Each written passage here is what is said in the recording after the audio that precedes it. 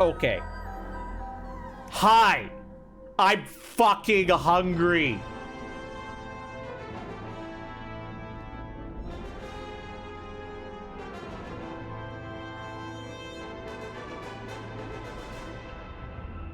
Anyway, how is everyone else doing today? My brother should be home in like 10 to 20 minutes, maybe longer, depending on bus delays, with Wendy's. Yay! So soon I will eat, but until then we must game. We are on the box that would not open. At the end of yesterday's stream, we found a box that would not open. Let's go. We're gonna start by solving this puzzle. I guess that's the ocean. You can put the little model boats on it. Huh.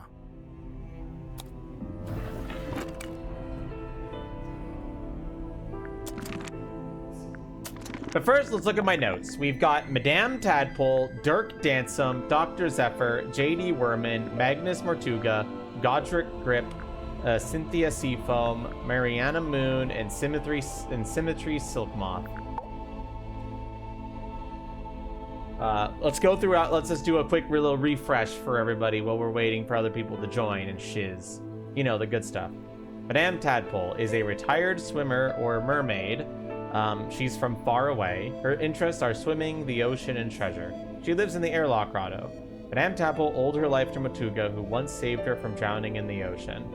She was the fifth one to join after Magnus, Zephyr, Godric, Symmetry. And perhaps Wolfie's traveling performers came through at Silkworm on Sea at one point. That's likely how she met and learned about Mortuga. Here's how everybody thinks. Zephyr believes Tadpole had taken it upon herself to discover the source of Magnus's eternal anguish. Godfrey says she's all branding, the name, the look, the identity as a half-mermaid. It's all theatrics, which we learned is kind of true, yes. Symmetry says maybe I should cut my hair short and dye it green. Maybe that'll do it. Apparently she was there, blah, blah, blah. Okay, I don't think I need to go through these. Secrets. There was a reporting of an argument between Tadpole and Mortuga. Tadpole used to work as a rescue diver. Her real name is Tenya Tapdol. She used to work as a performer in Wayland Wolf's traveling show. Tadpole was trying to get Mortuga to give up the captaincy of the submarine. And the reason for this is because...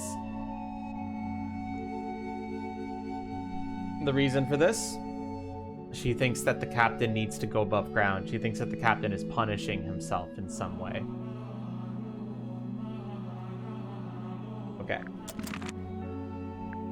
Then we've got Dirk Dansum. He's an actor from the city. His interests are social charisma, acting, and staying in shape. He lives in the bulk room with Werman. Dirk played the lead role of Marcus Mordoom in Hex of the Helmsman, a movie adaptation of the book by J.D. Werman. He's just here tagging along with Werman. He wanted to take a trip out here, and I figured, you know, the more the merrier. Obviously wrong. My current theory is that Dirk Dansum is being paid or influenced by his manager at the film company to get Werman to write the sequel. So basically, Dirk is following Werman around. That's my take on it anyway.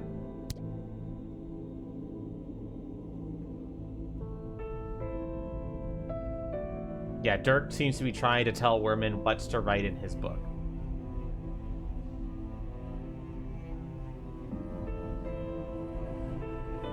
And he didn't get paid very much.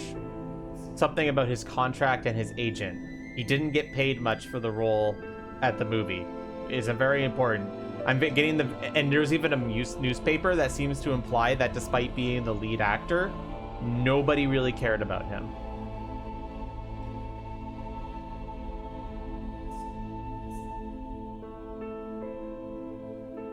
And he lost something that looked like a gun. And we did find something that looked like a gun. So this probably belongs to Dirk.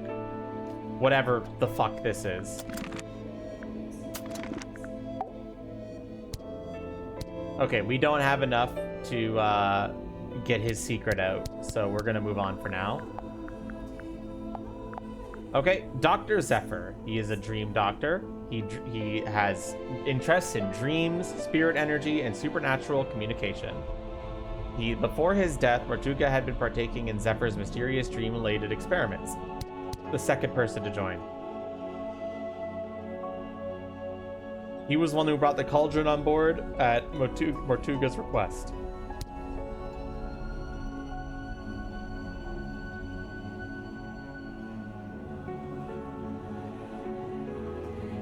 He's not from Silkworm, so there is a question about how Zephyr knows Mortuga. Because he's not from Silkworm. And the captain seems to think that he's keeping an animal or something in the dream chamber. He had a spooky mask thing behind glass, so he's probably the one who had the titular mermaid mask that we saw. So he's currently my #1 suspect, but he might be too sus that it's a red herring. We'll see.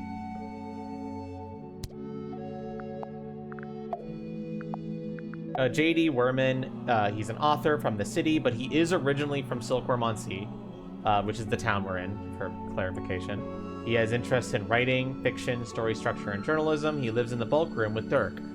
Werman is the author of Hex of the Helmsman, a novel about a cursed sailor going on a doomed ocean voyage. From what we know, he likely based this story off of Mortuga.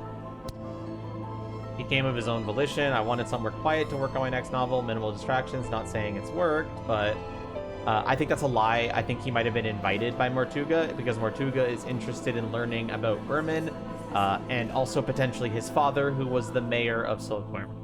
But we'll find out later if that's true. Zephyr seems to think that he was not saddened or sorrowed by the death of Magnus Mortuga. And yeah, that's what I said. This guy, Godric seems to think that Werman was invited.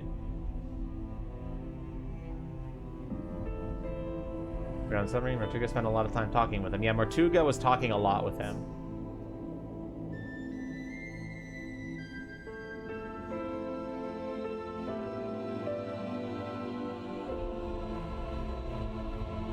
Yep, the book is very clearly a loose retelling of the real-life story of one Magnus Mortuga. Speaking of, the man himself, Magnus Mortuga, the ex-captain of the Mortuga submarine. He's from Silkworm on Sea, he was sailing, he lived in the captain's quarters. Mortuga was found dead in a small room known as the Illusion Theater, laying on his back beside an ancient stone cauldron.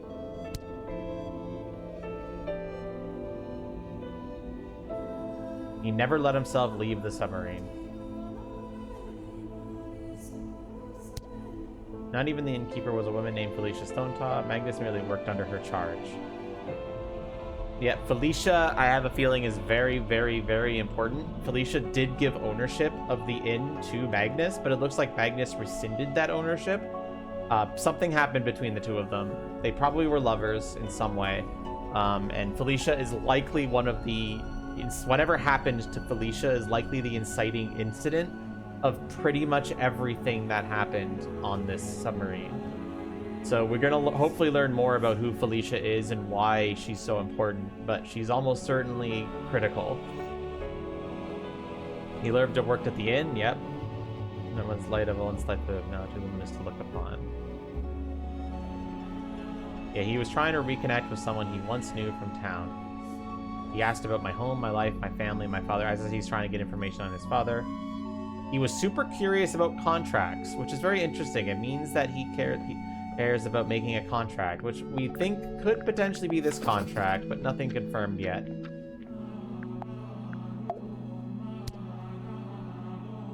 He bought the submarine from the shipyard, and she doesn't know how she bought it. All right, Godric.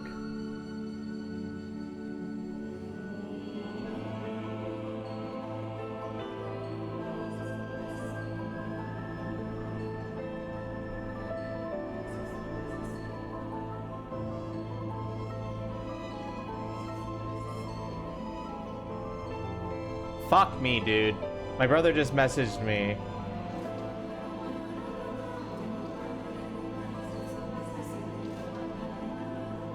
The Wendy's doesn't have chocolate Frosty. They have vanilla Frosty, though, so I'll just get a vanilla Frosty.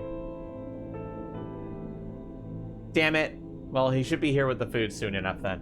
Anyway, Godric. He's the proprietor of Mr. Grip's Emporium. He's from Silkworm on Sea. He's interested in navigation and cartography. He lives in the engine room. Grip once held aspirations of becoming the navigator for the submarine, but Mortuga didn't allow it. He crashed his hot air balloon into the ocean. Yeah, he made an official request to become navigator, and he was denied it. First met, he had not yet his cane reclaimed. He made his cane later.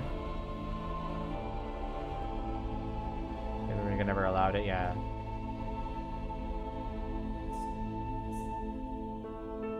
He wanted to head out on an adventure. He was mostly subdued. He didn't say a lot. Interesting. All right, Cynthia Seafoam, the new captain of the Mortuga submarine, and our client, the one who hired us. That doesn't mean that they're not the murderer, but it does lessen the odds. Her interests are being captain in nautical engineering. She lives in the bunk room with Symmetry Silkmoth. Cynthia assumed captaincy immediately after Mortuga's death by way of a peculiar written contract. Yeah, things she was to discuss with him. We know that the submarine likely belonged to the Seafoam family before it became Mortuga's. We don't know how that ownership transferred yet.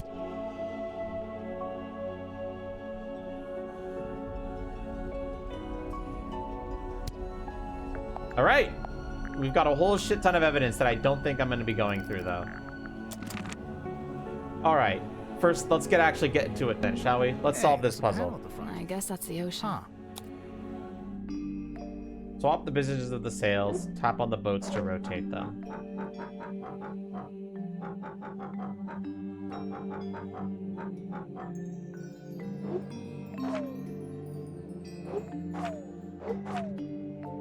There's a bunch of twos. How does this work? So Oh, I see now. 1, 2, 5. 1, 2, 3, 4, 5. That doesn't lead there. Okay. So I need to, like, get to the X, I'm assuming. Okay. So how can I get... First, we should work backwards then. How can we get to this X from one of these boats? These boats won't be able to. This boat can't. This boat can, but there's no 1. This one can't. This one can't. This one can't. This is the only one that can get to the X. And it requires 5 steps. So how do we get to this boat now? We get to this boat from here. 2. So how do we get to this boat? 1, 2. 1, 2, 3, 4, 5. Yeah, there's the X. But how do we get to this boat? Is there anything? Oh yeah, this one can make it. That's 1, 2, 3, 4. Do we have a 4? We do. So how do we get to this boat now? We can get to this boat from this boat, which is a 2. But is there another way to get to this boat? Yes, this one can get to it as well. There's a 3. Let's do that for now. This is we have to get to this boat last, so.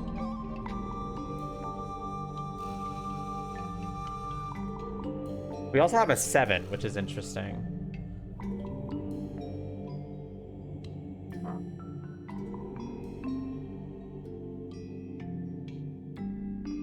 There's only 1 4, so that's impossible. So what other boat can get to this?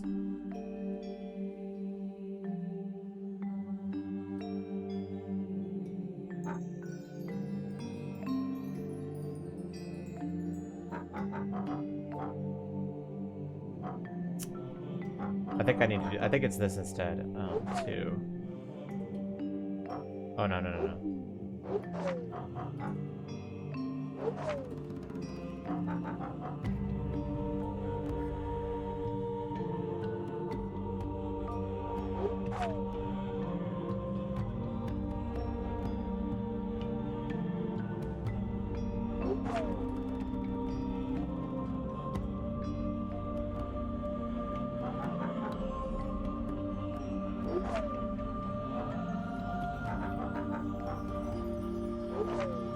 I think that's it. 1, 2, 1, 2, 3, 1, 2, 1, 2, 1, 2, 3, 4, 5, 6, 7, 2, 3, 4, 5, 1, 2, 1, 2, 3, 4, 1, 2, 1, 2, 3, 4, 5. I did it. Absolute cinema, chat. Good job. I do need a celebratory dance.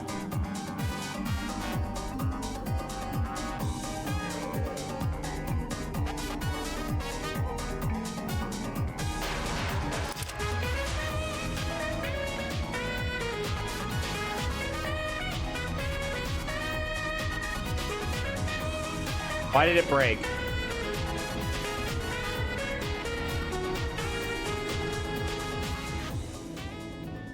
It broke, chat. Everybody yell at Steve-ish. It broke. It's okay. It's easy to fix.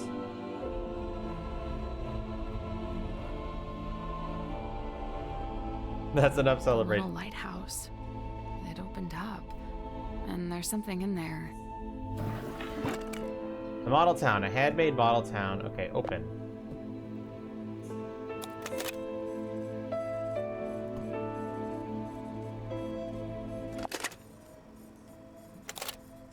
Oh shit, this might be very revealing. Okay, hold on. Are we mentally prepared to watch this? Okay, let's watch this. You really want to turn back after you got the map sussed out and everything? There's no wind. It's an ill omen. Oh my god, Magnus, you're so dramatic. Oh. Felicia and Mortuga were searching for treasure. And they were likely using... I'm gonna finish that later. I'm sorry. I'm a little invested in trying to figure stuff out before it just tells me all the answers. They were likely using this map to try and find the treasure. Okay, let's watch the rest of that now. You really want to turn back after you got the map sussed out and everything? This was before he got his scar. I just noticed that. He doesn't have that, like, spiral scar on his arm. There's no wind. It's an ill omen. Oh my god, Magnus, you're so dramatic. All I need you to do is steer, all right? I'll handle the scary stuff. Felicia. You can't change my mind. Sorry. I spent too long planning this. Anyway, we'll be there in a few hours. Beware. Exactly. There's eyes there. Right.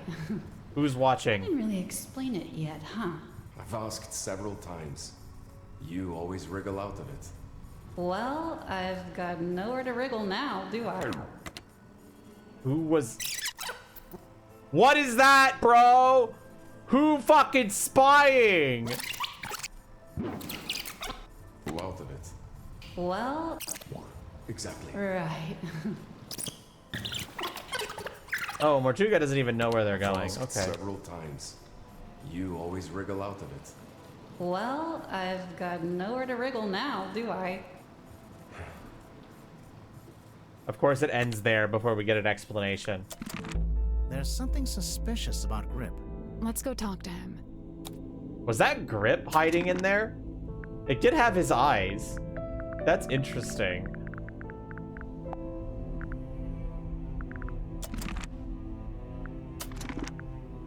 His mom and dad were fighting and decided, yeah, I'm gonna leave. Kind of feels like that, huh? We've got 2 secrets we can suss out, but we're gonna get to that later. We can't go outside right now. And the reason why is because I haven't talked to everybody yet in terms of like showing them shit.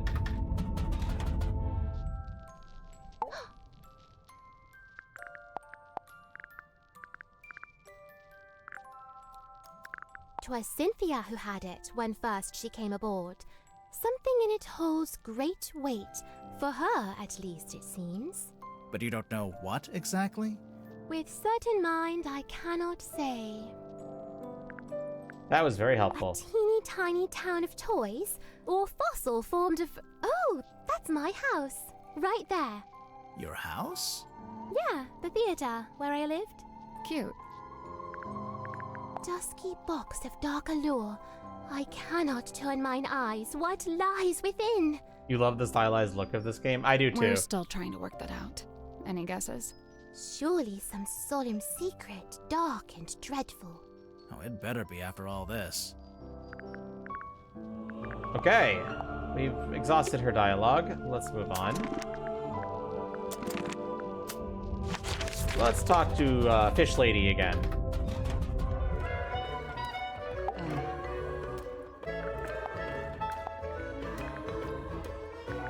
Grip's got his brand figured out, huh? Kind of an 18th century vaudeville aeronaut vibe? Even just the choice to use the word emporium. Yeah, see, this is what I'm talking about. Dirk looks way better like that. The beard, the long hair, the outfit. You like the rugged pirate look, huh? I can't help it if I have a type. You know, that's fair. There it is, on the left-hand side, in the big tank of water. What is it? Some kind of sea creature? I think it's the reason they built the submarine. They built a submarine to house a sea creature. Mm-hmm. I don't understand. Where would it live? Wouldn't it need to be in water? Yeah, there's a special area of the submarine that can fill up with seawater. Where? Interesting. You're standing on top of it right this second. Ooh, were they building the submarine? Oh, yeah, there's the creature in there, the serpent. We don't know much about that serpent yet, other than the fact that it's probably important. It's a radio, dressed up like a little doll. Do you know who it's supposed to be? Is it not Cynthia? I don't think so. Could be Cynthia's mom. Oh, this thing weighs a ton. Reckon you could pick it up? You're pretty strong, right? I could maybe get my arms around it, just about. What about Mortuga? Probably, but he had real big arms, like me. But for anyone else, it'd be a 2-person job. Yeah, I think so. Good to know. I'm pretty sure Magnus carved this himself. No idea how he got it into the bottle, though. Trick of the trade, I guess. I know one way you could get it out of the bottle. That's a last resort. I never had dolls as a child. What did you have instead? Nothing. We were super poor. The closest Oof. thing I had were frogs I'd catch from a pond. I'd give them names and try to make friends with them. Oh, that's cute. The best things in life are free. So true. That's Mortuga's. Although, presumably he got it from someone else. Someone on the submarine? I mean someone from before. The Stone Top Inn. She likely when got it from, Magnus left, back before Verdugo the likely got that submarine. protector from Felicia, right? He lived in the inn, but he wasn't part of the Stonetop family, surely. No, I don't think he had any family in the town. Magnus carved and painted it himself, so it's very specific to his life. It basically only shows the buildings and people that were relevant to him. I noticed Mortuga himself isn't on there. No, I think he's somewhere else. He's somewhere else, huh? Do you know what's inside? No, it must have been something, though. There's no way all this kicked off over an empty box. What do you mean? As far as I know, that box is a very recent addition to the submarine. I think is. it may have been the catalyst that led to Mortuga's murder. Interesting. I really want to know what's inside. But why does she think that?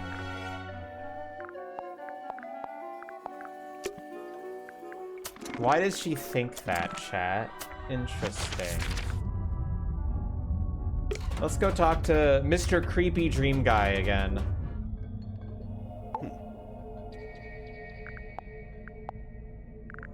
Yeah, we got a lot of evidence to ask him Fine about. garment, is it not?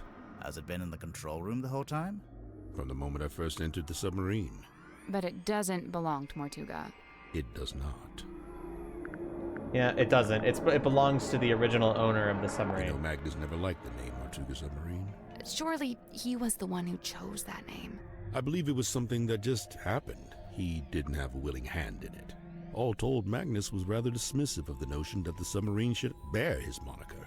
Interesting. It was his submarine. He was dismissive of that notion too. Yeah, it wasn't his submarine. Seems like he wanted the submarine for a purpose and not to own it.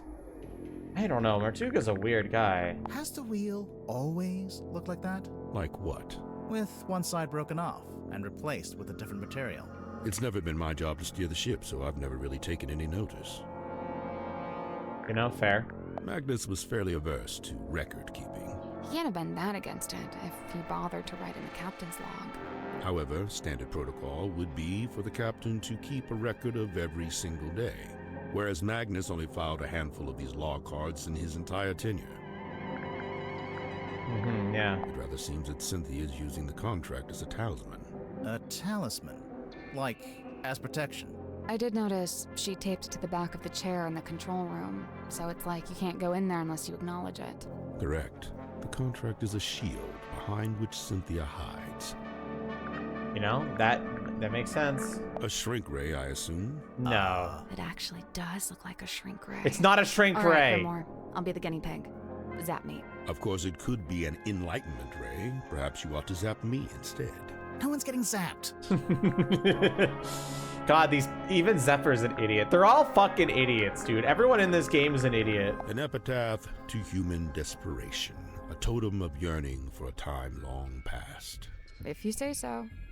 What do you mean by that? Now this is a talisman, surely. On the surface, it appears so. However, in this instance, I think the concept has been inverted. A reverse talisman. Okay. I remember the first time I laid eyes on Godric Grip.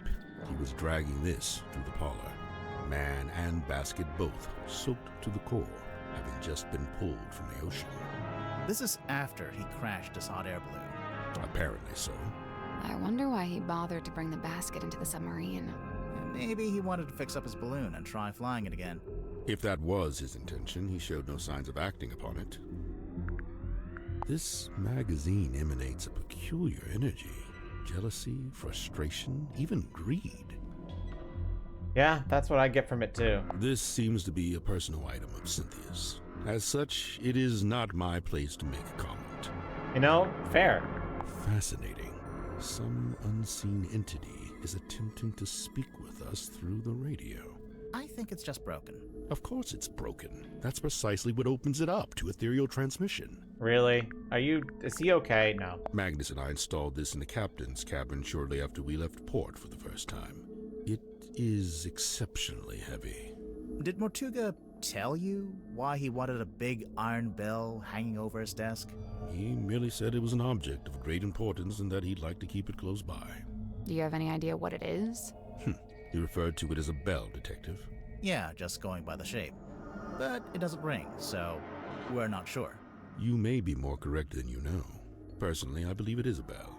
Not in the musical sense, but rather a diving bell, which is to say it's designed to be lowered to the ocean floor. With a person inside? I doubt it. It's not really big enough. Interesting.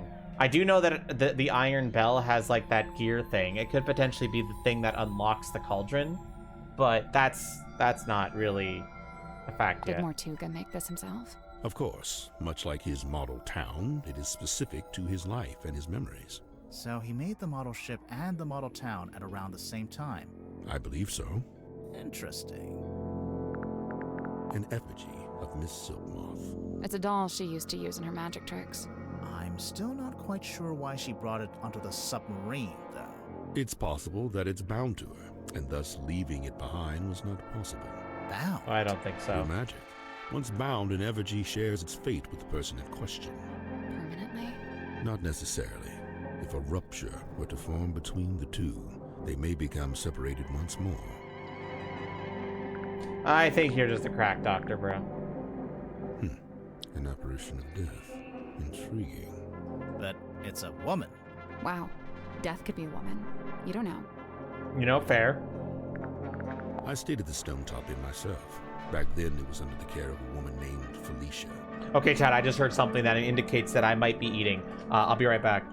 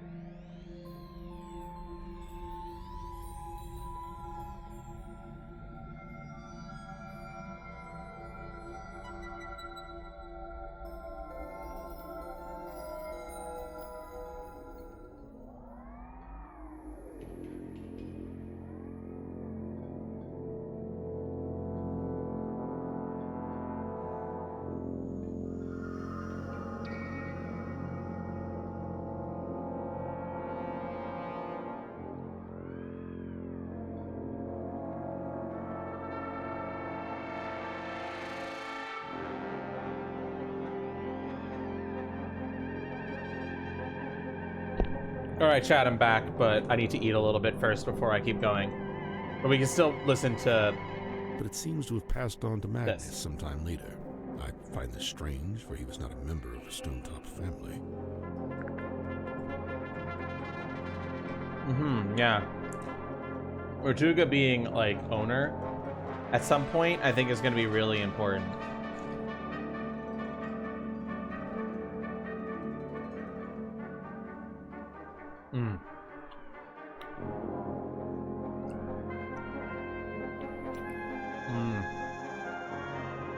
Sorry, chat. I'm, like, in heaven. Magnus built this himself from the scant materials we happen to have on board. So he made it while he was living on the submarine? Yes, but I believe it's a vignette of a particular time in his past, back when he was living in Silkworm. But you knew Mortuga back then, didn't you? How come there's not a model of you in there? It's specific to the town and its history. As an outsider, I would have no place in it. You know, fair. But the fact that you're an outsider is still very interesting. I am unfamiliar with this. Where was it located? It was in the captain's quarters. Ah, then it is no mystery, for I have never set foot in that room.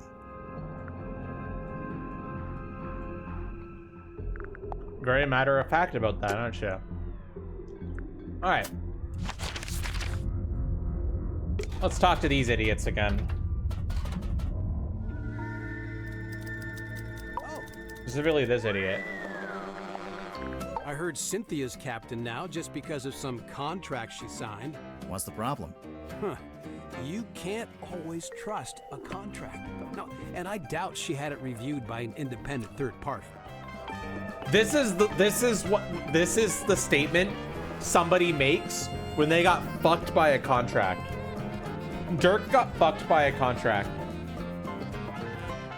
It's obvious. I mean, she seems to want to be captain. I don't think she's being forced into it. No, it's not always as simple as all that. I mean, Cynthia's still so young. Who's looking out for her best interests? She's an adult, isn't she? She's only 18. She should be, I don't know, outside in the sun, picking berries, having picnics, that kind of stuff. What an idyllic little picture you've painted for us there, Dirk. I'm serious.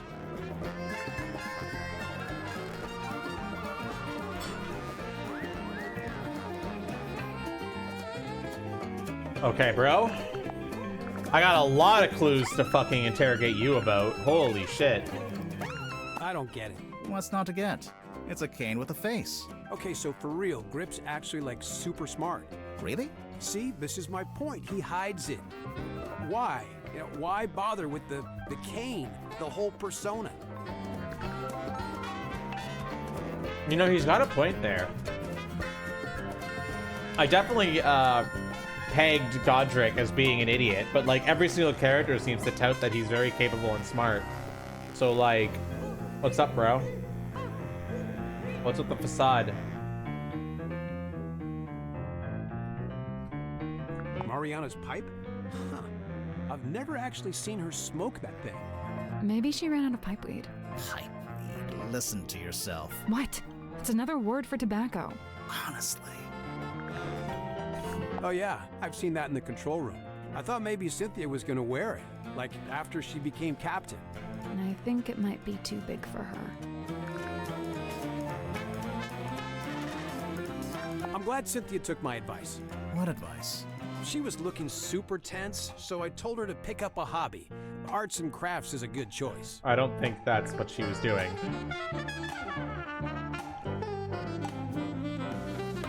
I got to steer a big wheel like this in my movie. Mine didn't have that red metal bit though. Also, mine was up on the aft deck, not, you know, indoors in a control room. Yeah, this is a submarine. You were on an actual ship, from my understanding. Huh, that's kind of weird. What? He doesn't have a signature, Mortuga. Yeah, he writes his name differently every time. Yeah. I wonder if it's on purpose. Maybe he just never bothered to decide on one. Right. You know, it doesn't seem like he was a paperwork kind of guy. Yeah, guess not. Somebody else noticed that he signed it. I know somebody in chat yesterday said that he signed it different every time. So, interesting that that would get brought up again. So that makes me want to investigate it again.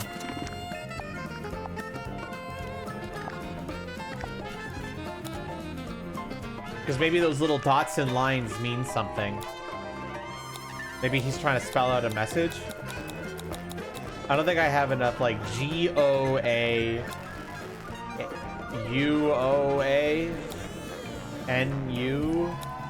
I don't think I have any context for this, but I think I'm onto something to some degree here. But we'll see. Whoa, wait, this is the contract Cynthia signed to become captain? Seems that way. What's the problem? No, I don't like this at all. She shouldn't have signed it. Why not? You think she misread it? No, it's not that. Or what? Mortuga forced her to sign it? I don't really see the problem. It's vague. Cynthia wanted to be captain, and now she's captain. I guess. That contract is extremely vague. Oh. You know what this is, Dirk? Laser gun?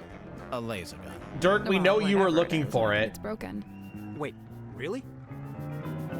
I mean, oh, what a shame. Dirk, we know you. We know it's yours, you stupid bitch. Whatever. Thoughts and lines are usually most code. True. Hey, wow. Did Tadpole give you that? No, we found it in the bilge. Do you think it belongs to her? It would make sense. Although the woman in the photo looks a little different. No, it's gotta be hers. You're right about the photo, though. Her hair is brown here. I guess she dyes it green nowadays. So what? It's a free country.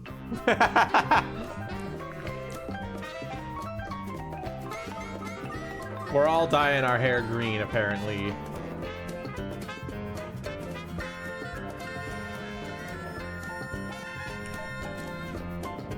Hey, it's Sim's necklace locket thing.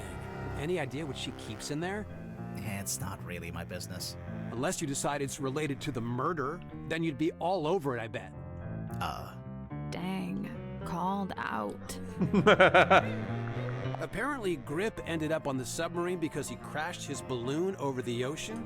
I mean, it's a great story, but... You don't think it's true? Grip's pretty smart. In fact, he might even be the smartest guy on the submarine. I just don't see him crashing his balloon like that. Maybe he just got caught in a storm. Oh yeah, I didn't think about that. Yeah, and that's what he said happened. But can we trust that? Looking good, Julie. I assume this is yours, Dirk. Yeah, I let the kids borrow it since there weren't a lot of other magazines on board. I noticed on the back there's an advert for your movie. Yep, that's me on the left, all dolled up as Marcus Mordoom, the titular helmsman. Right, you're the title character, but there's only one name at the top. Oh, you noticed. Julie was already a big name, so, she got her name on the poster. Seems unfair. Oh, well, I'm sure when they make the sequel, Dirk's name will be front and center. Right. Now, you're featured in the interview, though. Right at the end. And they spelled your name wrong. Are we done looking at the magazine? I also clocked that they basically did not care about Dirk in that magazine, like, at all. I don't know what that is. It's making me nervous, though. Yeah, it makes Can me we nervous. Talk about something else. Makes me nervous too, don't worry. Is that Cynthia's mom? Yeah, I think so. That jacket is something else. It could do with a bit of aging, though. What do you mean? Well, it's pristine, but stuff like that doesn't look so hot when it's brand new. On our movie, we had a guy who roughed up all the outfits, made them look lived in, you know? So this photo is the first time Cynthia's mom wore that jacket? Interesting. A radio? What's the range on that thing? No idea. I'm pretty sure it's broken anyway. It might get a better signal up in the control room, or up on deck. Down here you get nothing. The walls are way too thick. Good point. Maybe we'll go on deck. What does it do? I thought it was a bell. Only it doesn't actually ring, so not really a bell, but... No, I think it's some kind of mechanism. I think so The part too. sticking out of the bottom looks a bit like a screwdriver, don't you think? Hey, is that the Queen Serena? Is that what the ship's called? No, that's the name of the ship in the novel. And in Dirk's movie, too. I'm guessing. Because the book, the novel, and the movie are based off of Mortuga. Anyway. What a babe. I mean, yeah. This Mortuga's girlfriend or something? I don't think so. Of course he'd land a girl like this, of course. I don't know. Wasn't he kind of a gloomy loner? Yeah. Chicks eat that up, man. True. It's true. Hey, I didn't know Stim had a stunt dummy. It's not a stunt? She's planning to do a scene where she falls off a cliff into a crocodile-infested river. When the stunt is that dangerous and the stunt guy refuses to do it, you use the dummy.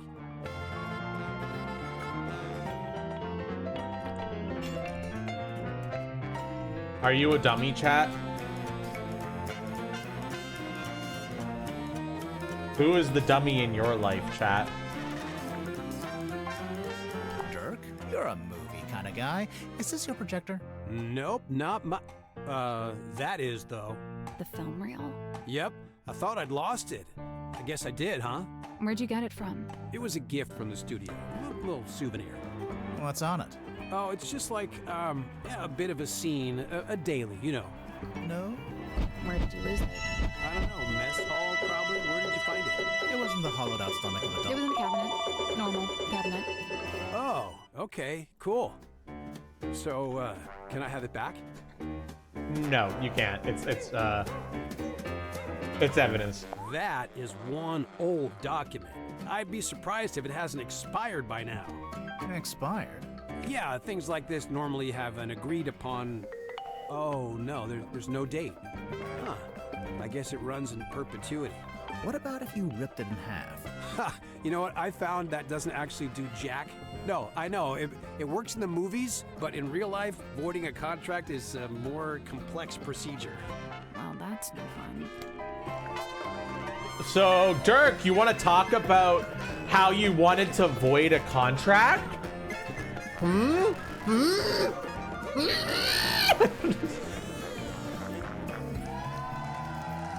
Hey, that's pretty cute. Do you recognize any of the buildings? Oh, is it supposed to be something specific? I thought it was just like, you know, Toy Town or whatever. Never mind. He's an idiot, chat. What's that? You've never seen it before? Nope. Is it Mortuga's? Good guess. Yeah, it has his vibes for sure. Well, let me guess. It's locked and you can't work out how to open it. Right again. Ha! Classic. Okay, but for real, you gotta let me know when you get it open, because now I'm super curious. Maybe I will, Dirk. Maybe I will. Alright, let's talk to the you again.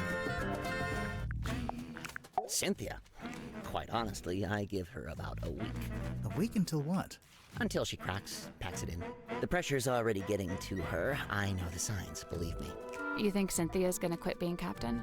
It's only a matter of time. And you know what? Good. She deserves her freedom. She's still young. No need to take on a burden like that. Nobody's even paying her, for goodness sake. But then who'll be the captain of the submarine? Nobody! Let it float loose like a piece of driftwood, that's what I say. It's not like we were going anywhere anyway, even when Mortuga was in charge. Maybe Cynthia does want to take the submarine somewhere. If she does, she's never mentioned it. Seemed to me that she wanted to be captain just to be captain, you know?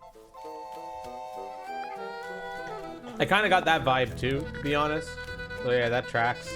Ah, yes. Godric's little mascot sidekick thing. It's a wooden stick. With a face. To you, to him, it may be a wooden stick of great, thunderous importance. You never found yourself attached to an inanimate object? Something that gained special meaning? Well, Not really. I did used to have this hat. There we go. We're all guilty of it. You look like someone who might smoke. Grimore, don't say that. Hey, no, he's right. Look at me. Mariana Moon, on the other hand, doesn't touch the stuff, seeing as how her only pipe is actually a dictaphone. You already knew? Oh, you can literally hear the tape spinning when she's recording. It's not as subtle as she likes to think. It's gaudy, sure, but when I first saw it, I thought, good. Mortuga will be a man of melodrama and romance. Just what I'm looking for. But nope, he never wore it. Never even looked at it. I used to keep records like this in the town hall. The blue parts from an original blueprint of a submarine. And the yellowish parts are from a technical drawing of a ship. Still a blueprint of sorts, but a bit older. Where did Cynthia get them from? I don't know. Maybe she took them from Mortuga's desk. Sounds about right. I noticed the wheel is thematically consistent with the submarine at large. How so? Well, it's cobbled together from other component parts. You know, parts that were, by themselves, broken or otherwise disused. Huh. Everyone on this ship is a broken the individual. The machine that spits these out must be broken. I'm sure Cynthia's intending to fix it, although she might. Why do you say it's broken?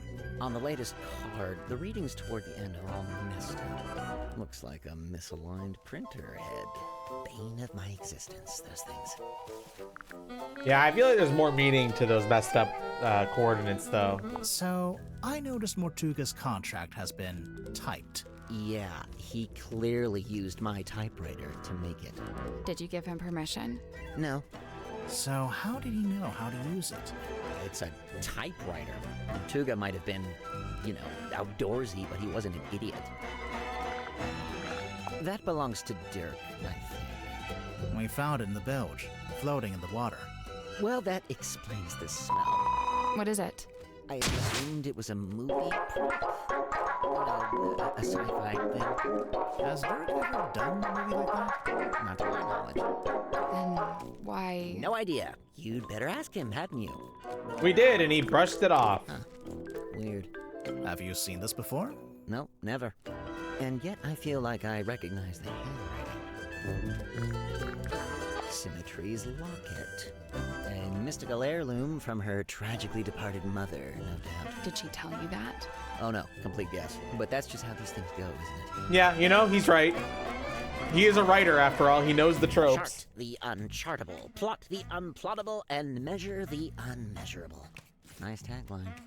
I think it's a little much. For a shop that sells compasses? It's not about the compasses. The thing he's really selling is wanderlust. Wonder what? The desire to explore the world and experience the unknown. Bing! Points for Sally. Excuse me. So, these are the two I main have characters consumed. in the movie? The helmsman, Marcus Mordoon, and his captain, Belicia Bonetop. Ostensibly, yes. You're not happy with how they look? Compared to your book?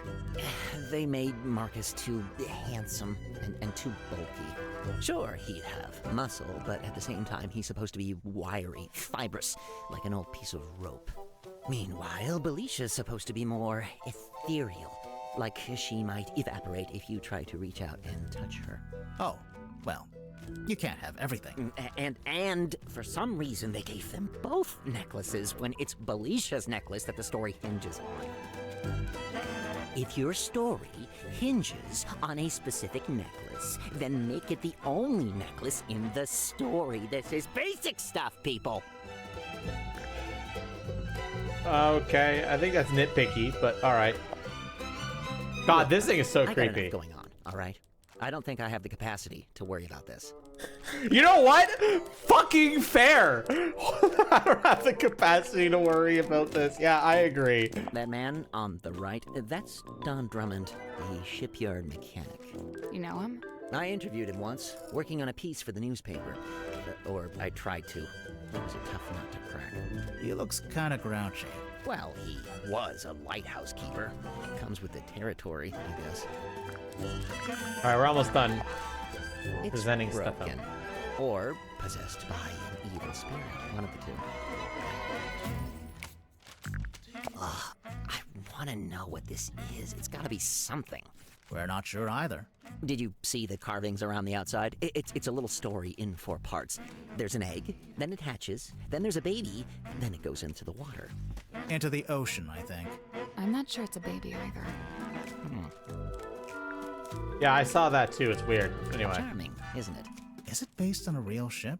I'd assume so. Mortuga did work as a sailor of sorts back before the submarine. He had his own ship? Oh no, it was a stone-top ship he worked on. The same people that owned the inn. It looks like the little Mortuga standing by the wheel. So that'd make him the helmsman. Yeah, that's right. I couldn't believe it when I saw this in Mortuga's cabin. Had you seen it before?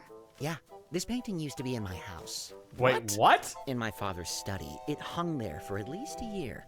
Why? Where'd he get it from? I believe he bought it from the town's governor, a man named Fellow. So how'd Mortuga end up with it? I couldn't say. Yeah, how did... Okay, that's interesting. I didn't know she was still using it. A sim? Yeah, I figured she would have gotten rid of it by now. What did she used to use it for? This is the Lady of the Looking Glass herself. It's a body double. Kind of like having a twin, but you don't have to pay it anything. You know, fair. Where did you find that? The crime scene. In a cabinet, hidden off to the side. Oh, of course there's a hidden cabinet. Oh, it's just too good. I don't know if it has anything to do with the murder, though. Details. The Stone Top Inn's been in the town a long time. Did you ever go in? It was a little bawdry for my tastes, but that's sailors for you. My father was a frequent patron, though. He had a thing for the innkeeper. Did you ever see Mortuga in there? It's possible, but I don't remember it. He probably looked different back then, anyway. The deeds seem to say that Don Drummond was the most recent owner. I noticed. Oh, Don Drummond is the shipyard owner. Okay, I was wondering who that was. Okay, but also somebody who was related to the Seafoam family. It's hard to imagine the Stone Top selling the inn. It's been their family home for generations. Well, I don't think there are any stone tops left. We were in the inn earlier today. It's been abandoned, just like everything else. This is supposed to be silkworm, is it? Is it not accurate? Far from it. I don't think it's trying to be accurate. It's more about Mortuga's specific... Hang on. Is that my father? Which one? This guy. He's got the right look, and he's standing outside the building that would be the town hall if it wasn't just a wooden cube. Huh. I'll make a note of it. What was your father's name? Damien. Damien Warman. No, Damien Dusk. Oh, a locked box. What is inside? Oh, I must find out at once. You're not impressed? Half the time, with things like this, the writer hasn't even worked out what's inside. They just want the reader to speculate. Keeps them invested. Okay, but this is real. It's not somebody's fiction. How can you be sure? Maybe someone planted the box to distract you, knowing you'd get all curious. I bet there's nothing inside. Look, I'll shake it. There's something in there. Multiple things, sounds like. Multiple things in the box, chat. Alright. Let's talk to Miss Captain again.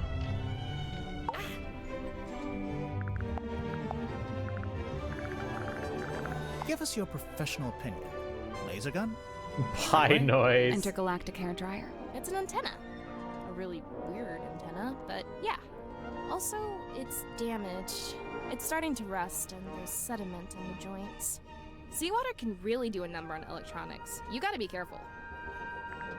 There's something suspicious about Dirk. Let's go talk to him.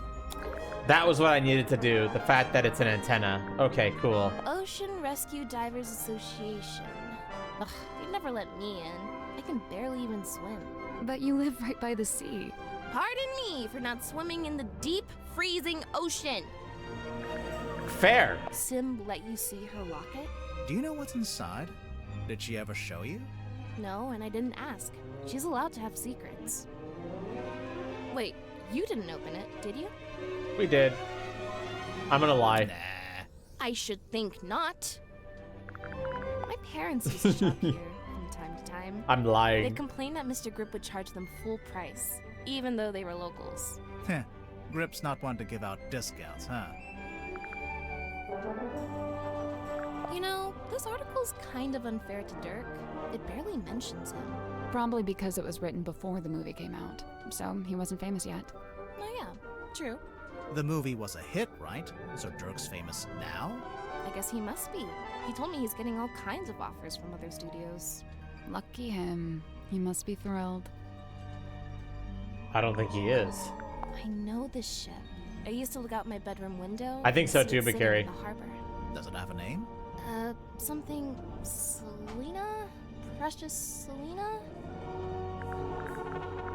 So, this is the doll that apparently looks just like Sim. Yeah, I mean, it does and it doesn't. Oh, the head comes off. Really? Yeah. I don't like that. It's kind of morbid. Oh, it's Sim's projector. Is it actually hers? No. I think she borrowed it from somebody. I think she stole it from somebody. Wow. There they are. That's my mom, standing in the harbor. And that's my dad, standing under the lighthouse. Cute. Hey, the lighthouse opens up, and there's a film reel in there. That is not accurate. We did not have a giant film reel in our attic. I would hope you wouldn't. I don't like it. You don't want to know what's inside? I do, and I don't. What if it's bad? Bad like how? Like, what if it's something we didn't want to see? I think I'd still rather know. Okay.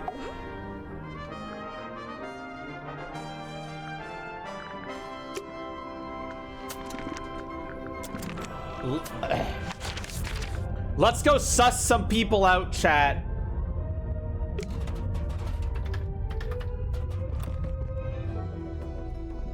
Oh. Cynthia Seafoam, the daughter of Harbour Master Sylvia Seafoam, and the stepdaughter of Donovan Drummond, the shipyard owner. That's a pretty solid nautical heritage.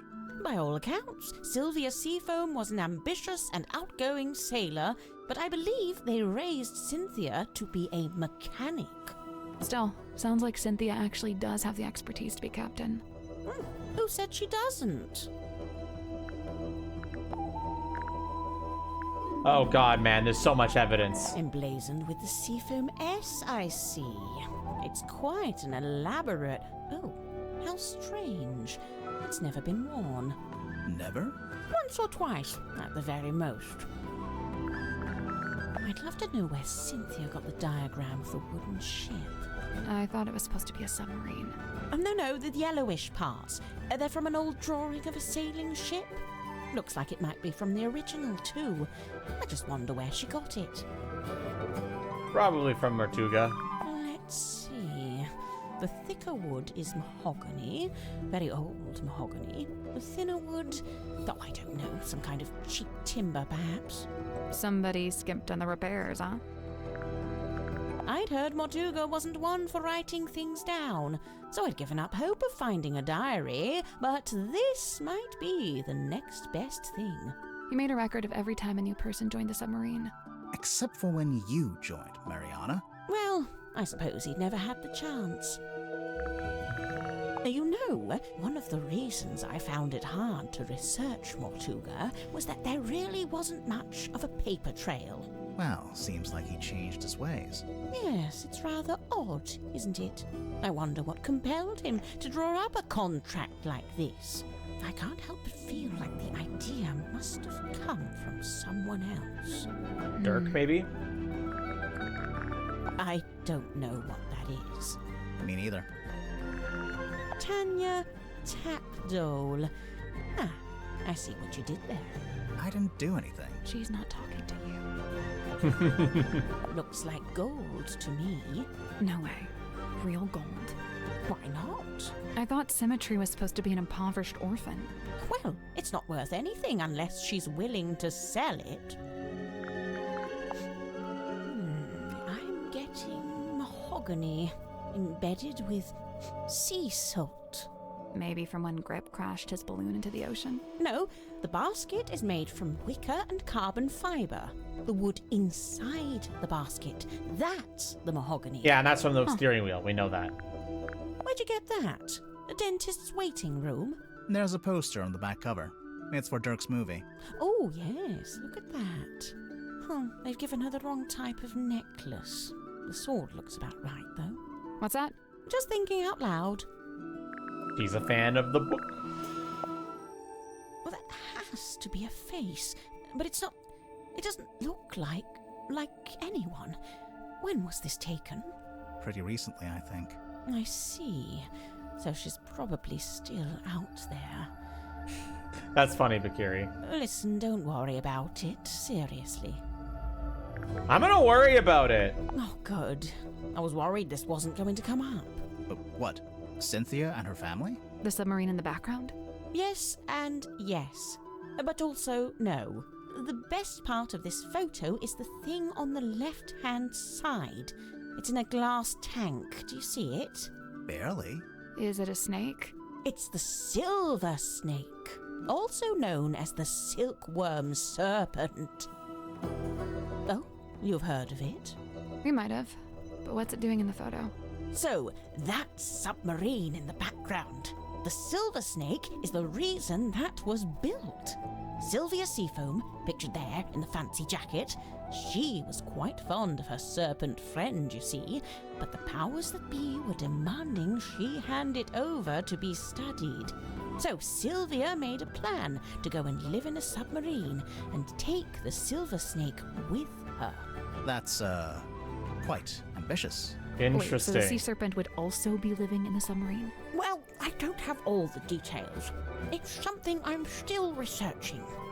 So that's why this submarine was built. That sea serpent really was the catalyst for everything. I thought the submarine didn't have a radio. I don't think it does. This is more like a child's walkie-talkie.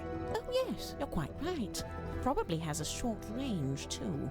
If it's a walkie-talkie, then what happened to the other one? Good question.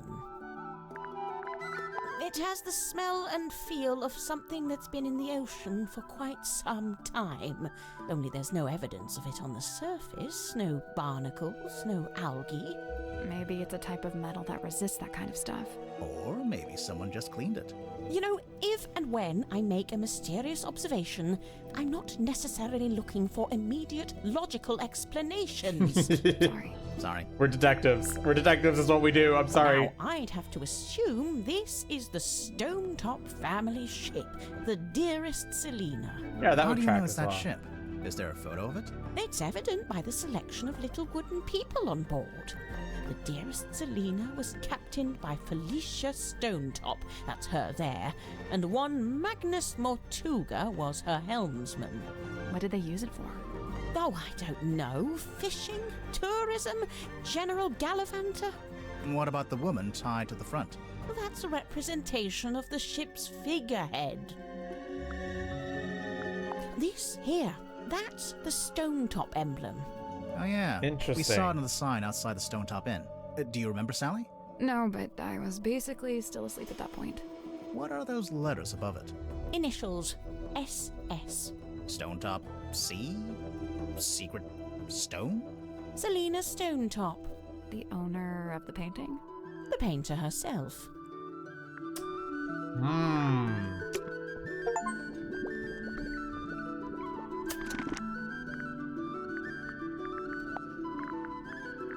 So she painted this as well.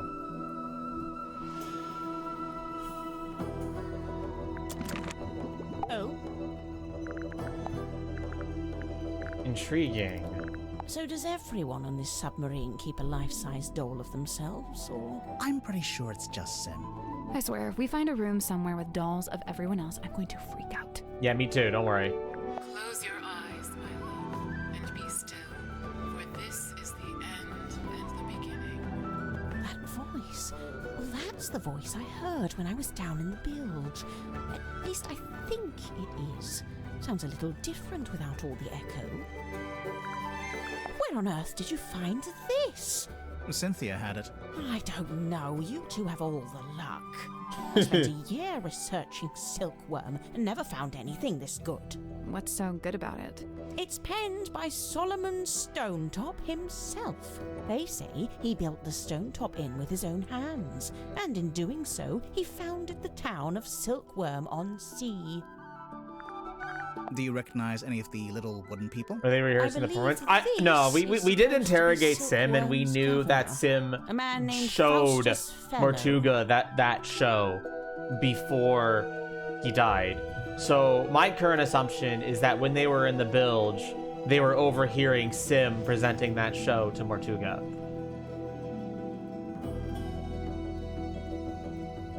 Interesting. And then they interpreted it as the murder incorrectly. He was a wealthy landowner who bought the town in order to bring it under his control.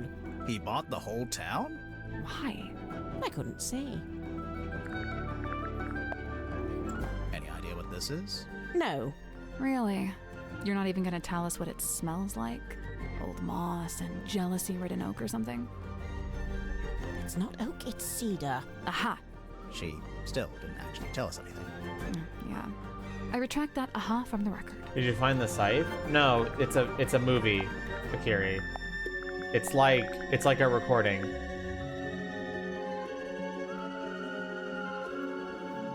It's on a projector. And it's a clip from the Hex of the Helmsman movie. It's just that Sim utilized that clip for her show. Anyway. Alright, what are you hiding? Let's go. Suspicion. The black box. Actually, no, wait. This seems really important. I'm gonna do hers last. That feels more important than other ones. I don't know why. I'm just getting the impression that hers is, like, really important. So let's do yours first.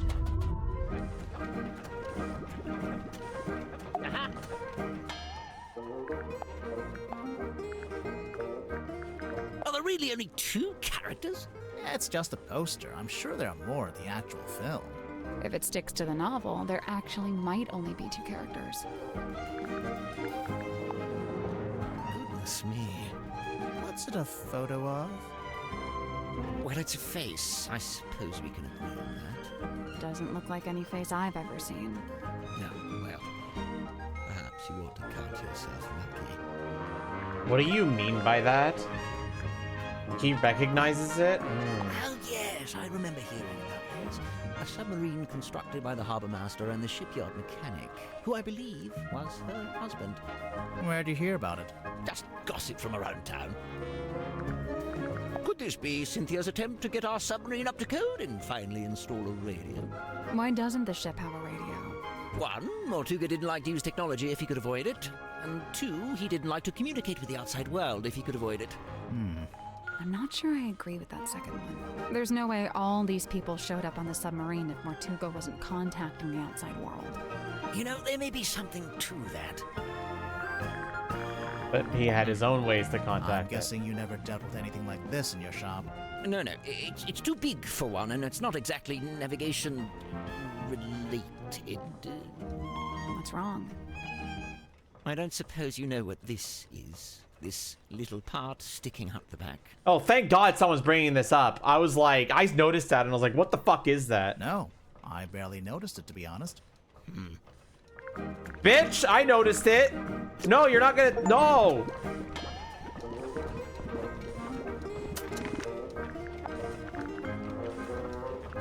Bitch, I want to know what that is. What is that? Whatever.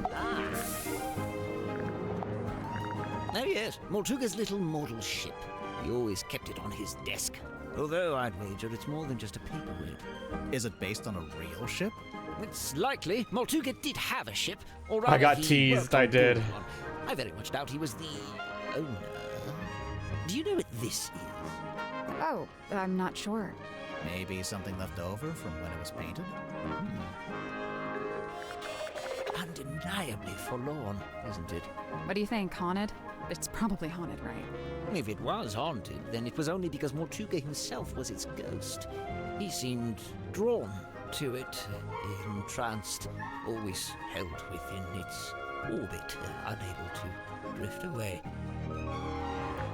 Miss Silkmoth's a talented seamstress, and she carved and painted the head too. Close your eyes, my love, and be still, for this is the end and the beginning. That phrase, I heard that phrase spoken aloud when I was in the bilge with Marion. And this was around the time of the murder. Yes, I wager it was.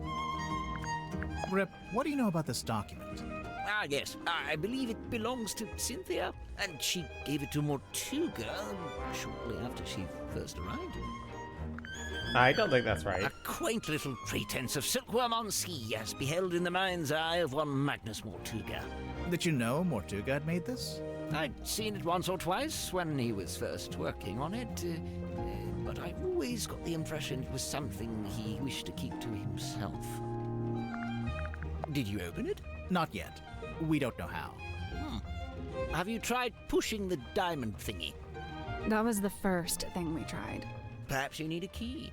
Personally, I think we just need a crowbar. All right, I think we can suss this guy out. The Curious Case of Cornelius Kane. Ha-ha! How about you? I've been looking forward to this part. Yeah, there is something or someone that I'd like to ask you about. Yeah, I feel like this Kane is sus. Cornelius? What about him? What's weird? His appearance. His appearance. I don't think he looks quite like he's supposed to. What a thing to say! You've only just met him!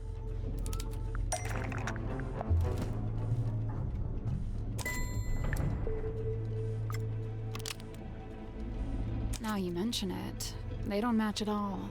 The one you've got is a different shape, and it's made of wood. This is what you're grilling me about. Why would the two Kanes look different, though? Because he lost the first one. Hey, he made a new one. Made a new Kane after arriving on the submarine. What a damning accusation. Yes, I made a new cane, and yes, it's made of wood. Where are you going with this? Yeah, where are we going with this? Where did the wood come from? Oh, we got him here. Oh, we got him here. I think it came from the ship's wheel. There's a faint resemblance, I suppose. But aren't the wheel spokes a fair bit shorter than Cornelius?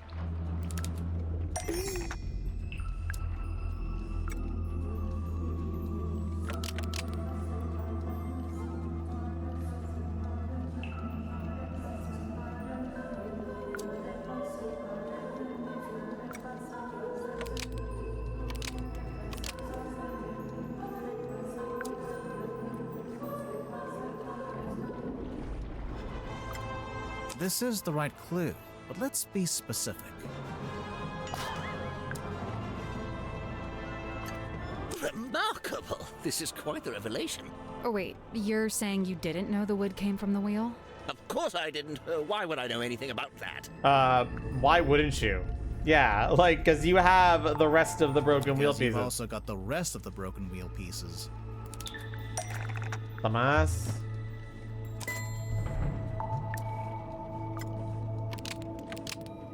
So, Grip, I have to ask, do you know anything about how the ship's wheel was broken? Yes, I was there when the wheel was broken. In fact, Mortuga and I, we broke it. Oh, you both broke I it. was trying to take control of the wheel, and Mortuga forcibly wrenched it out of my grip. He was very strong, you see. Wait, you tried to steer the submarine without permission? I did. Why? There'd been a disagreement. It's nothing, really. I think we should know. I think it is important. Disagreement? About what? Where to take the submarine? Something like that. Oh, right. I'd forgotten you'd seen that.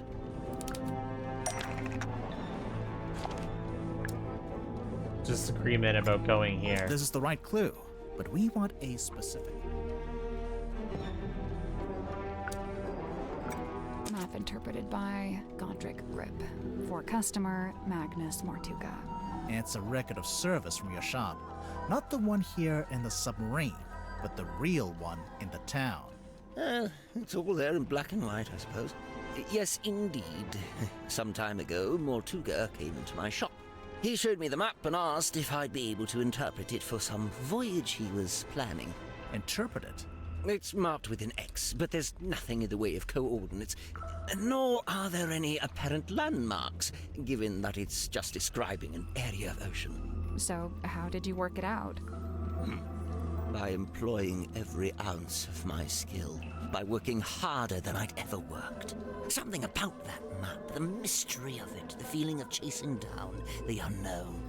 It grabbed me, and it didn't let go. For 2 weeks, it was all I thought about. I was so focused on it, I barely slept.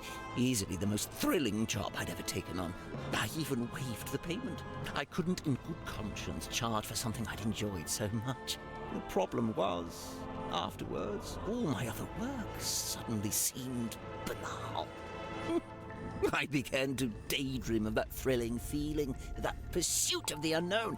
It led me to eventually close up shop and head out in my balloon on a voyage of my own, which, So that's what inspired ended him. rather abruptly. Right.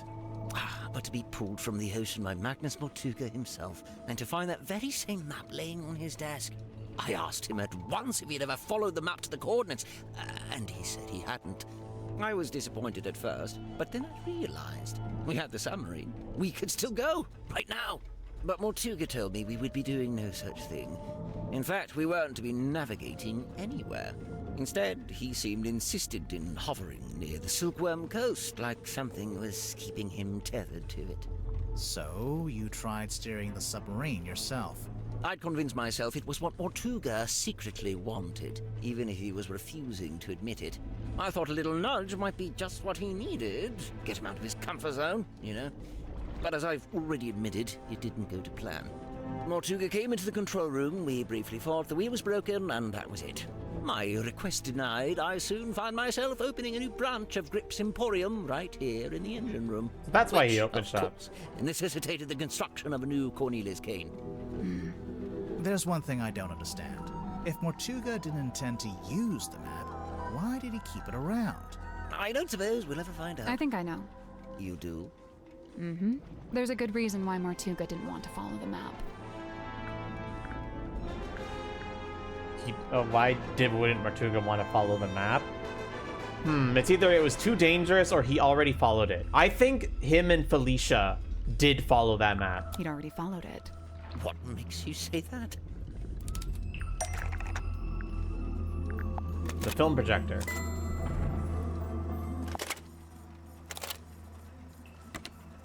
You really? This is a film of Magnus Mortuga and a woman named Felicia Stonetop. They're talking about their plans to follow the map. Remarkable. Wait, was that filmed here on the submarine? No, in fact, it's not a submarine at all. They were on the ship in a bottle. Well, the real thing. The ship was called the Dearest Selena, but it belonged to Felicia Stonetop.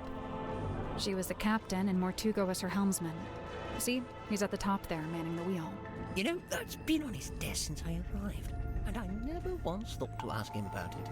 So, okay, we know they intended to follow the map, but do we know if they actually managed it? Good point. Making plans is one thing, but a successful expedition is quite another. I can't be sure, but there was something we found here in the submarine. Something that suggests to me Mortuga actually did reach the center of the map. So yes, it says that successfully reached the center of the map. I think it's the Iron Bell. We'll talk about that in a minute. No? Okay.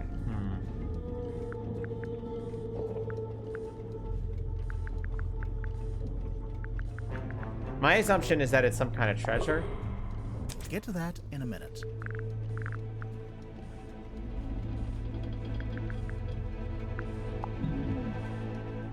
What's that got to do with it? Right! The fucking boy! Because it's on the fucking map! It's the... Oh my god. Okay. It's the thing that they found... Okay. Oh yeah, look at that. I think you might be right. But why didn't he just tell me? What did he find in the ocean that was such a big secret? Surely it wasn't just this. It hardly seems like anything at all. Well, buoys are normally put in place to mark the position. It was marking... So when you go to the red X, you find that buoy. supposition of something else in the ocean. It has to be.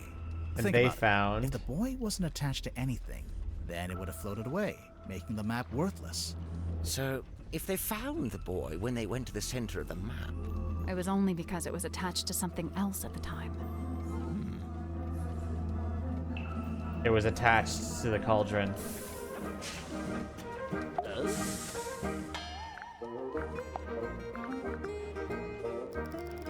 It was attached to the iron bell, and the iron bell was connected to the cauldron. That's my guess. And that was the inciting thing behind all of this. Whatever they fucking found in there.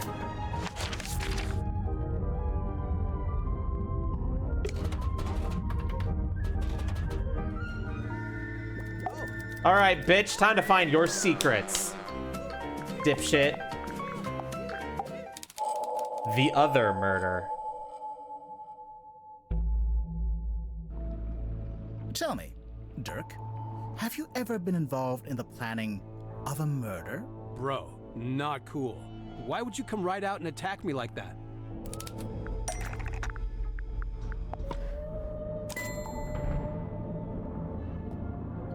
This is the right clue, but we want a specific aspect. Hey, listen, why don't we just kill him? That helps both of us. If he dies, we're both free, right? Come on, I know you don't have any better ideas. They're talking about the contract. Hey, listen, why don't we just kill him? That helps both of us. If he dies, we're both free, right? So, who are you planning to kill, Dirk? Sorry, but I can't tell you. I know that sounds mondo suspicious, but I just flat out can't say any more about it. If you're not going to elaborate, we might just have to assume this is a recording of you planning to kill Magnus Mortuga. Come on, man, that's way off. Why would I want to kill Mortuga? I admire the guy. He's fascinating. I came to the submarine to meet him, not I know murder who he him. wants to kill. Hang on. I thought you only came to the submarine because you were tagging along with Worman. I mean, yeah, it was Worman who wanted to come to Silkworm and, you know, find the submarine, but I figured if I came with him, I could meet this real guy, the real Mortuga, you know, for research. Oh, wait, I'm falling behind. Dirk, why would you want to research Mortuga? I know why. Magnus Mortuga was the original inspiration for Marcus Mordum, who Dirk plays in the movie Magnus adaptation. Mortuga was the original inspiration for Marcus Mordum, who Dirk plays in the movie adaptation. Right, so, look, I had this idea. I figured surely meeting the real Mortuga would help with my portrayal of Mordum in the next movie. Like I said, research. You hear about actors doing that kind of thing, don't you? So, that was your idea? Your own personal plan? To come with Worman to the submarine? Yeah, but I don't like the way you phrased that. It sounds like you're leading up to something, or... Yeah, I don't believe that's why you came here with Worman. In fact, I don't think it was your own idea at all. There's clearly a third party involved. And Someone we know or who something it is. that we haven't mentioned yet.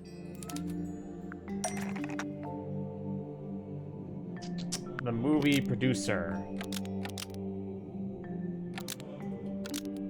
Ask Dirk to spy on J.D. Warren and report back. The movie producer asked Dirk to spy on J.D. Worman and report back. It seems like you're basically here as an informant for the Wit and Whimsy production company. You know, those guys who pay your salary. Spy on Worman? No way, you got it all wrong. Besides, how am I supposed to report back to Wit and Whimsy? They're hundreds of miles away, and we're floating out here in the middle of the ocean. Phone. This is your cell phone, right? Yeah, but it doesn't get any signal out here, not even standing on deck. It's quickly running out of battery, too. No battery and no signal. What if I said you had a way around both of those problems?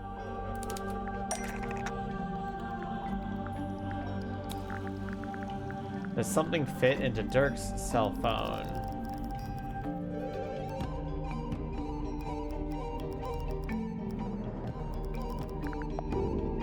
This thing does have a battery. That's not it. Aw. Well, I know this is the signal that he gets. Yeah. I thought it would ask me to get 2 things. Okay. I think this weird ray gun looking thing is actually a custom antenna for your phone. I'd imagine it doubles as a battery charger too. Pretty convenient. Bro, I don't know what you're basing this on. I mean, look, you plugged it in, but the battery still isn't charging, and I'm still not getting any network signal.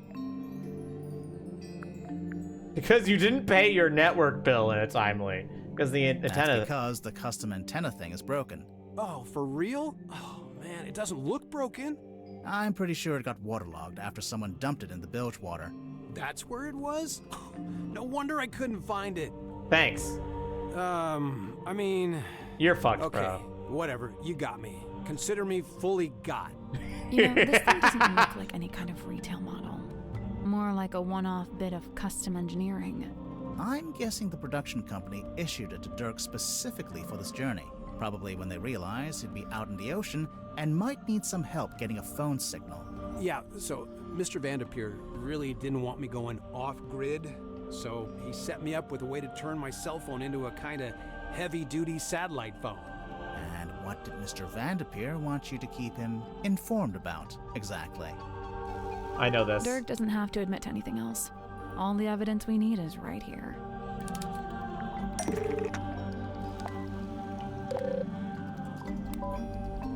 There's a handful of outgoing messages from you to Vincent Vanderpeer. Specifically, they're all updates on Werman's progress with his novel. Look, the studio was worried Werman was just gonna disappear without ever finishing the book. So they sent me to keep an eye on him, maybe even steer him in the right direction a little bit. The right direction, in terms of the story. Yeah, so the movie studio has this grand plan. They want to make 3 more Marcus Mordoom movies, at least. That's so they fucked really up. need Werman to have his books play out to support that plan. 3 more movies, huh? Sounds like quite a commitment. Yeah, I mean, yeah, it is. It would take years. Interesting. I think we may have finally looped back around to the question at hand. Yep. Let's listen to this again, shall we? Hey, listen, why don't we just kill him? That helps both of us. If he dies, we're both free, right? Come on, I know you don't have any better ideas. Dirk, I think I finally worked out who you wanted to kill. Yeah, I know too. Vincent Vanderpeer. Really? Wait, what? Listen, Really? Why don't that helps both? If he dies, Dirk, I think. Oh no, it must be the fictional character. Oh! Marcus Mordoom, the fictional character. The person you're talking to in the recording must be Werman. They're saying we should just kill. Yeah, okay. Look, I was still on the. Okay, I thought.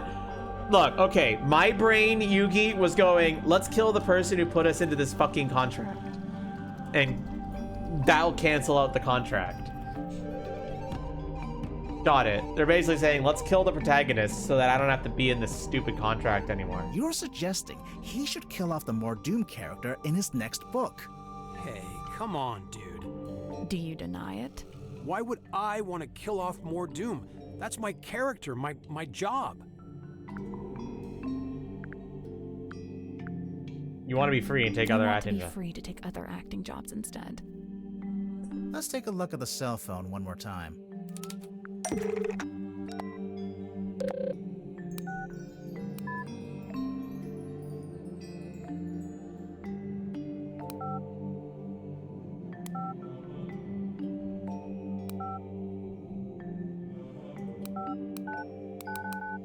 There's an email in here offering you a big role in an upcoming movie, and another email from your agent reminding you that you're not free to take it, and won't be for several years.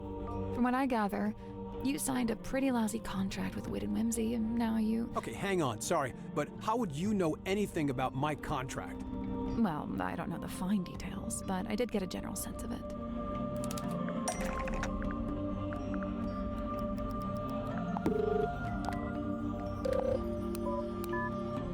Did we learn anything about Dirk's contract? What item in here goes over that? Oh yeah, this. It seems to me like your co-star soaked up most of the budget for the movie, and you ended up with a bad deal. Possibly because you were too keen to sign whatever contract they gave you. Possibly just because you didn't have much negotiating power, since you weren't famous yet. Yeah, a little from column A, a little from column B.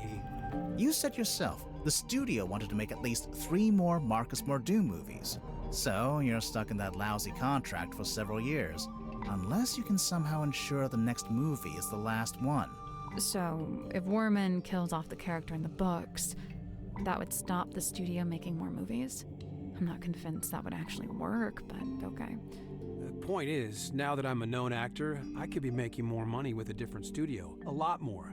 But I can't let it get out that I wanted the Mordoom character to be killed off. Everyone's gonna take it the wrong way. They'll call me greedy and ungrateful. Look, you gotta understand, killing off Mordoom isn't just about me.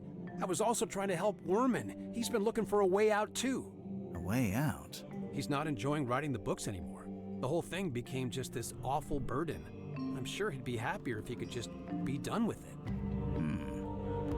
Hey, besides, maybe killing the main character would actually make for an interesting story. Did you ever consider that? To be fair, I think he's right.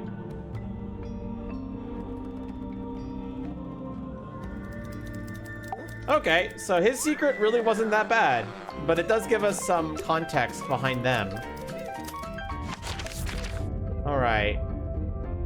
What else is there to do? Ooh.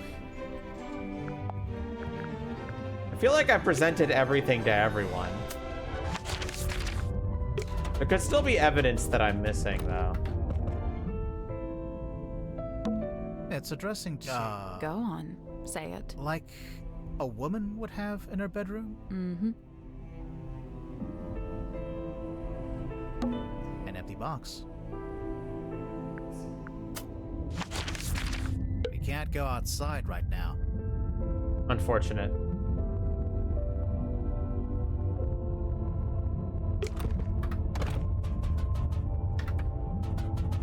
Well, I think it's time we figured out what's about that box, shall we?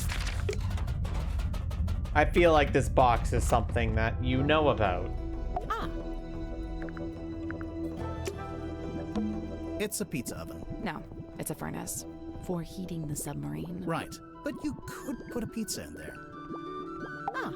Okay, I had to examine that. Anyway, suspicion. Let's go. The black box. All right, you're sus. Mariana, you arrived in the submarine shortly before Mortuga was killed. Correct. And yet, you still haven't told us how or why you're here. I find that pretty suspicious. Oh, it's most suspicious. I quite agree. She's not talking. Somebody asked you to come along. Somebody asked you to come onto the submarine. And how, may I ask, would somebody do such a thing? They called your phone. They called your phone. A phone, you say? Well, not me. Oh, no. I'm no good with technology. Huh. I'm not sure that's entirely true, is it? I'm glad we're getting into this. I noticed that, I mean, the wooden pipe shows it in, but I sussed out that, Dirk's cell phone called Miss Moon, and we're finally getting to that. It didn't escape our notice that your pipe is a fairly sophisticated dictaphone. I'm pretty sure that counts as technology. A dictaphone, yes, but not a telephone. But you do have a phone. Or at least you did at one point. And that we can find from the pocketbook here.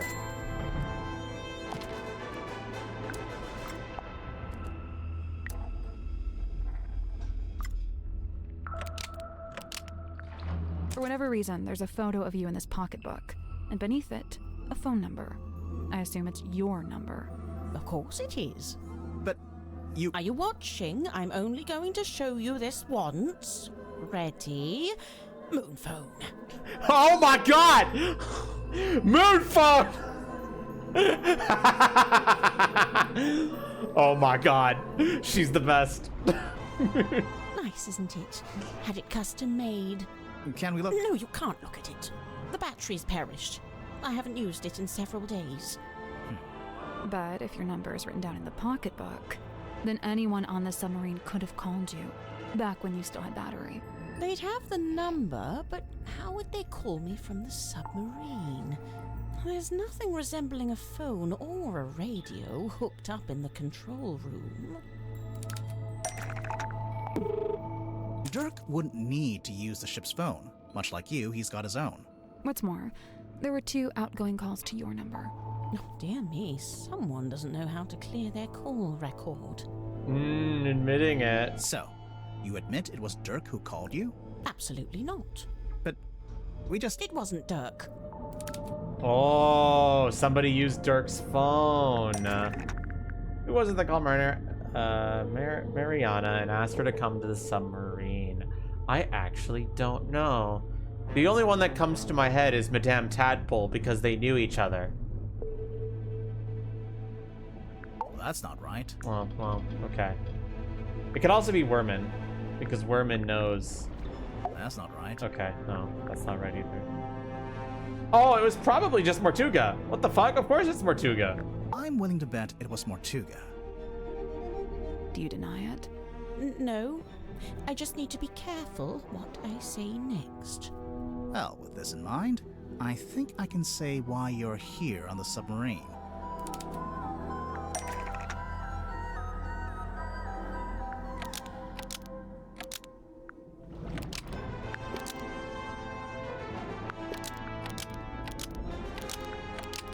Mariana Moon brought something onto the submarine to give to Mortuga. That makes you brought sense to something me. onto the submarine. What was it, Mariana? I can't say. I made a deal with Mortuga, and I intend to stick to it. I can't talk about any of this. We found this box in Mortuga's quarters. You don't happen to know how to open it, do you? I can't say. Sorry. Thus confirming that this is what you brought on board for Mortuga. Otherwise, you'd be free to talk about it. Damn. He's like, damn, they got me. So, you're only on the submarine because Mortuga asked you to bring him this box. What did you get in return? Money? The answer was right there in your question. In return, Mortuga gave you access to the submarine. Couldn't believe my luck. I'd been looking for the Mortuga submarine for some time, unsuccessfully, of course. Why? For a lifelong purveyor of local legends and urban folklore, this place is the Holy Grail. So, I'm guessing you won't tell us what's in the box? Correct. I shan't be doing that. Or where it came from? Or that. No. So don't even ask. We have to Actually, figure just it by out. looking at it, I think we could work out where the box came from. We need a clue to compare with the black box. Something we can use to work out where it came from. The black box has an F on. Oh no, that's an S. Is that an S or an F? That looks like an F. We have something else with that same symbol on it.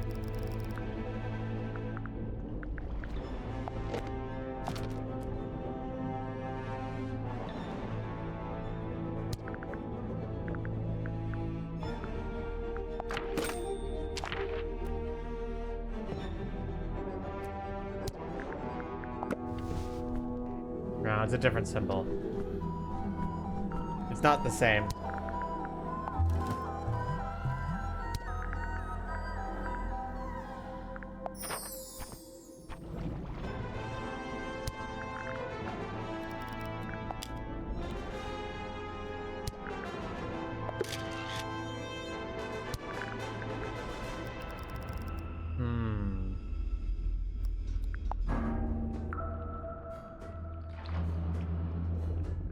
No, I don't think it's the bell. What about the cauldron? No, the cauldron was on the boat. It couldn't have come from the cauldron. It has to come from outside.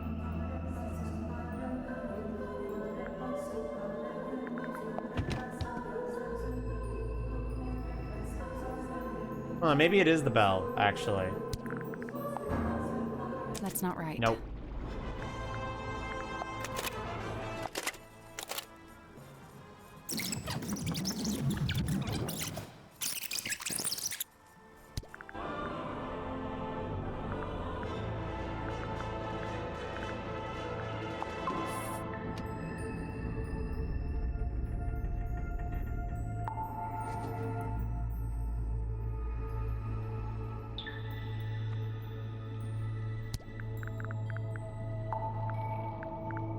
I think I'm missing something very obvious here.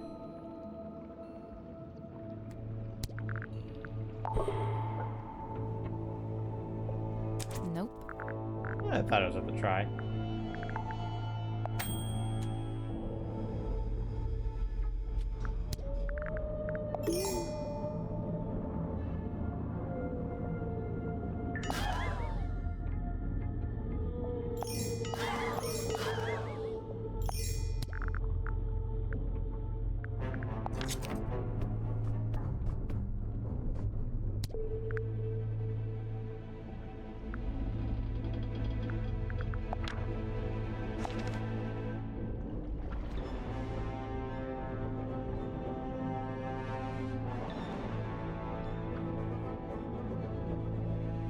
It says a map to compare with the back box. Nope.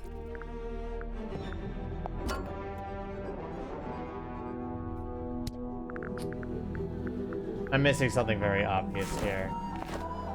Oh, here we go. I'm an idiot. Oh, it's the governor's manor. Okay.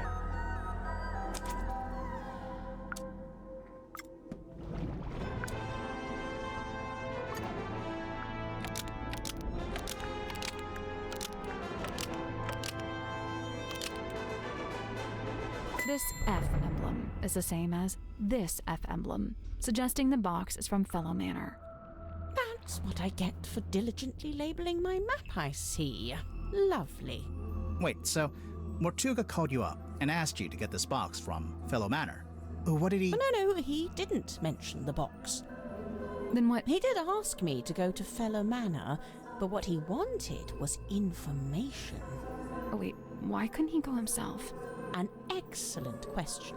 I'm still pondering that one myself. Interesting. So what kind of information did he ask you to get? Can't tell you. Sorry. But the information Mortuga wanted, whatever it was in the box. I believe so. How would you know? Did you open it? She must have done. And when you gave it to Mortuga, he must have opened it too, to check it had the information he wanted. As I've said, I came on board the submarine via the foredeck, and Mortuga met me in the parlor. He took the box and told me to wait in the control room while he went down the hall into his cabin. So I waited in the control room. I was the only one in there, but, What? I could hear Mortuga opening the box. How? I've no idea. He was on the other side of the ship, but I could hear him quite clearly. Radio. Although it was quite a thin sound, rather like it was coming through a telephone. I wonder.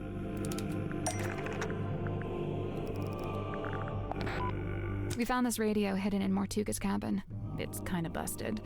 Seems to be turning on and off by itself. So the radio was picking up the audio of Mortuga opening the box and transmitting it to the control room?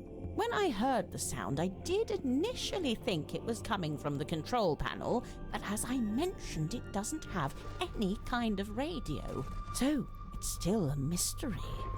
Did you record the sound on your little pipe dictaphone? Of course. You did? But we listened through all the tracks on the tape and didn't hear anything like that. Oh, really? I'm quite sure I made a recording of it. Hang on. What kind of sound are we even talking about? The sound of someone opening a box? Mariana, how would you even know what you were hearing? Oh, that's simple. It's because he was talking to someone while he opened it. Oh. What? Who? I don't know. I could only hear Mortuga's voice.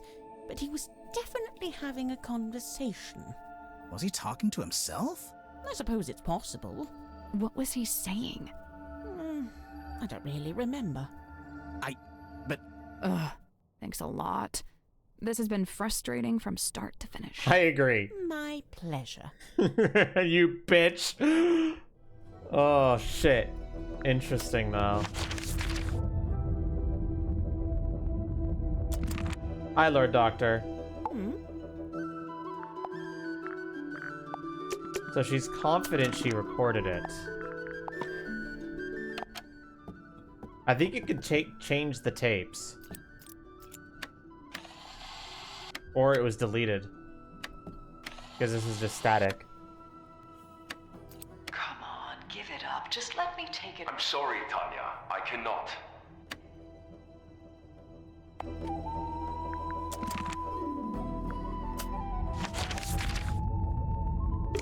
I'm not really sure where to go next. We need more information on a few other people and some more evidence. Can we look at the control? If you panel? promise not to. I will make no such promise. Looks like something's missed something with 3. Bowling ball? Coconut?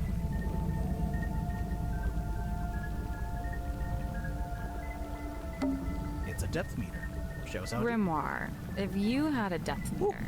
Wow, proud of that one? Pretty sure she deleted it. I think someone else maybe deleted it. Compass? Yeah, I know the compass goes there, but it doesn't let me do it, so. Down periscope. Down periscope.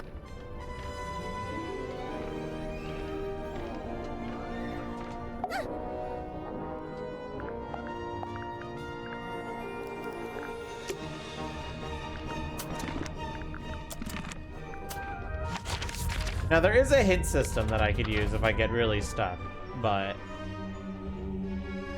I'd like to not use that if I can.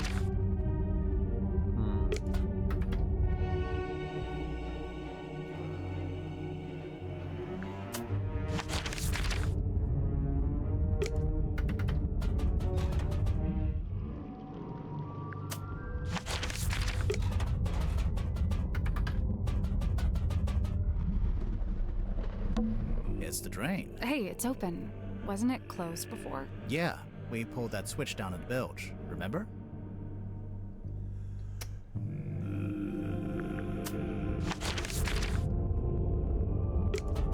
Is there any way that we could surface the submarine? Don't touch it. I won't. That was not convincing.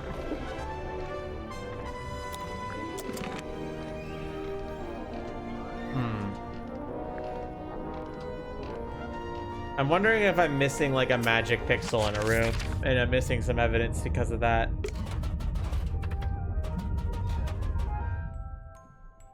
I very well could be.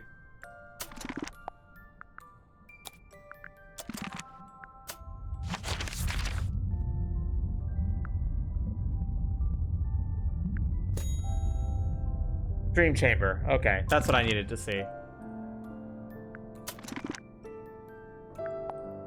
Okay, you could turn off now. I missed something in the dream chamber. That makes sense. I want to visit the poop deck. These books are kept behind glass. I guess they're extra rare. Or extra dangerous. Big glass bell jars. If I had a penny for every... I can't... Good. Because I couldn't reach the stuff at the top if I wanted to. I wonder how... Yeah, I would recommend that you don't wonder about that. It's a big dome. All the light coming from it gives the whole room a The cabinet's full of scrolls. Can't think of an excuse. They're too... Hell, just say they're blank. I'll just take a look in this. Watch out for spiders. Yeah, I don't think we're on a submarine. I do seem to need constant. Good.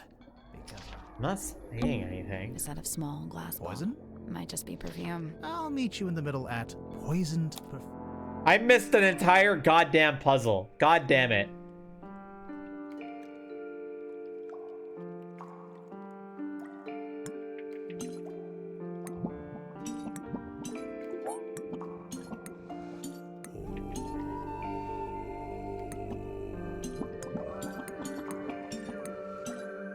Okay. Let's see. A crimson hue upon the label.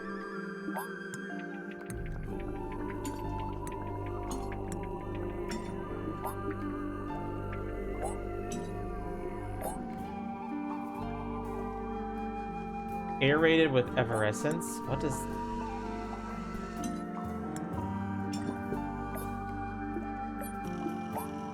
Exhales a curious vapor.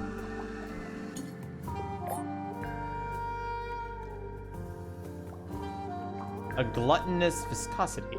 Maybe this one.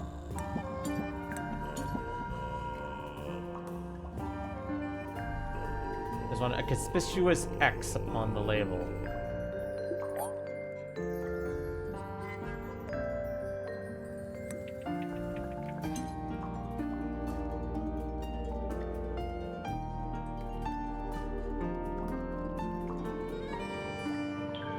There we go. Easy. Nice.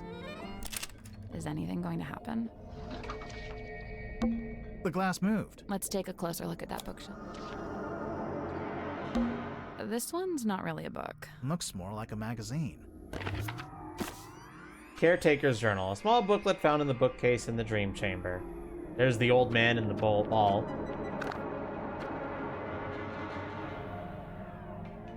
The mermaid's tongue. That's the mask.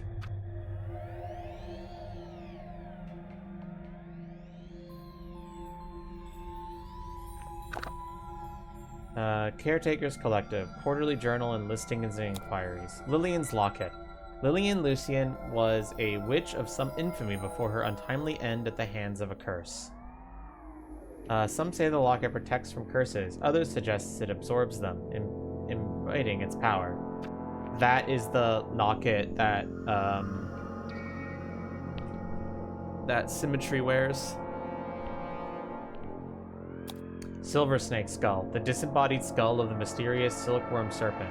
Notably, it has no eye sockets. Use discretion, as several high-quality fakes are in circulation. Damn, does that mean it's dead, or are they just, like, making that shit assuming it's dead? His golden palm, made from an unknown material 90% similar to gold. The hand is said to be able to touch ghosts. We saw Zephyr with a golden hand, so that's probably he bought that. The mermaid's tongue, said to facilitate communication with she who lies beyond the veil. Requires a special key to operate. Both the key and the mermaid's tongue itself are rumored to be lost at sea. Name your price. The mermaid's tongue is... Remember how in a Tadpole story she threw an oar at somebody and it knocked their head off? This is the mask that probably got knocked off. She jumped into the water, found the mask, put it in there, and then Zephyr went, grabbed the mask, and brought it back to his room. Why? And I'm assuming Zephyr had the mask to begin with, but we'll see. So I don't know really, it's a little confusing, but we'll see. There's something suspicious about Zephyr. Yep, that's all the information I needed to be able to interrogate Zephyr. Excellent.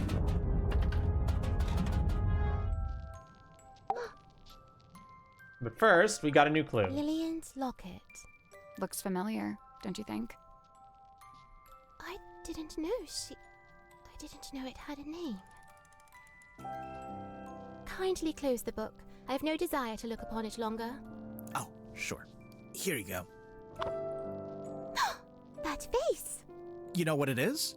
Mine eye but chanced upon it. Nothing more. Yeah, I know that face. That's the face in your crystal ball in your act.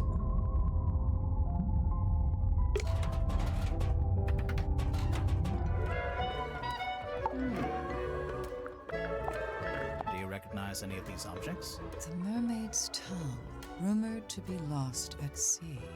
You've heard of it? Tadpole? Oh, no, not by name. Maybe Zephyr was trying to get hold of it. Yeah, maybe he was. Pretty sure that's the mask you found on the day of the murder, but what do I know, right?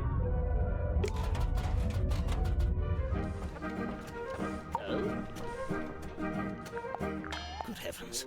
Something catch your eye? Rumored to be lost at sea requires a special key. Is that right? The mermaid's tongue? Do you know anything about it? No, can't say I do. Based on this, I wonder if it may not even be real. After all, there isn't even a photograph. That's just a drawing.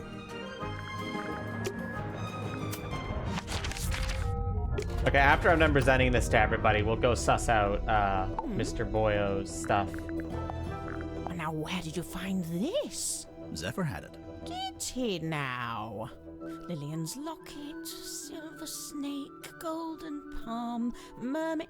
The mermaid's tongue. You've heard of it? Only the name, and only when people were telling me it doesn't exist. Maybe it doesn't. But there's a photo. It's a photo of a drawing.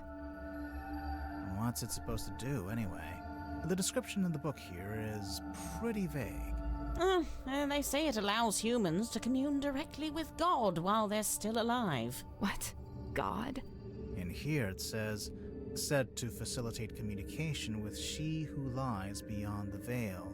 She who lies beyond the veil, God, other dimensions, aliens, the afterlife. You know, it varies. But the sentiment is the same. Though it's a wretched thing, really. Oh, I thought something just skipped there, but it didn't. Man's desperate, futile desire to wring answers from a silent universe. I can see why people would say it doesn't exist. But Zephyr's trying to get hold of it. Well, he may be. It depends. On what? The strength of his will. What do you mean by that? Why are you always so vague, woman?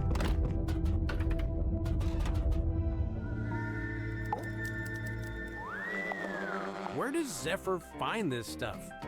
I'm pretty sure they don't sell this magazine at my local newsstand. Maybe on mail order. I think it's more of a black market thing. Huh. Some of the listings in here, the prices are in ounces, and there's a symbol. It's the alchemical symbol for gold. For real? Man, is Zephyr like secretly super rich? Oh, they're saying 9 ounces of gold. What the hell? Fascinating piece of ephemera, this.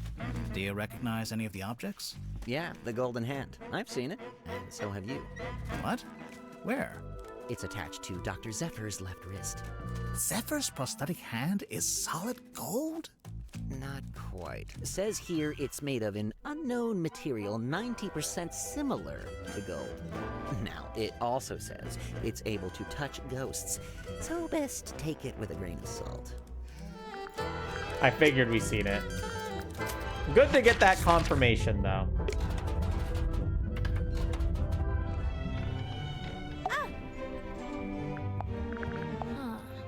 Oh, I know about this one. The silver snake. What do you know about it? Well, I know it's a big sea serpent that my mom and her best friend fished out of the ocean. Your mother found it? Mm-hmm. What happened to it? Did she keep it? For a while. Eventually, some men came and took it away. Where is it now? I don't know. It better still be alive, damn it. Alright, Zephyr. Time to suss you out and your fucking schemes. Whatever they are. What is this, anyway? It is what it says it is, a quarterly journal of listings and inquiries. I noticed the prices are listed as ounces, and that's gold, I'm pretty sure. These numbers are merely a way to ascribe a universal value. Most transactions take the form of a trade, exchanging items of equivalent worth. Oh, wait, so are these things that people have and they want to sell? Or is it stuff people want to buy? Both. What about that last one? The mermaid's tongue. Likely the most contentious item ever to be listed in the journal. Desperately coveted by those who believe, and disdained by those who don't. Those who believe what? That such a thing could even exist.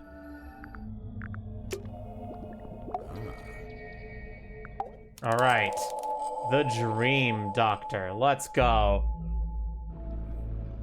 Zephyr, can you tell us more about the work you do as a dream doctor? I'm looking for specifics here. I've told you all I think you could understand.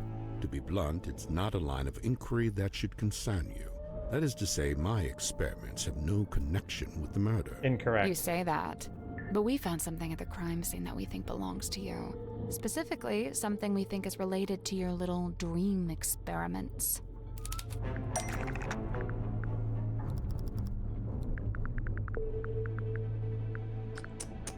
What was found at the crime scene that's related to his dream experiments? This, I think. That has nothing to do with my research. What makes you so sure it even belongs to me? The smell. The smell.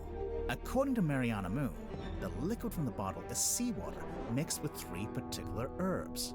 Mariana Moon's sense of smell knows no bounds, but I fail to see how this information connects it to me.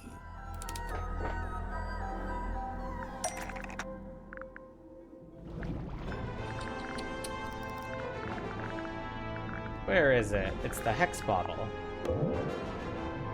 The liquid in your hex bottle has the exact same 4 ingredients. Irrelevant. The hex bottle isn't anything to do with my dream experiments either. So what is it? What's in the bottle?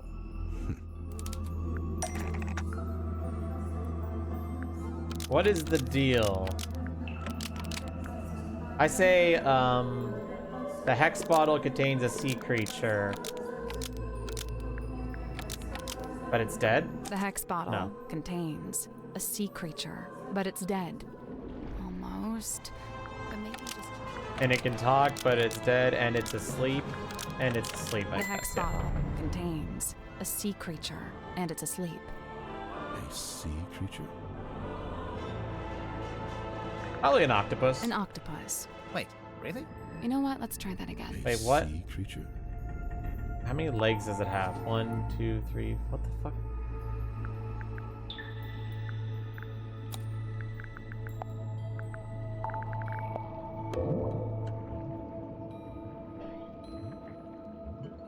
It's got 6 legs. A sea creature? It's a hexapus. A hexapus. It's not called a hex bottle because there's a magic spell inside. It's called a hex bottle because there's a sleeping hexapus inside. His name is Hex. I've had him since I was a young boy. Aww. Not to be rude, but that must have been quite some time ago. A normal octopus would live only a couple years, wouldn't it? Hex is a singular specimen with a number of special properties. Do you ever let him out of that little bottle? Of course I do. Hex swims freely in the ocean at night, and during the day he returns to me and sleeps in the bottle. So he's asleep right now. I knew he was related to your dream experiments. Who said anything about dreams? Nobody. But just looking at him, I think I know one of Hex's special properties, and it would explain why you'd be interested in the first place.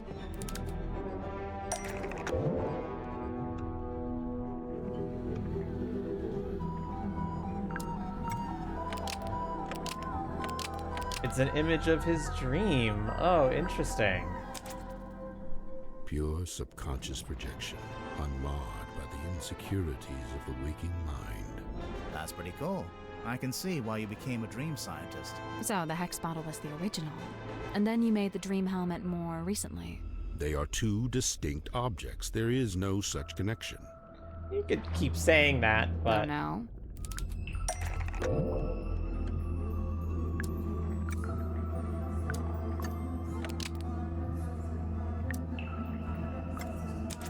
Right. The dream helmet's clearly just a scaled-up version of the hex bottle, specifically scaled up to human size. That's not right. Really? We heard Mortuga was Oh, okay. experiencing a particular recurring dream. I think he was your test subject. So, Mortuga wears the dream helmet and lays on your weird chair thing. That's where that's where he probably saw that fuck-ass face, bro. And then you give him some of the moon potion to help him sleep. And as he dreams, the dream helmet collects the spirit energy and sends it to...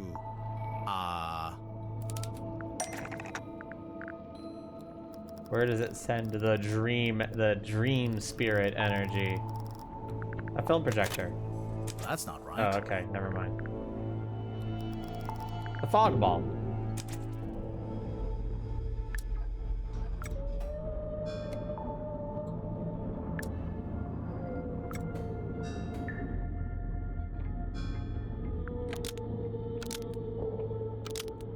And the fog ball violently explodes.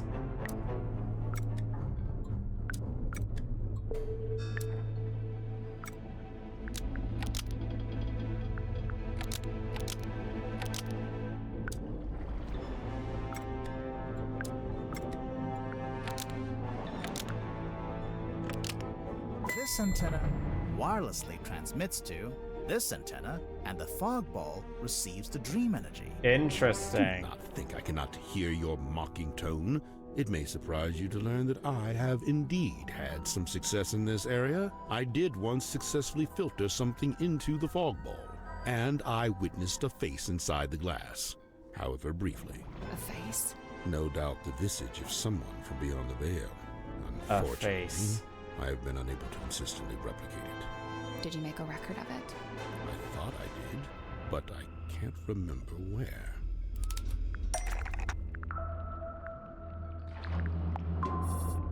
Nope. Ah.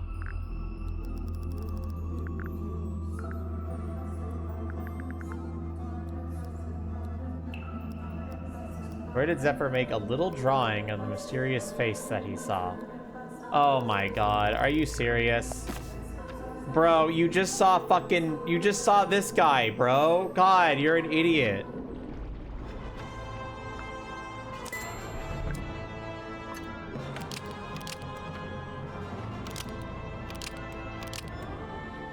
There it is, irrefutable evidence. Sorry to burst your bubble, Zephyr, but, the fog ball was designed to show that exact face. What do you mean? He's such an idiot, chat. That almost works, but it's not what I was thinking. Oh, this.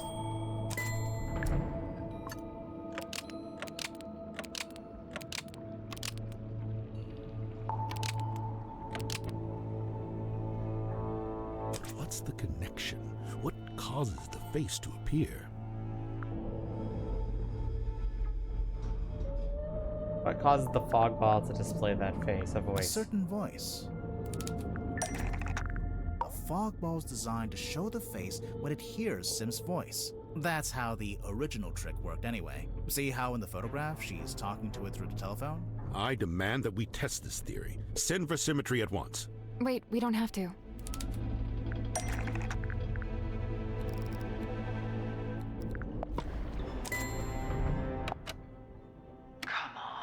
Hey, listen.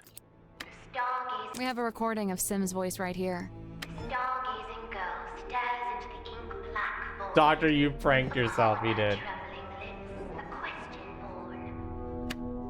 I don't say this to be cruel, but it seems like your dream experiments are, inconclusive. I'm just glad to have some clarity about what they actually are. And as far as I can tell, it all seems pretty harmless. Right, and the moon potion. As you said, merely an herbal tincture. But then why was it found at the crime scene? That I do not know. Do you Kind know of if feel Motuka bad he thought he had a any on rickroll, him? yeah. Did he ever borrow a bottle from you? It's a possibility. We have evidence to suggest that Mortuga took one of Zephyr's moon vials. Yes, we do.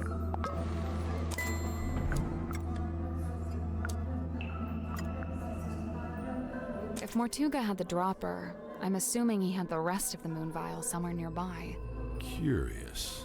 Where exactly did you find this? It was on his desk, in the captain's cabin. And yet, the moon vial was discovered at the scene of the crime, one floor below. Interesting. So, Hex actually shows his thoughts on his skin? Yeah, it's incredible. Hey, what if we got him to think about something else? How do I Maybe get... we can get Hex to think about something else. He is nocturnal. You will leave him be. How do we get Hex to think about something else?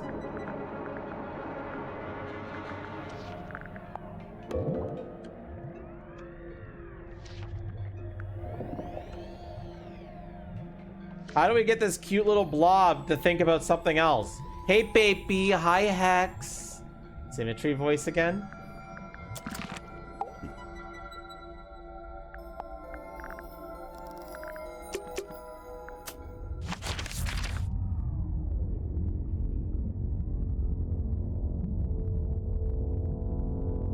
Like, what's he thinking about now? Squid thoughts. I don't know, man.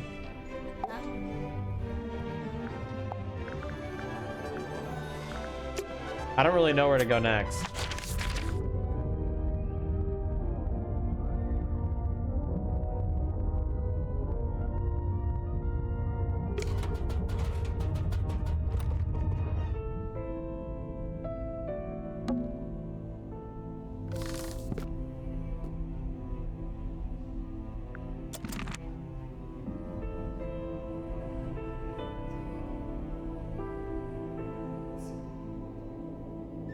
Still missing a clue.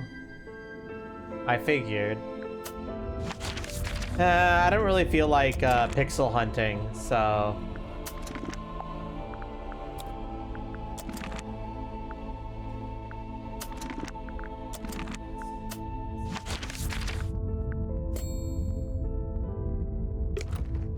I must have missed something here.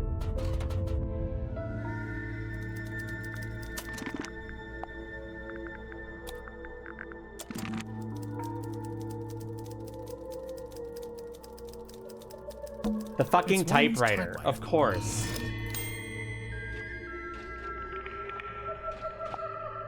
Gifted to the Silkworm on Sea Town Hall, a gesture of unity from Governor Faustus Fellow to Mayor Damien Dusk.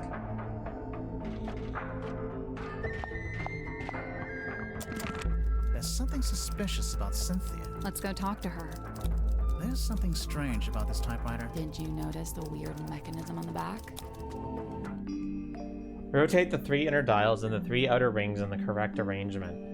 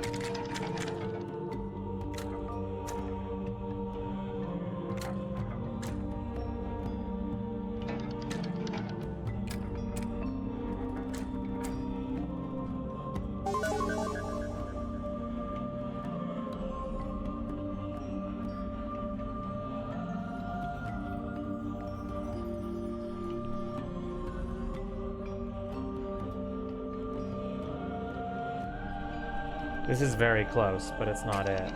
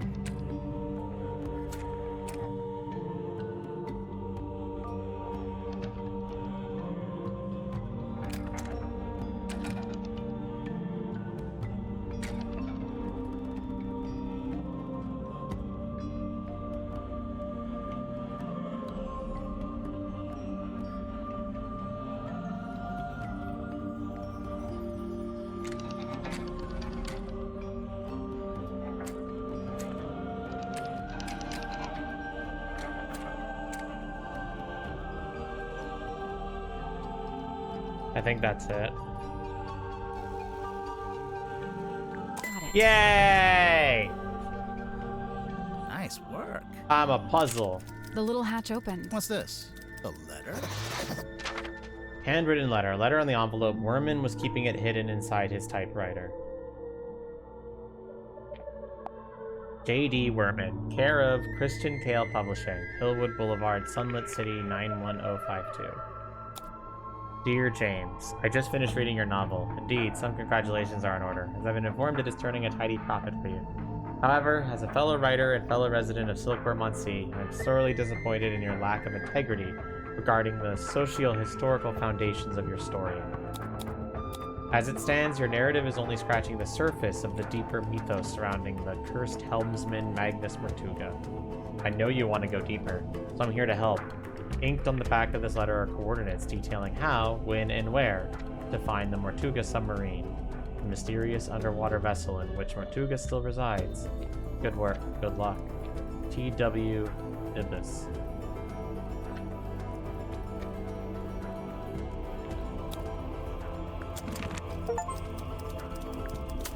I have found all clues.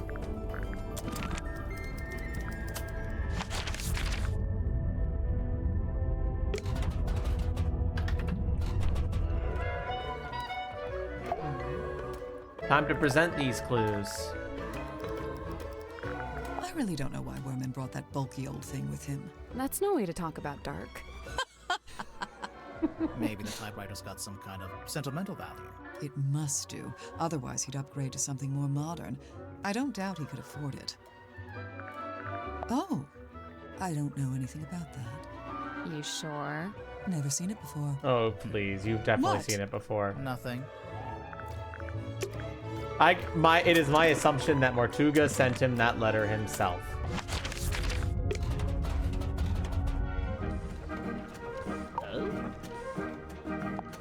Werman's still attempting to wrestle his grand opus into existence, is he? I rather thought he'd be done by now. Inked on the back of this letter are codes detailing how and when and where to find the motive submarine. This Ibis person claiming to have information on Mortuga. You know who that is? No, Mortuga never mentioned anyone by that name. Not to me, anyway. The face on the stamp?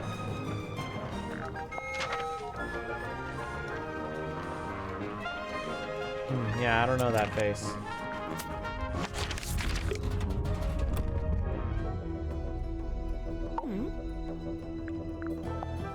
Mr. Werman's typewriter. It's got a good example of the fellow emblem there on the back. See? These diagrams. They're detailing the time and place to find the Mortuga submarine. Of course, it would be possible just to write it out in words, but this has been done with astronomy and lunar phases. Why? My guess is that it's intended to incite curiosity in the recipient. It's more effective than if they'd just written, "Come to this place at this time." It feels less like a trap this way.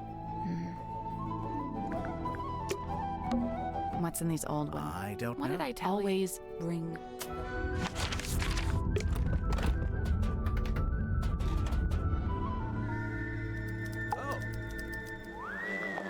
Wormo's typewriter. He lugged it all the way here.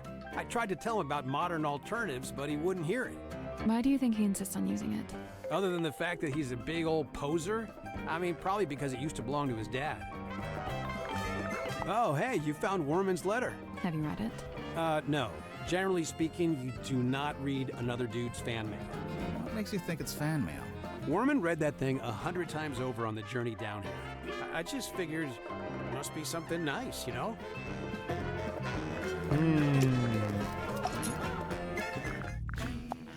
How come the keys are all messed up on your typewriter?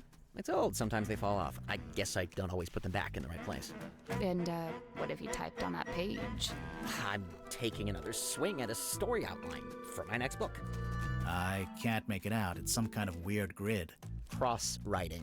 Look it up. People used to do it all the time. What about these brass panels on the back?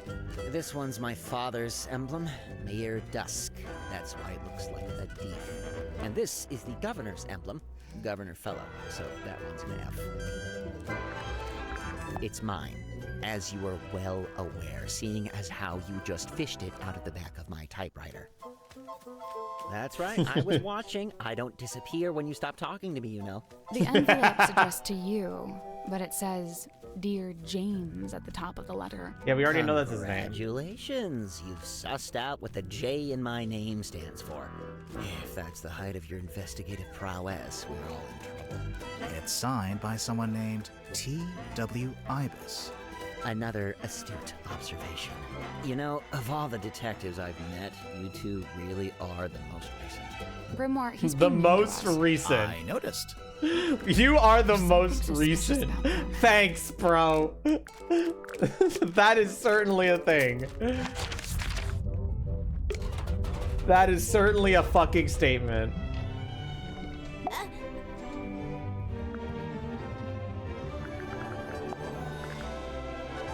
Mr. Worman's typewriter? It's a mess. Keys are all in the wrong place. I could fix it for him, no problem. Or Mr. Grip could do it, I bet. I don't think Worman wants anyone to fix it. Oh, weird. The stamp. That's Governor Fellow, the guy who owns Silkworm on Sea. I didn't know you could own a town. Well, he acted like he did. Putting himself on the stamps was the least of it. Sounds like bad blood. Anyway, we'll come back and suss out your secret in a second. We're probably gonna do the Worman book one first. Gotta finish showing evidence to everybody. We gotta get all the dialogue, chat. The keys on this typewriter, they appear to be a set of arcane runes. Has Mr. Worman been dipping his toe in the black arts? That's odd. This doesn't look like Magnus's handwriting at all. It's not written by Mortuga. It's from a guy named Ibis. I saw the diagrams pertaining to the location of the Mortuga submarine, and I assume Magnus must have written it, for who else would know such things? I think so too, don't worry, bro.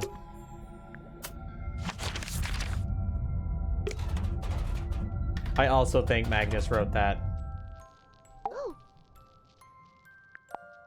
It's so heavy. I can't imagine lugging this around everywhere. Worman likes writing on it, I guess. And supposedly, that's the whole reason he's here? To write his next book? I think it's just as likely to be the exact opposite. That he's here because he doesn't want to write that book. That he's here to hide from it. Yeah, that Who tracks. penned this page? We don't really know who they... Is she not aboard the ship? She? What makes you think it's a woman? The handwriting? That's girl's handwriting. I know who wrote that. It was Tadpole. Alright, bitch.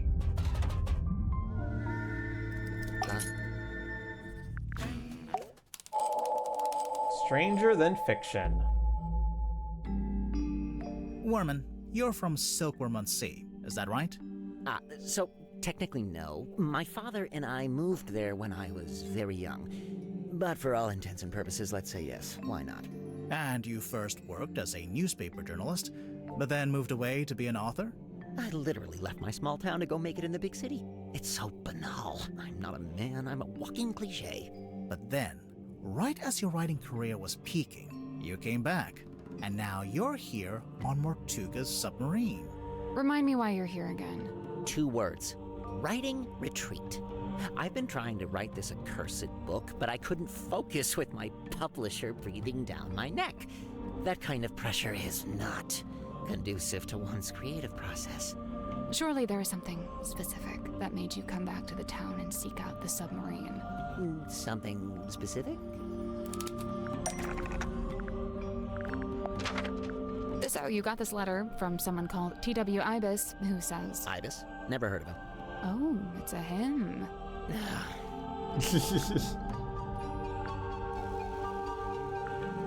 Who is T.W. Ibis? T.W. Ibis is Worman's book publisher. Really? I'm So you got this letter from someone called... Ibis? Oh, Never. It's a him. T.W. Ibis is Werman's real father. Okay, I'm bad at this. Oh. T.W. Ibis is Werman's old boss. And, what gives you that idea?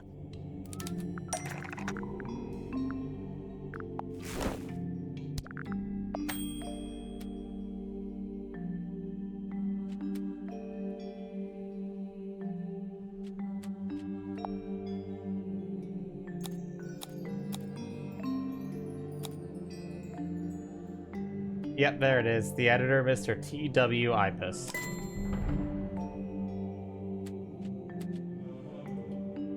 Oh, look at you guys doing a little investigative journalism of your own, huh? So this Ibis guy, this is someone you really looked up to, like a mentor. Steady now. He was just my boss. Let's not get all schmaltzy with this.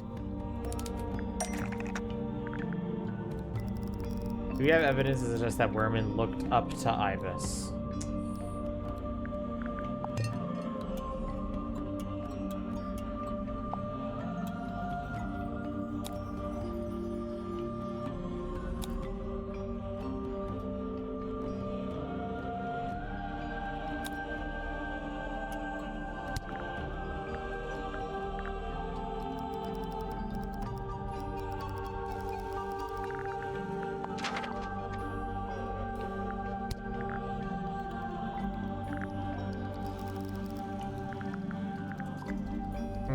Do I have anything like that?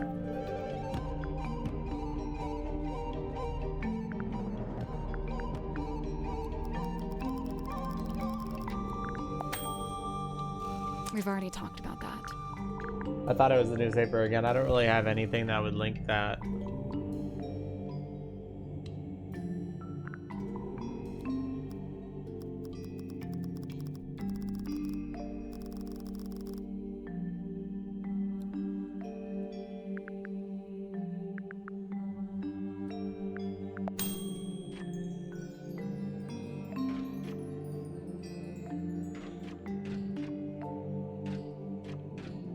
That's not it. It was worth a try.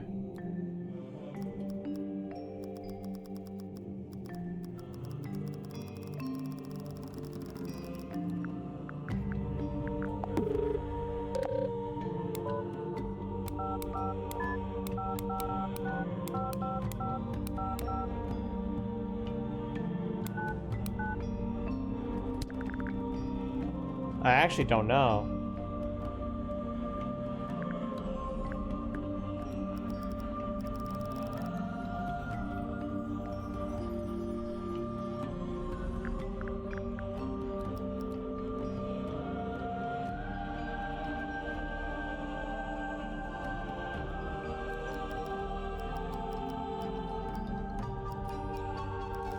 Printed evidence is what it says.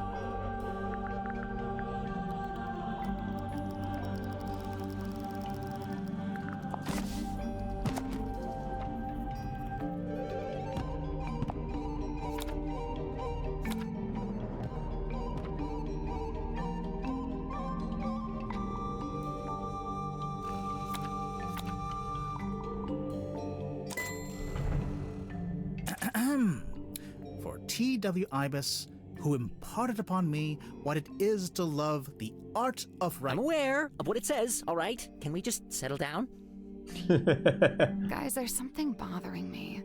The letter has a diagram on the back showing you how, when, and where to find the Mortuga submarine. Of course. How else do you think I managed to find it? Magnus Mortuga's submarine is the stuff of urban myth. It's not exactly public knowledge. But that's my problem. How would Ibis know about it? He's not on board, is he? No, and as far as I know, he never was. He's not even living in the town anymore. But then how— Yeah, no, I have no idea. FYI, I've officially decided not to worry about it. Looking at the actual letter, he first insults your integrity as an author, and then presents a solution. Basically offering you the chance to get onto the submarine and find Mortuga yourself. A chance to meet Mortuga. So that's what convinced you to come back here.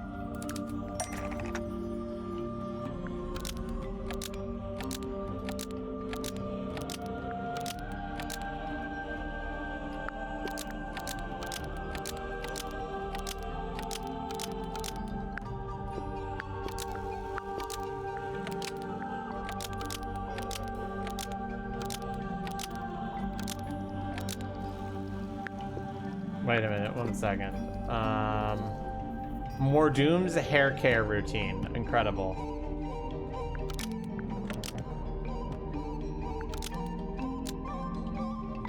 Why would Werman be interested in meeting Mortuga?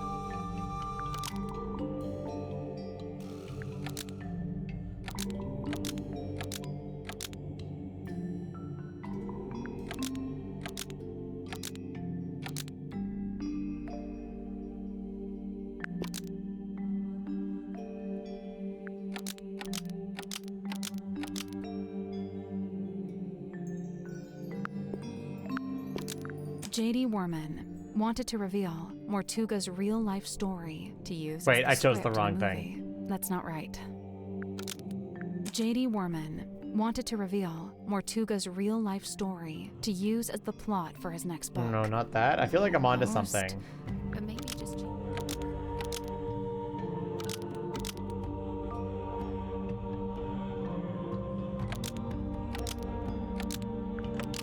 J.D. Werman needed to steal Mortuga's real-life story to use as the plot for his next book. I noticed you went straight for my sense of self-worth there. The main character of your book, Marcus Mordoom, he's based on Mortuga, isn't he? Loosely inspired by. That's an important legal distinction. And you're currently in the process of writing a sequel. I've said as much. And how's that going? Look, I don't plan on stealing Mortuga's real-life story any more than I have already. I assure you, I am working on my own book, on my own terms, with my own ideas. But you came back to... Other than the fact that I happen to be on his submarine, do you have any evidence that I'm stealing Mortuga's real story for my next book? What evidence is there that Werman might be planning his next books around Mortuga's real-life story?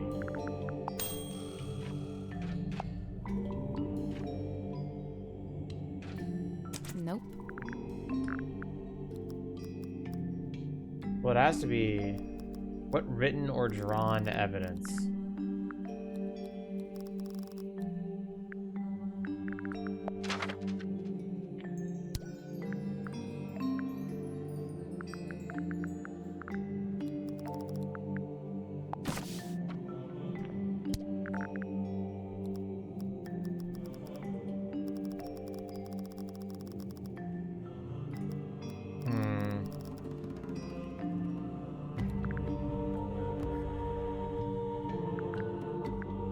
Why is this one so hard for me?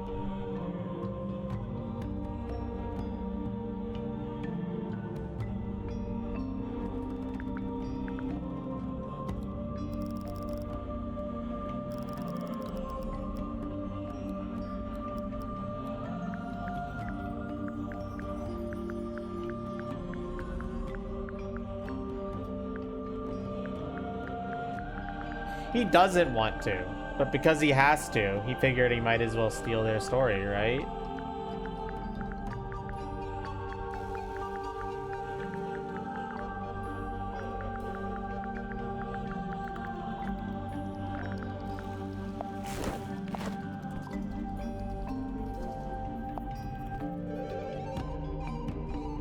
It says, like, what written or drawn evidence is there that Werman might be planning his next book around Mortuga's real-life story?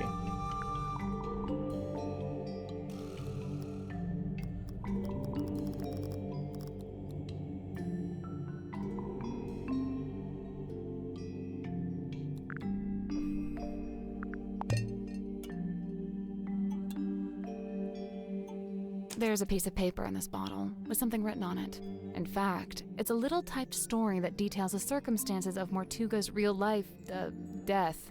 A story? I don't know. It reads more like an arcane incantation. Why don't you ask Symmetry about it, or Zephyr? Just look at that symbol. What is that? Some kind of sacred geometry? Really not my wheelhouse at all. That's why he... Oh my god. I was like, that's why, like, when he was like, when he saw Mortuga's death, he looked relieved. Because when he saw that, he was like, this is it. This is the plot of my next book.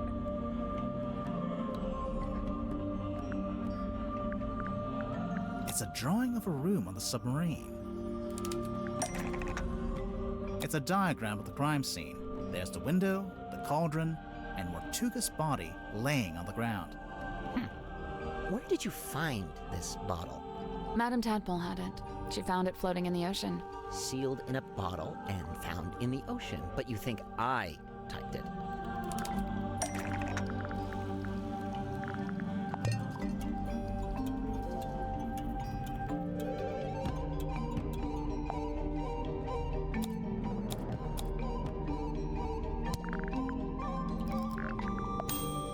The piece of paper in the bottle matches the paper you use in your typewriter, which also matches the sheets from the command contract, and we know these were typed on your typewriter because you told us. Well, you've really done your homework, kids. I'm impressed. You admit you typed the story? It's not a story, it's just record keeping. After Mortuga died, I thought someone should write an account of what happened. Nice try. But just looking at it, I can tell it's supposed to be a plan for your next novel. We need a clue to compare with the message in the bottle. Something to prove it's a story outline for Worman's next novel.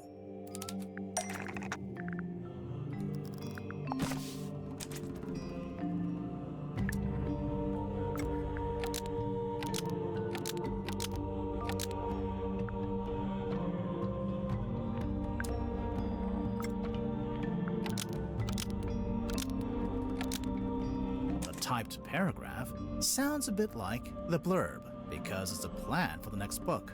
That's not right.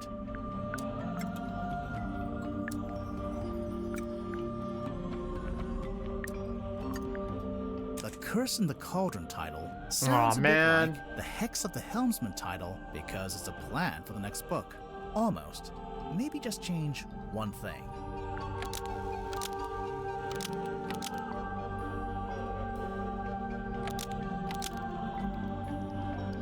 Curse in the Cauldron title is drawn in the same style as the Hex of the Helmsman title because it's a plan for the next book. Oh, now you're using graphic design against me, a little below the belt, don't you think? I just noticed now that it is written the Took the same. events of Mortuga's death and turned them into a story outline for your book. Yeah, all right, don't lecture me. I'm not exactly proud of it. I'm fully aware that this is, you know, murky moral ground. Why was it in a bottle in the ocean? As soon as I typed it, I regretted it. Stealing Mortuga's story all over again? For what? Just some book? I wanted to destroy it, but I couldn't bring myself to do it. So instead, I sealed it in a bottle and threw it into the ocean. It goes without saying that I never expected it to make its way back onto the submarine. We can thank Tadpole for that. Now? You know what I'd like to do? Give up. Call my publisher, tell her I tried, but I quit. I'm not going to write the book. Why don't you? It's just not that simple. There's a lot of money riding on this, people's jobs. Throwing in the towel now would be pretty selfish. And you already tried coming up with your own ideas for the story? Tried and failed. Repeatedly. I've come to the conclusion that I must have just got lucky the first time and that I'm not actually any good at this. I don't know. I think you could be good at it. I'd already decided that Mordoom was going to be killed off. That was the one idea I'd actually had. But I couldn't think of an interesting way for him to go. What's the hook? What's the setup? And then Magnus Mortuga is killed. Tragic, obviously, but at the same time, it was perfect. The locked room, the empty cauldron. I couldn't resist it. Fair. Wait, Mormon, I had a question. Another one? You'd not met Mortuga before you arrived here in the submarine, is that right? Yeah, never met him. That's why the offer in the letter was so tempting. Right. But then, where'd you get the information about him to inspire your first book? The first one? Oh, I just asked my father. Your father knew Mortuga? You never mentioned that. He didn't, but they had a mutual friend. A mutual friend, huh? Could it have been Zephyr?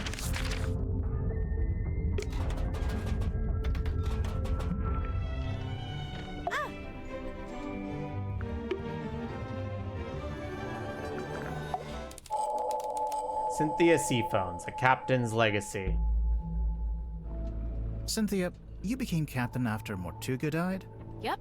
It's just the way it's meant to be. Just the way it's meant to be. Right. We got it.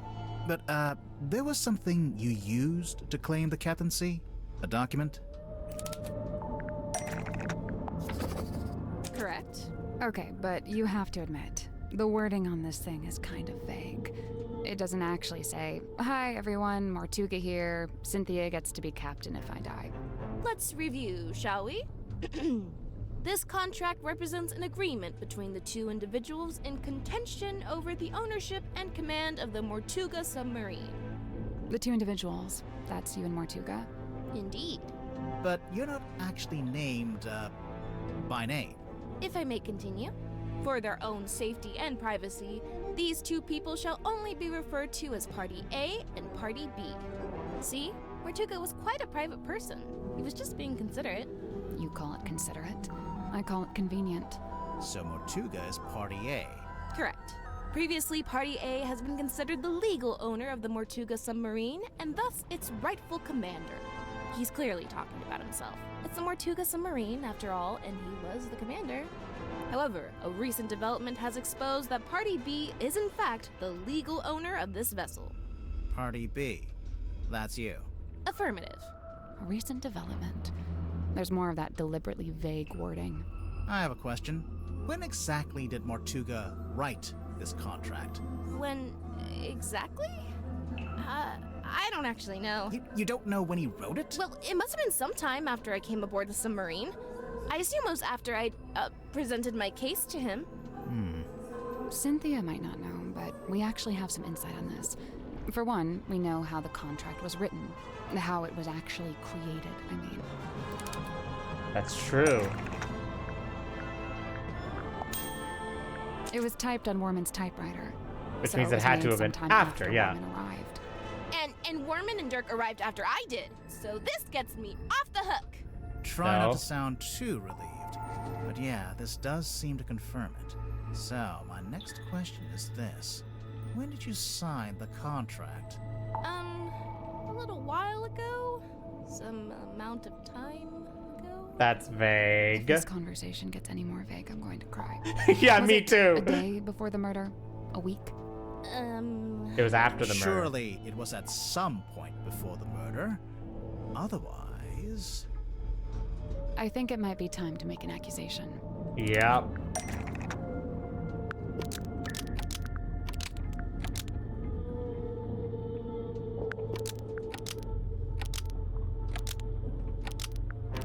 Cynthia Seafoam signed the contract after Mortuga's murder and forged Mortuga's signature. Such a rude accusation! So rude! Boop. I assure you, that is Mortuga's exact signature. Do you have any evidence that it's been forged? I do. We have evidence in the form of a clue. I guarantee you, he signs it differently every time, and she probably copied one of them.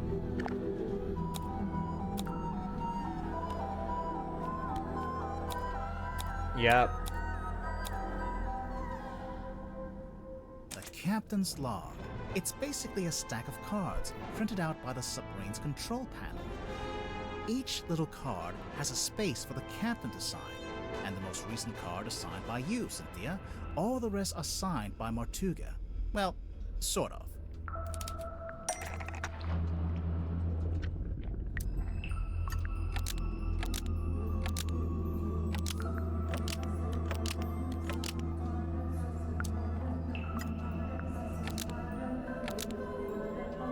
Mortuga's signature on the contract is an exact match of Mortuga's signature on this card, but it doesn't match any of the other cards. Gotcha.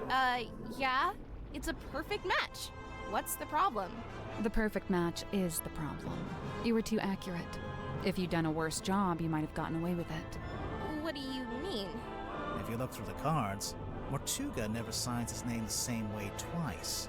But the signature on the contract matches one of them exactly, which seems to be proof that you copied it, or traced it, or whatever it was. Oh. Whoops. Didn't notice that. Yep, How and was you his just... signature? Why doesn't he have a signature? So, if Cynthia forged the signature, that means Mortuga had the contract typed up, but then never signed it? Right after Mortuga was killed, I went looking to see if he'd written a will. That's when I found it, laying inside the little hatch in the control panel. I grabbed it and hurried back to my room to read it. After reading it, I could come to only one conclusion, that he wrote it about me, but never got a chance to show it to me. Remind me why you were so sure it was written about you? It was not written about you. Oh, it wasn't. She's jumping to conclusions. Recent development has exposed that Party B is in fact the legal owner of this vessel. But that's true. There is something that indicates that she probably does own this vessel. Really the legal owner of the Mortuga submarine? It was originally the Seafoam submarine. I'm pretty sure we'll circle around to that later. Bitch, it's relevant now, though. That said, I do have this anyway. Where is it? The family photo.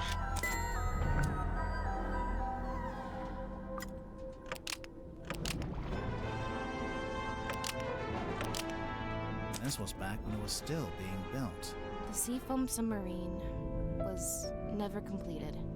We got close, and then we stopped. It lay rusting in the shipyard for some time. Mortuga would eventually purchase it from my father. At which point it was altered, completed, and renamed the Mortuga submarine. Altered? Yeah, the blueprints from my mother's original design. But as I said, that version was never completed. I've been trying to update it to show how the submarine looks now. The design changed a bit after Mortuga bought it.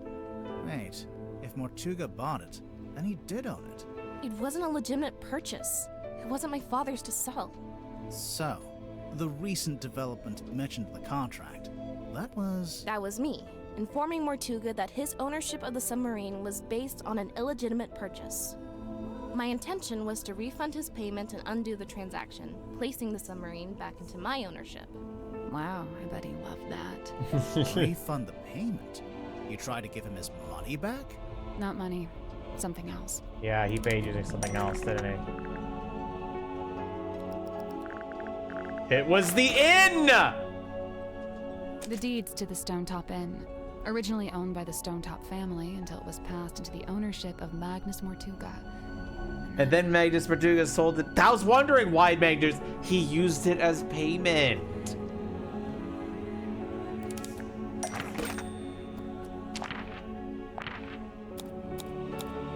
Deeds passed from Mortuga to Donovan Drummond, Cynthia's stepfather. So that's how Mortuga paid for the submarine. I don't know Sold why his I house, didn't get basically. I came aboard with the intention of giving the Stonetop Inn back to Mortuga in exchange for my mother's submarine. And that's exactly what I did. But did Mortuga actually accept your offer? When I first made the proposal, he didn't give me an answer either way. He looked at the inn deeds very closely, read the whole thing, front and back. Then he handed them back and told me he'd need some time. Before I heard anything else about it, he was killed. Obviously, I thought I'd never find out what his decision was.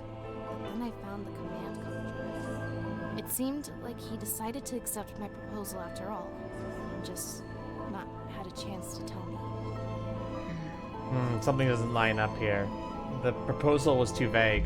I think it's finally time to make our report to Cynthia. She'll be thrilled. All right.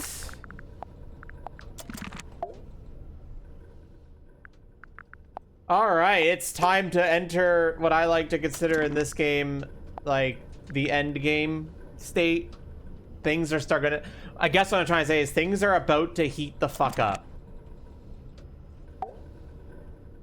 Let's give our report. Do you have a minute? We're, ready to make our report. What's wrong? I appreciate your hard work, truly. However, I think it's time you left. What? We didn't even tell you what we found. People are starting to accuse each other. I don't like it. So you're giving up? You're not gonna see this through? Sorry, but I just think maybe... What? That's just the way it's meant to be? I need to go. Everyone's gathering in the mess hall. I'll resurface the submarine, and you can leave via the foredeck. I'm not I leaving. guess we'd better go. I'm not ready to go, bitch.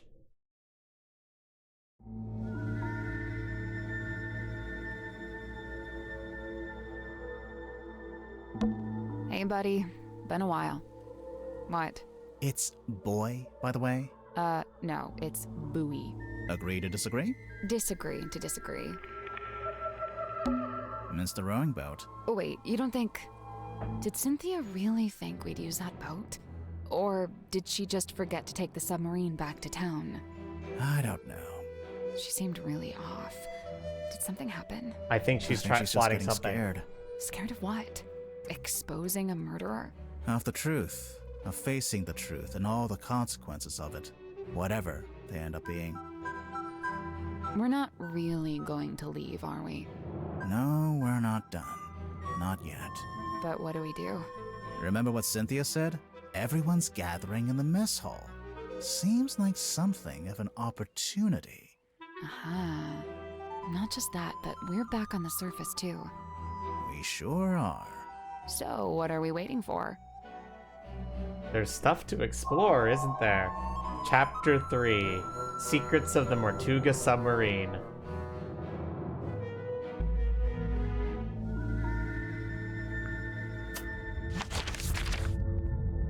So I'm assuming I can't go in there, but there's stuff that I can look at. Oh, baby.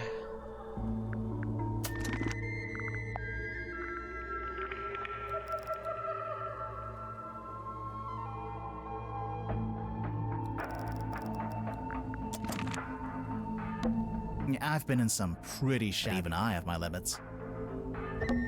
Hey, buddy. Been a while. What? It's boy. No. Agree to disagree? Disagree to disagree. It's the foredeck. Looks about the same. I don't think there's anything on the foredeck. But there's certainly one thing that I want to look at, and it's this room here. But before we do that...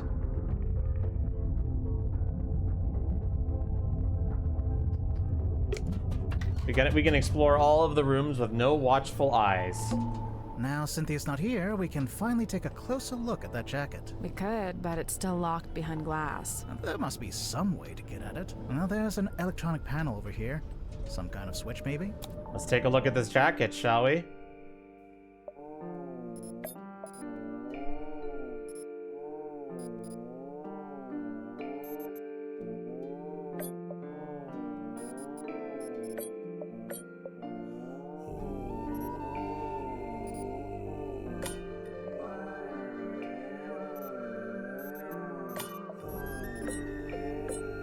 What the hell is this?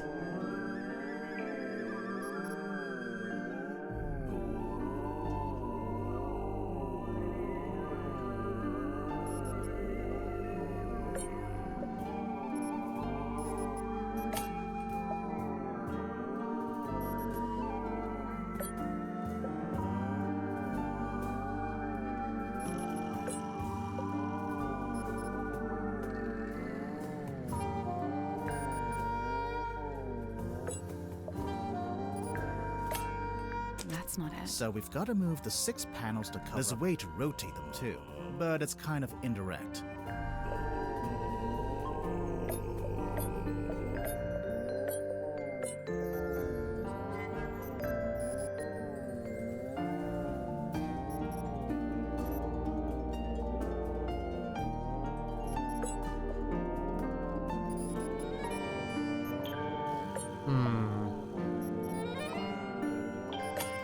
How do I rotate?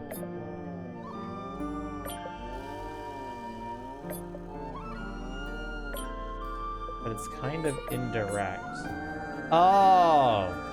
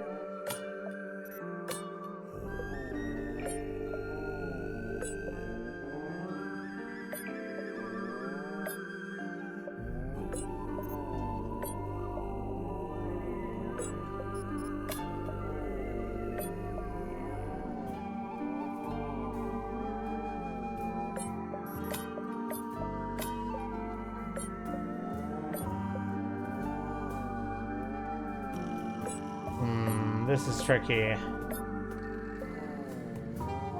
I think I should probably get the pink one aligned first. So let's figure that out.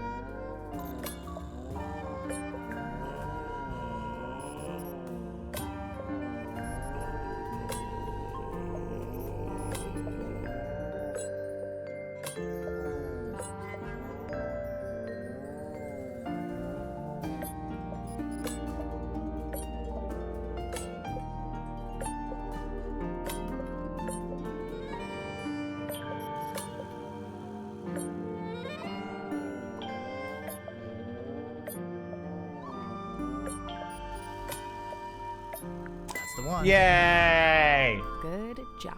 Who designed this upgrade? An architect from Resident Evil? I've been dying to check in the pockets of this thing. Hey, there's something bulky in here. Ooh, it's a radio. There's the radio! I found in the captain's cabin. Well, almost. A small handheld radio hidden in the captain's cabin seems to be broken. You can only talk to another one in the same set. The second radio is found in the pocket of the captain's jacket in the control room.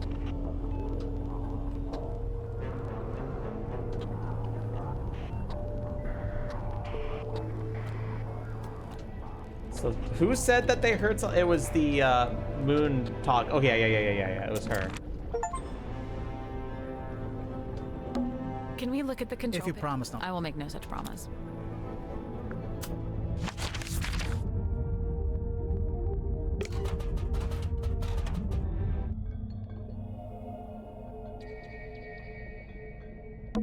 Hello? X? Is he still asleep? Hello. Sorry, you startled me. Like, why is she here? Friend, his thoughts and memories are rot visible upon his skin. Surely you wish for him to think upon the last time he saw Magnus Mortuga. Yeah, sounds good. What's she doing? She's just tapping the glass. Shh. It is done. Thanks. I was never here. Wait, where'd she go? Never mind that. I was never here.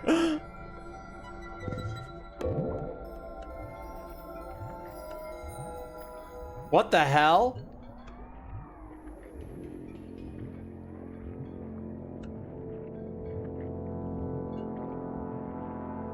I knew it. The bell does go on top of the cauldron. I was right.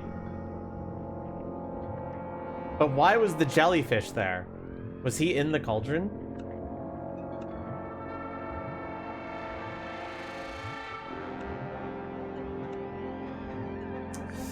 Interesting. Let's take another look at this bookshelf. Why don't you reach in? Maybe there's a switch or something on the other side? Why don't you? Because I absolutely do not want to. Here goes. I think I see the mermaid mask back there. Got it. Oh, nope, it's just a switch. The bookcase moved. It was a secret door. Sally, you must be thrilled. My secret door quota is well on the way to being met.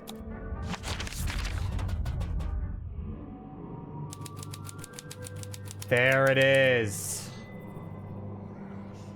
That fuck-ass mask. But who wore it on the night of the murder? That we don't know yet. All we know is somebody wore it, Tadpole threw something at them, and it fell into the sea. Tadpole found it in the sea, brought it back up, and then Zephyr brought it back to his lab. That's all we know about it so far in relation to this murder. Hey, it's a crystal ball. On a normal day, that'd be worth a look. But I think we've already hit our crystal ball capacity. What's that? A letter? 2 letters. Zephyr's letters. 2 handwritten letters found in the Cabinet of Curiosity. The letters are written on a note paper branded with the Stone Deep In logo. Dear Zacharias, how is your research going? Have you made any new discoveries about dreams? Silkworm has been quiet recently.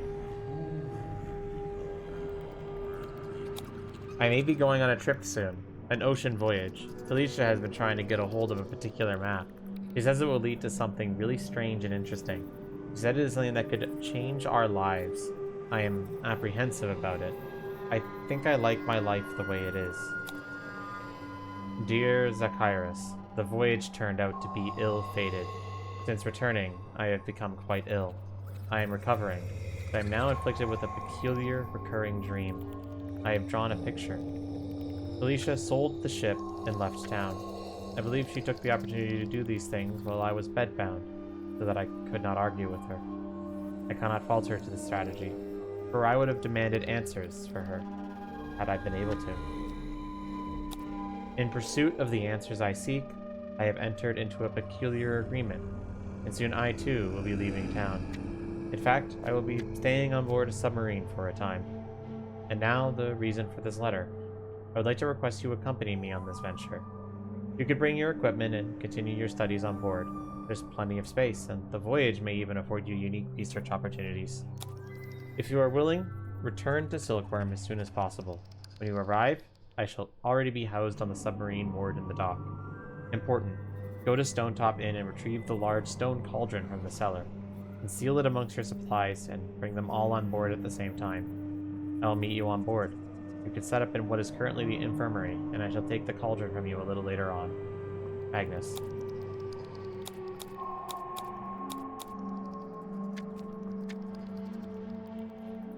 A recurring dream.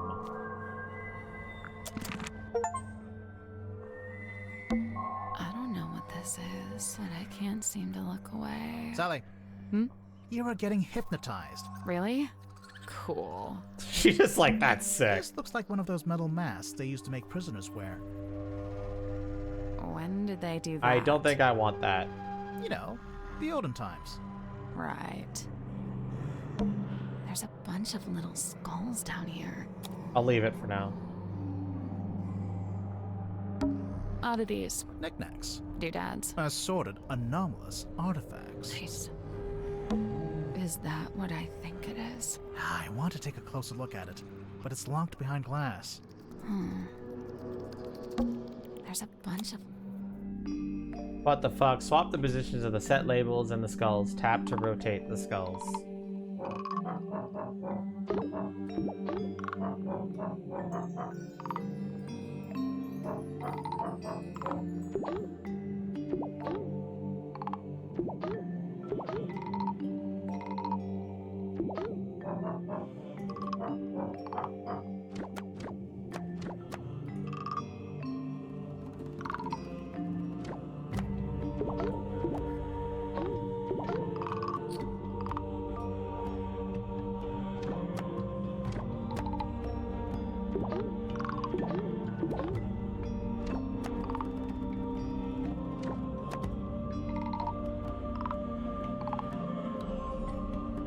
What the fuck? There's only 3 bulging.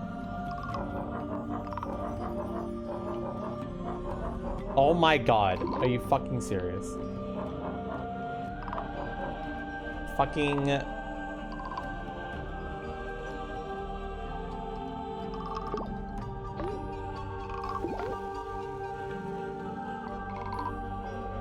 They rattle. Moon.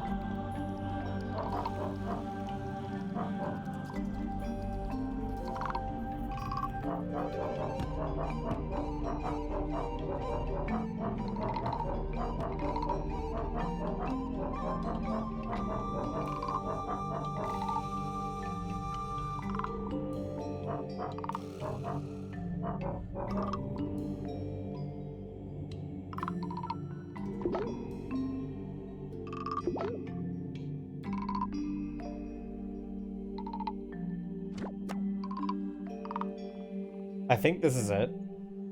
There we go. Easy.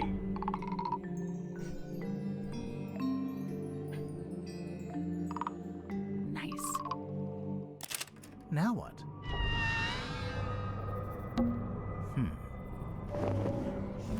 The Mermaid's Tongue. A strange leather mask known as the Mermaid's Tongue. It was found in the Cabinet of Curiosity. Alright, so we have the thing that the mysterious person on deck was wearing. It's an important clue, but I don't think it's important. Like, I don't think it tells me anything right now. You are getting hypnotized. Really? Cool.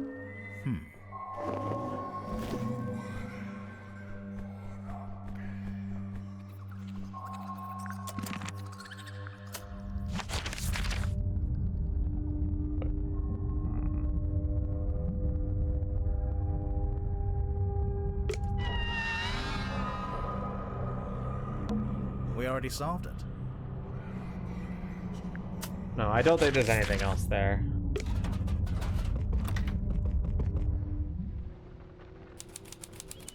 The aft deck. Yay, we finally here. Are those... They can't be. Wouldn't they get washed away? It almost looks like they're burned into the wood. They're permanent. Those are like... Those look like fingerprints. And it's also the same marking that's on Mortuga's shoulder. Something burned him that looks like a fingerprint. It's the mast. It's been snapped in half, and it's leaning to one side. A bad storm, maybe? It's the aft deck. It doesn't look anything like the foredeck. Of course not. Or. Or what? Or. It's the other or. From the rowing boat on the foredeck. What's it doing over here? Tadpole told us she threw it over here. And it got stuck in the wall. And hasn't moved since. Seems like it. That seems unlikely. Holy... Grimoire, there's a giant wooden woman tied to the back of the submarine. There is indeed. I was wondering if they kept this. I half expected to find it inside the submarine somewhere, but it's too big to fit in the storeroom, I guess. It's the figurehead. The figurehead. An old wooden figurehead from a sailing ship. It was tied to the back of the aft deck.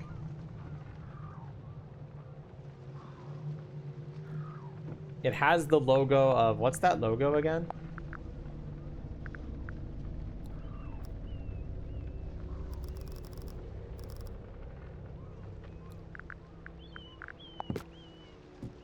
This thing. The stones. Whatever that is.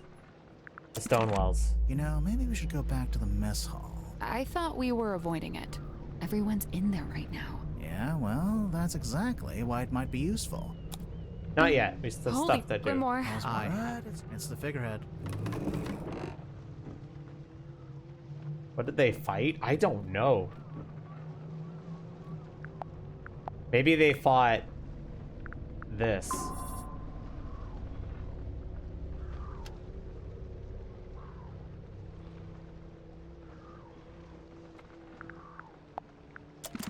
All right.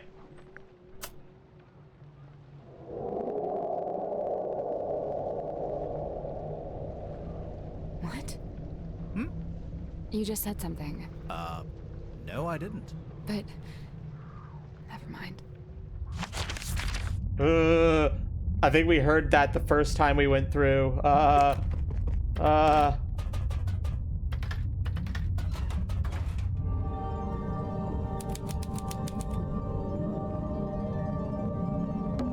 It's a real, actual treasure chest. Let's open it. Hold on. I'm just savoring the moment.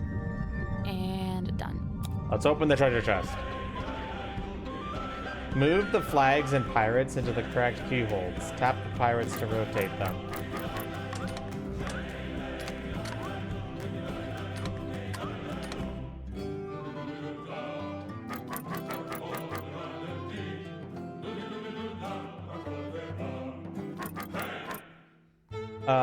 What?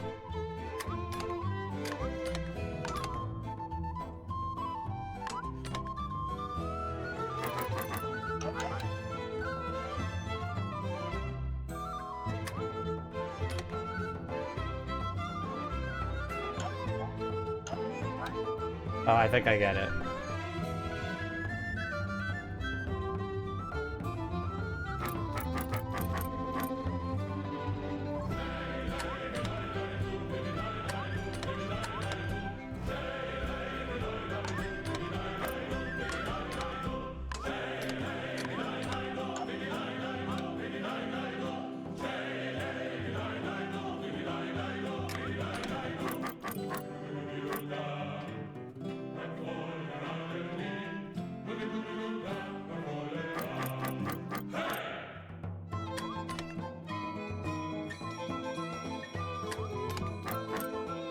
Got it.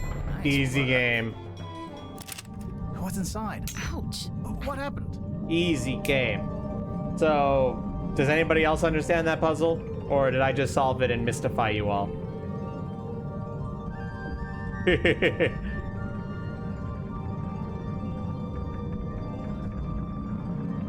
It was based on the lighthouses and what they see. So the guy with the eye patch could only see half of it, so he was the half. Yeah, you know. The guy with the telescope could only see the circle part of it, yeah. I cut my finger. There's something sharp in there. Ocean treasure. A pile of assorted ocean-themed treasure. It was located in a chest in the dome tank.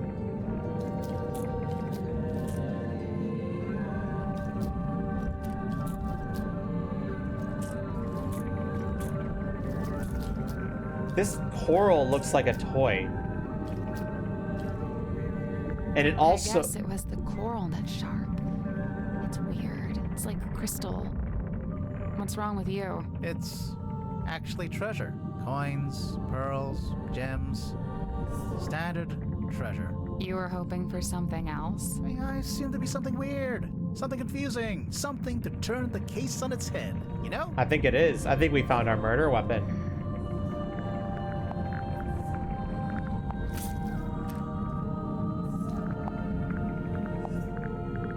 Not to mention that coral there.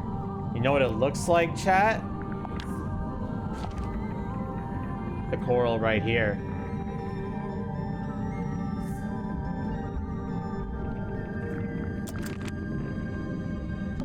And don't touch that door.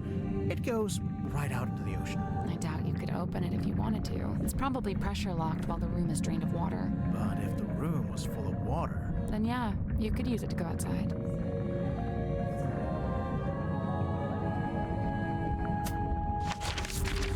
Anyway, I think we found our murder weapon.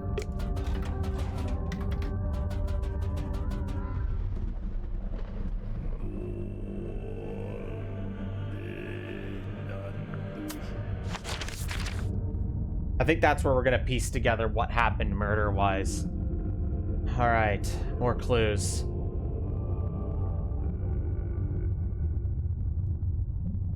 Where else could we go?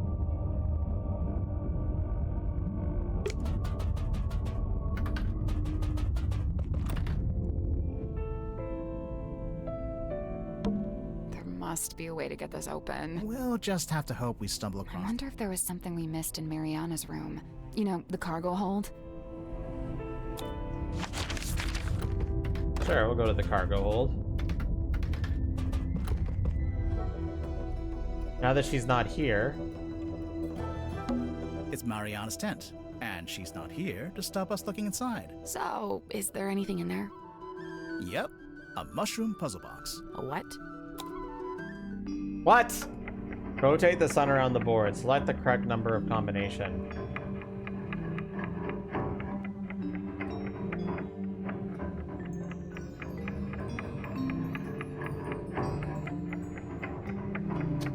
Fuck me. Alright. Okay. 1, 2, 3, 4, 5. 5 that never glow.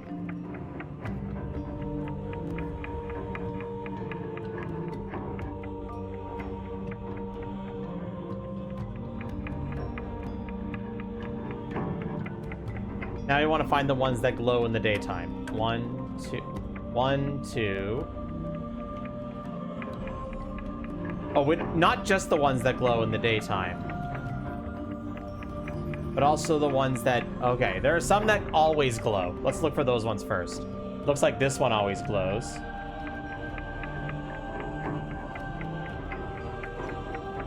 I think there's 2 that always glow.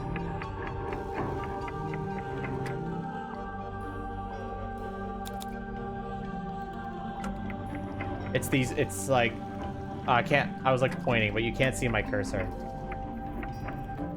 Yeah, okay, now let's find the ones that glow during the day. 1, and we have to exclude those 2 that always glow. 2,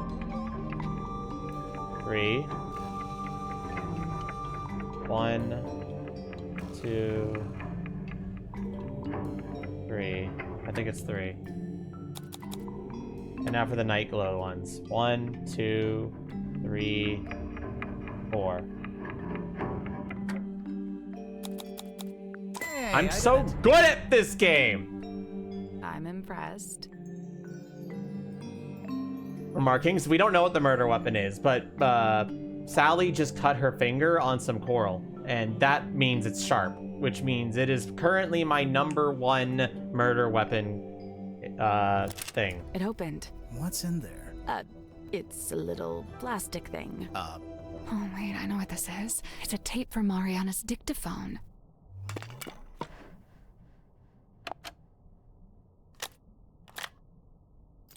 Oh shit. Come on, give it up. Just let me take it. More tapes. Let's listen, shall we? Hello, who's this? My name is Magnus Mortuga. Oh, yeah?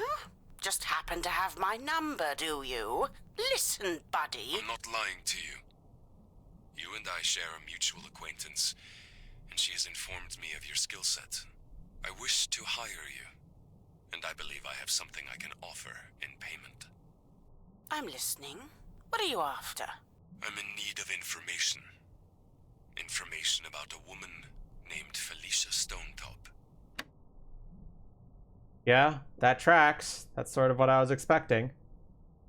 Excuse me.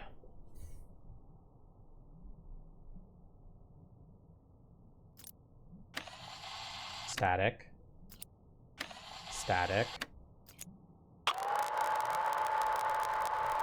I really don't know why you're here. This doesn't concern you. Even if it does, it is wholly unrelated to our unfortunate voyage.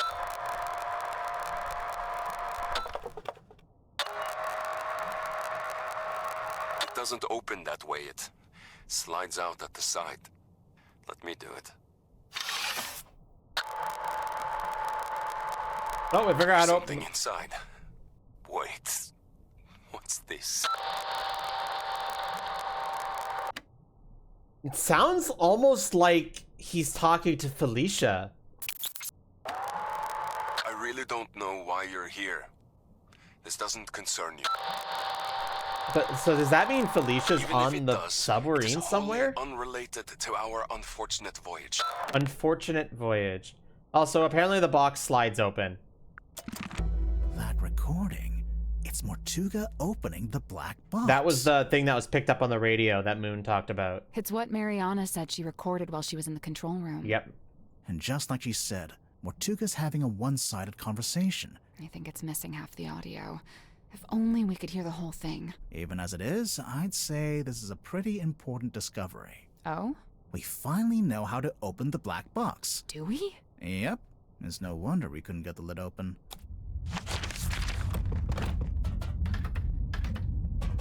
Time to open the black box. Maybe there is a way to open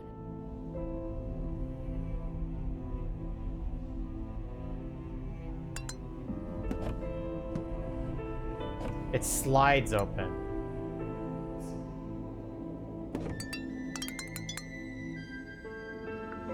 It slides out at the side. Let me do it. Oh, that was actually the box that was actually really easy to open.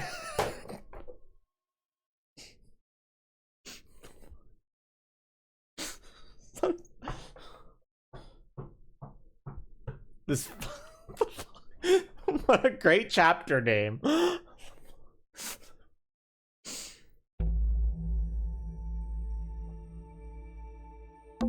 It's a scroll. Ripped scroll. A ripped scroll found in the black box.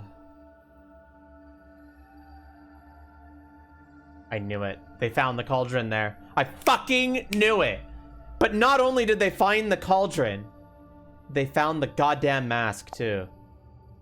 I know you wanted the coordinates, but I don't know them, so this is all you get. If you don't know how to make use of it, that's your problem, not mine. We put it all back where we found it, with the exception of the key, which, as you are well aware, has been safely around my neck ever since. Remember, it destroyed my father within a few short years. He was a man of sturdy constitution, too. Or he had been, before we found it. Before she spoke to us. A wise man would simply put the entire thing out of his mind. S. Yeah, I know. Should we put it back together? All in good time. Why don't we put it back together? Why can't we put it together right now, man? Where did we see the initials S before, chat? We've seen them somewhere, right? I'm trying to remember. I'm saying that because I'm genuinely trying to remember.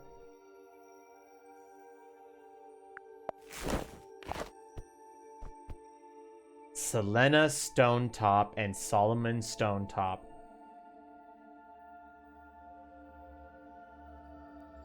No wonder Felicia was so interested in this.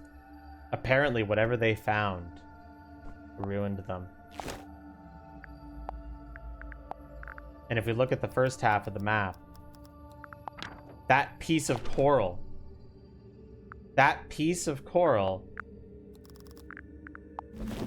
goes on top here.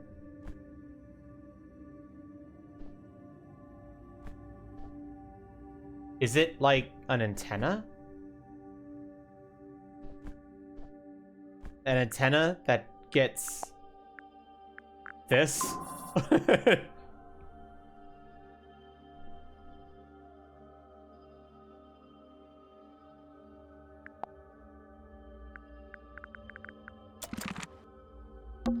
It's an envelope. Mourning envelope. A black-edged mourning envelope found in the black box. It's been ripped open at its side and is currently empty. Governor Faustus Fellow and Selena Stonetop. Governor's Manor. Fellow Estate. Ponder Hill. Bookworm on Sea. And it has the D initial, meaning it was from the Dusk family.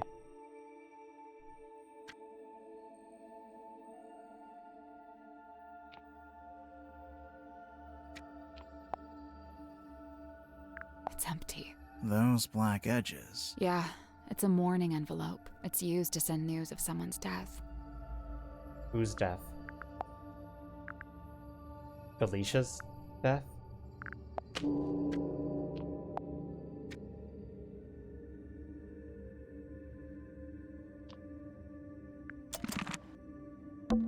It's a film reel.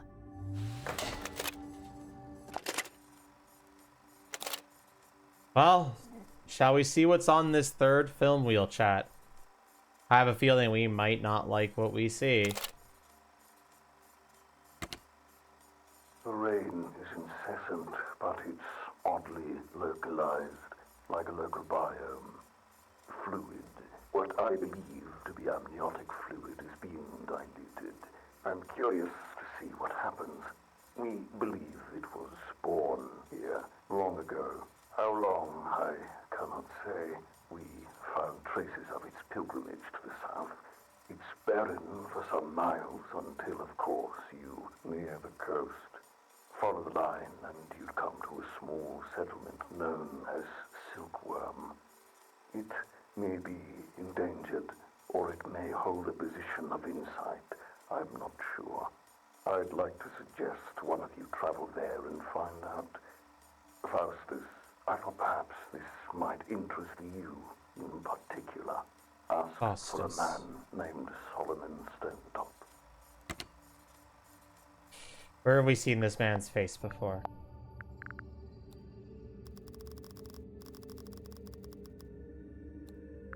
Here. And if my understanding is correct, that person is...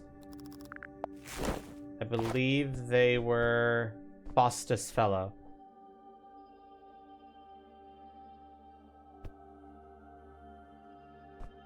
The so-called owner.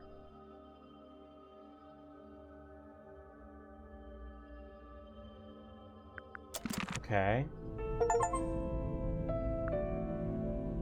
I just got an achievement that said gather the clues, but for real this time.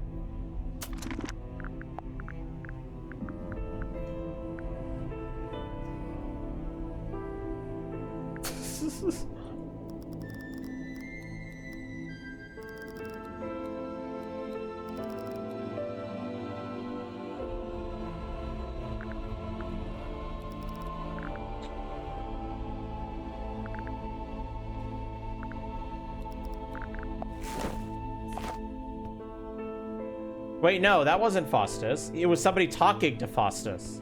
One sec, I need to watch that again. Because he mentioned Faustus. One sec, where's the fucking film projector?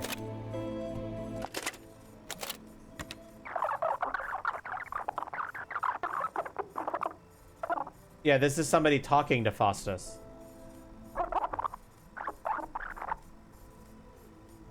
And what are they talking about with it? There's an R on the chest? Yeah. I don't know who this is.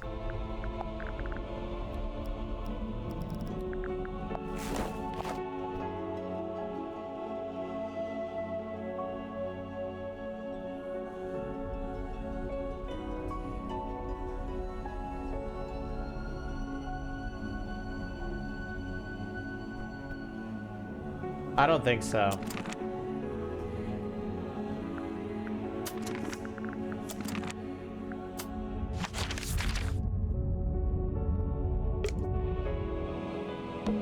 I guess now we can get outside.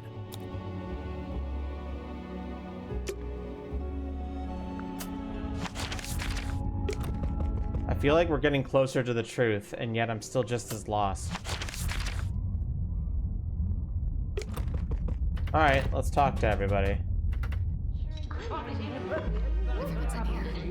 I don't think they've spotted us. Let's stay back here. Maybe we can listen in on what they're each talking about. Eavesdropping? I never used that word, but yeah. Tadpole wouldn't let me swim in her pool.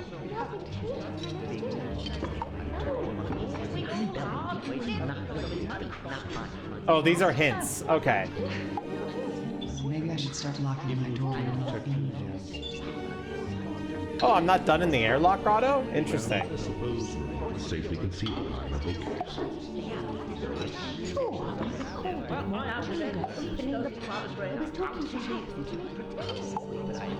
How it's still in the pocket of Mom's jacket.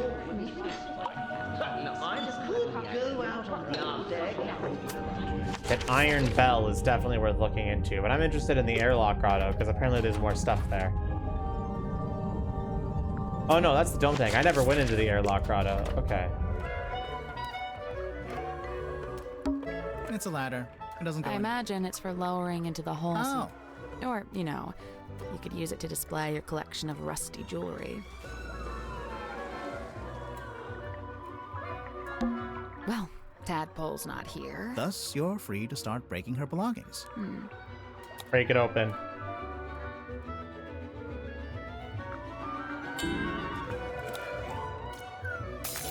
Why was I allowed to choose what evidence to put there? Now we can finally take a proper look at this.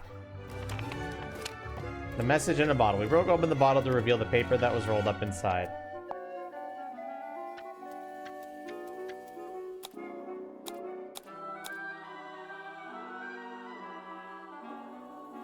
Ooh, shit!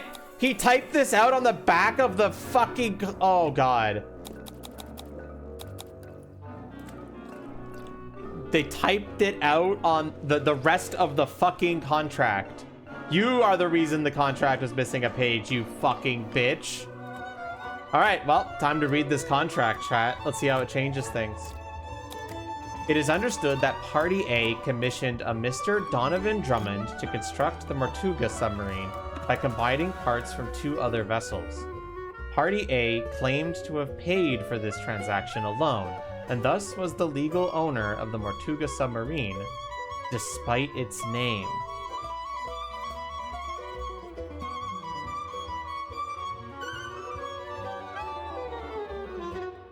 However, one Cynthia Seaform has now provided evidence on how exactly Mr. Drummond was paid.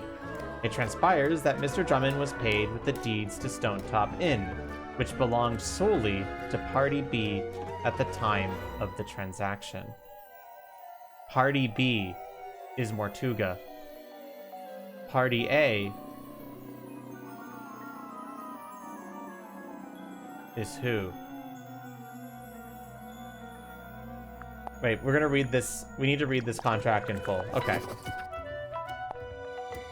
This contract represents an agreement between the 2 individuals in contention over the ownership and command of the Mortuga submarine. For their own safety and privacy, these two people shall be only referred to as Party A and Party B. Previously, Party A had been considered the legal owner of the Mortuga submarine and thus its rightful commander. However, a recent development has exposed that Party B is in fact the legal owner of this vessel.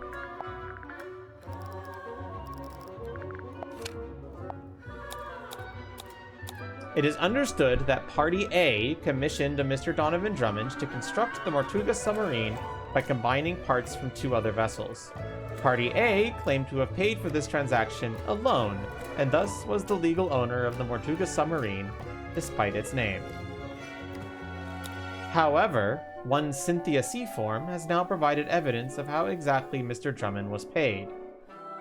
It transpires that Mr. Drummond was paid with the deeds to Stonetop Inn, which belonged solely to Party B at the time of the transaction.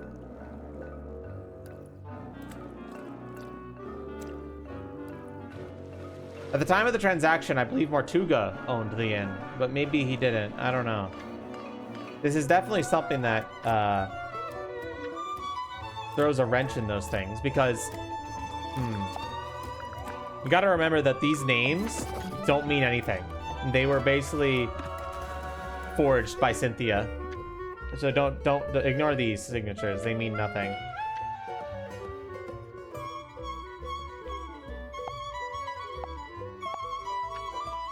So what I'm saying is that this proves that Party B is Mortuga. A can't be Cynthia either, is the thing. And you know why A can't be Cynthia? Because they're being coy about saying Party A and Party B, but then outright name Cynthia Seafoam right here. Cynthia Seafoam is not in contention. You know what I think?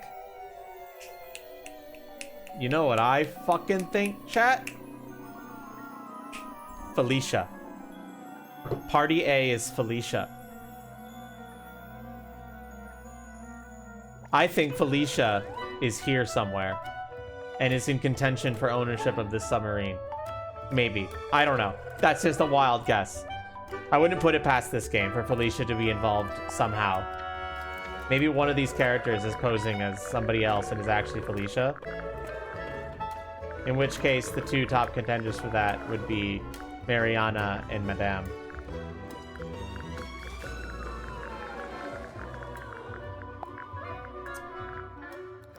But what I'm curious about is that means somebody other than Mortuga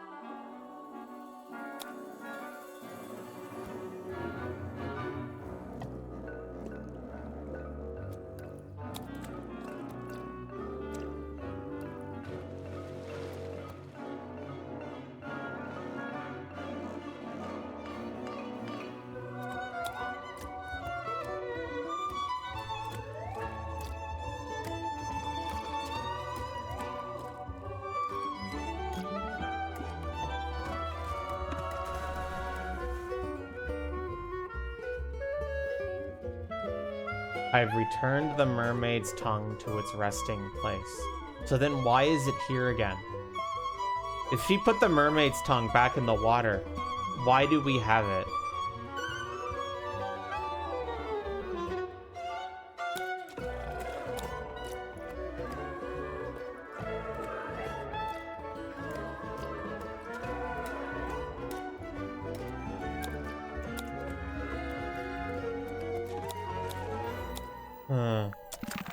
Well, that looked familiar. It's a secret third page of the command contract. Secret second page, technically.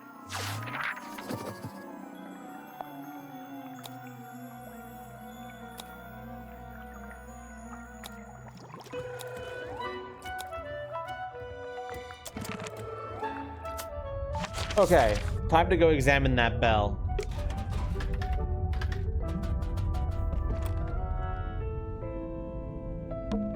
Maybe it's time we took another look at this iron bell. So, we've been calling it a bell this whole time. It's not a bell It's at not all. a bell at all. It's a mechanism that connects to another clue. We already know what it connects to. The stone cauldron.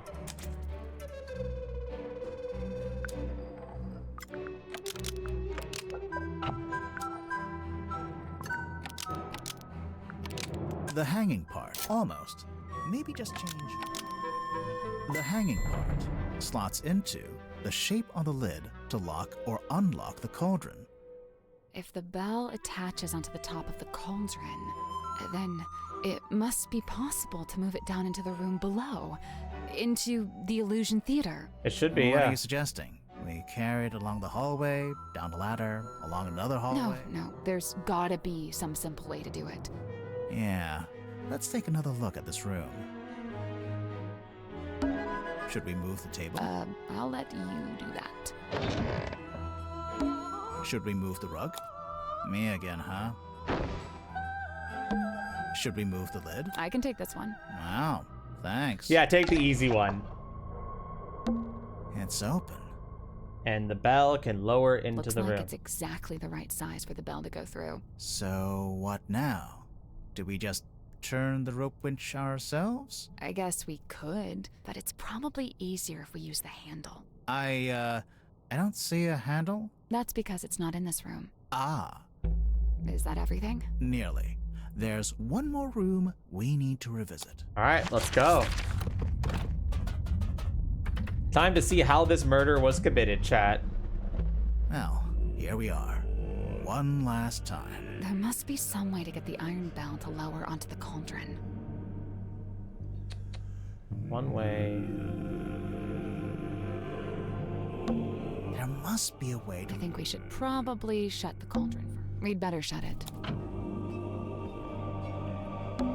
There must be a way to lower the... There must be a way to lower... There must be a way to lower... Nah, that's where the doll thingy was. Let's leave it shut for now.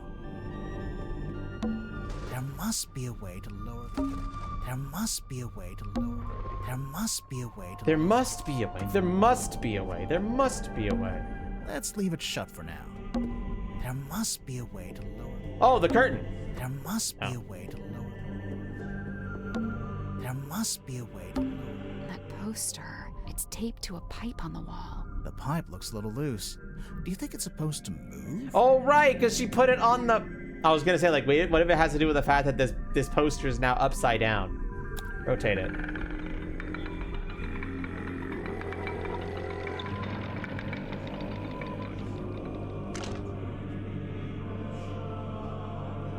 Certainly looks like an egg instead of a cauldron now. What do you know? It fits perfectly. So when the iron bell is placed over the cauldron, it can be used to lock or unlock the lid. It could, if we can work out how to activate it.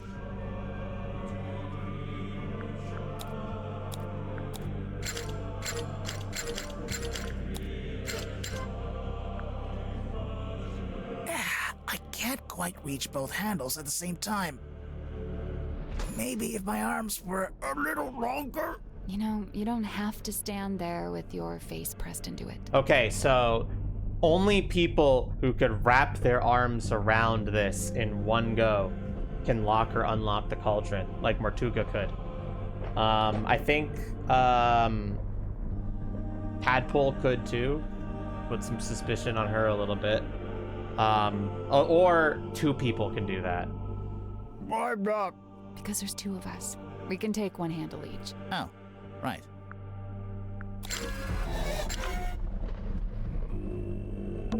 So that's how you... The top part spun around. That mechanism, it was really fast. But there's something in particular That little metal part isn't supposed to be there, huh? I wonder... Iron bell.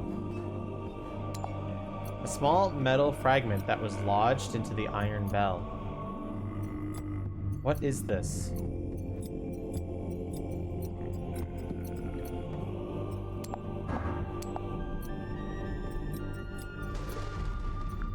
And is there anything that we have that's broken that it could fit into? I don't think so.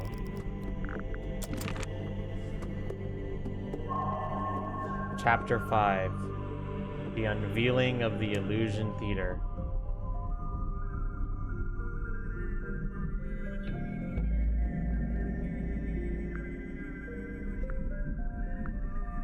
Murderer. Let's put this together, shall we? Go ahead. So, Mortuga opened the cauldron in order to take something out of it. And that's when he was killed. Okay, but how was he killed? How was Magnus Mortuga killed? I don't think it was the thing inside the cauldron anymore.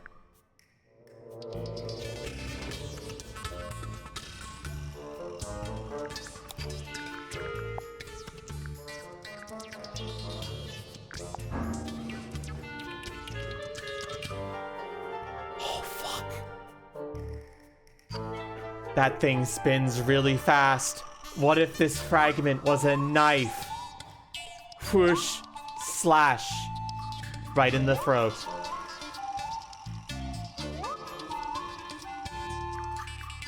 Okay, but how was he killed? The Iron Bell. We know that the cauldron lid is unlocked by that screwdriver kind of thing on the iron bell. And so, if Mortuga wanted to unlock the cauldron, he'd first have to lower the bell into this room, like we just did. You know, we've actually got evidence for this. First-hand evidence, no less.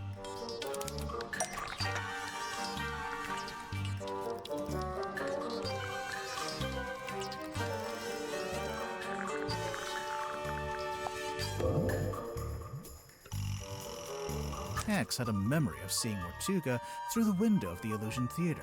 Oh yeah, look at that. The dark shape that lowers down in front of Mortuga. That's the Iron Bell. Must be. But then to actually unlock the cauldron, you have to turn the handles on both sides of the bell. Yeah, well, we just did that too. It was easy. I mean, sure, if you've got two people taking one handle each. Mortuga's a but big how boy. did Mortuga do it?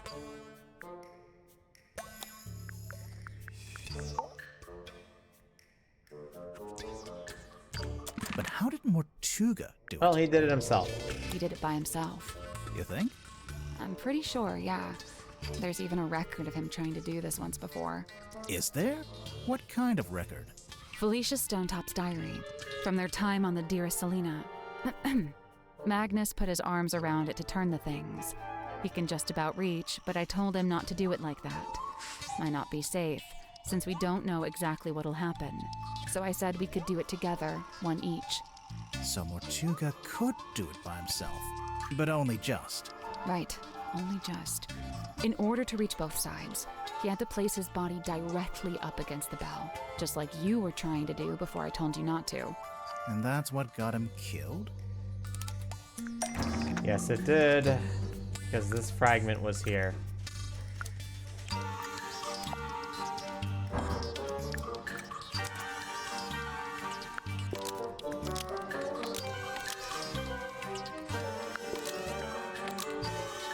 The metal thing was wedged into the iron bell to kill Mortuga when it rotated around. That's fucked. Mortuga was cut straight across the neck when the upper section of the bell swung around. We saw how fast it goes, and it's really heavy. It must have a whole load of force behind it. The little metal thing, it's not actually part of the iron bell. Someone must have put it there. Right, the culprit, presumably, knowing it would kill Mortuga if and when he tried to unlock the cauldron. That means nobody has an alibi. This could have been set up at any time. Only it's, kind of small. Even if you did press up against the bell, I'm not sure it's long enough or sharp enough to cut you. Maybe that's because it's broken. It was longer, but it's been broken in half. The part sticking out of the bell isn't the complete murder weapon. It's a fragment left behind when it was broken, presumably when the culprit took it back out. A fragment of what? A knife?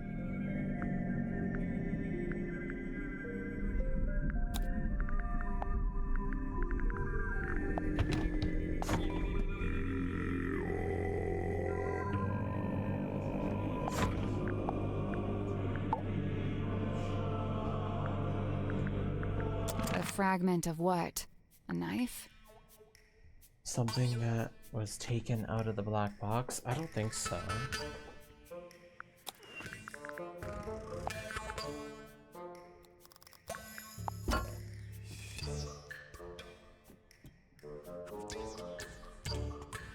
It was the compass needle. Or a compass needle. Godric. Well, that doesn't immediately implicate Godric. A fragment of what? A knife? Something that belonged to Mortuga. Is what the part sticking out of the belt. It's a fragment left behind when A fragment of what? A knife? something that belonged to the culprit. Yeah, the part sticking. Oh, apparently it is something that was fragment taken out of the what? break box. Okay. Something taken out of the black box.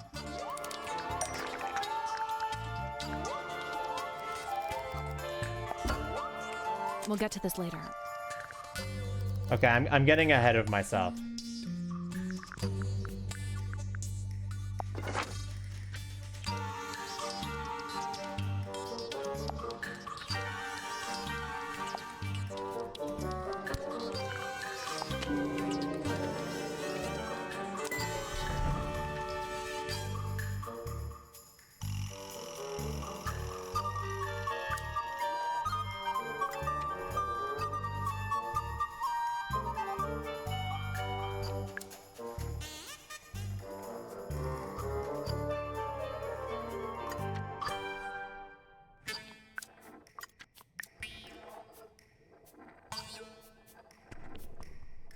It wasn't. Oh my god. Okay, no.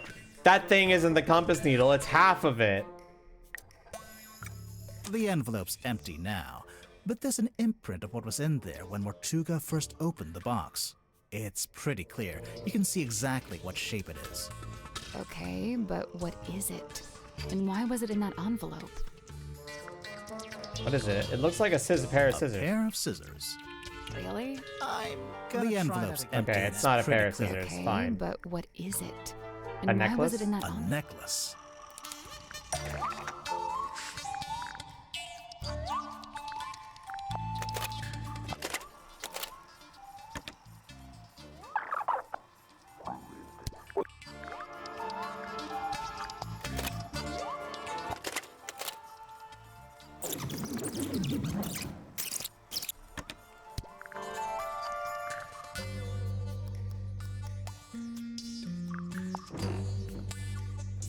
We'll get to that in a minute. But it's literally on there, bitch. Look at it.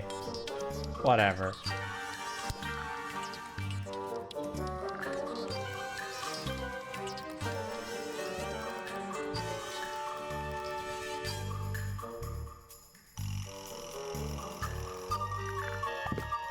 Yeah, that's better. That's better evidence. That's better evidence. It once belonged to Felicia Stonetop. She's wearing it in the painting. I'm pretty sure she is, anyway. I don't know. It doesn't show the necklace very clearly. It's half hidden in her dress.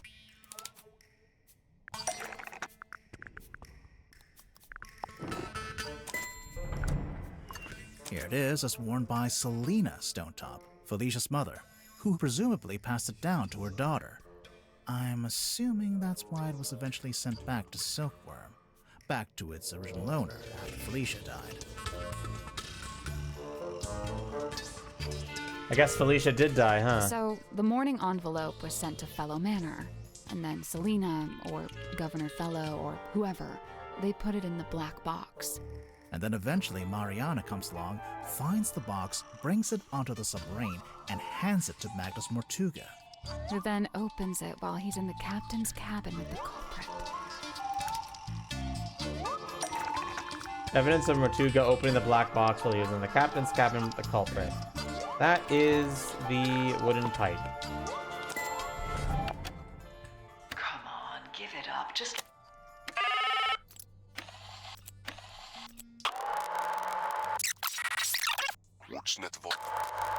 I really don't know why you're here. This doesn't concern you. Even if it does, it is wholly unrelated to our unfortunate voyage. It doesn't open that way. It slides out at the side. Let me do it. There's something inside. Wait. What's this? It's the necklace. What happened next?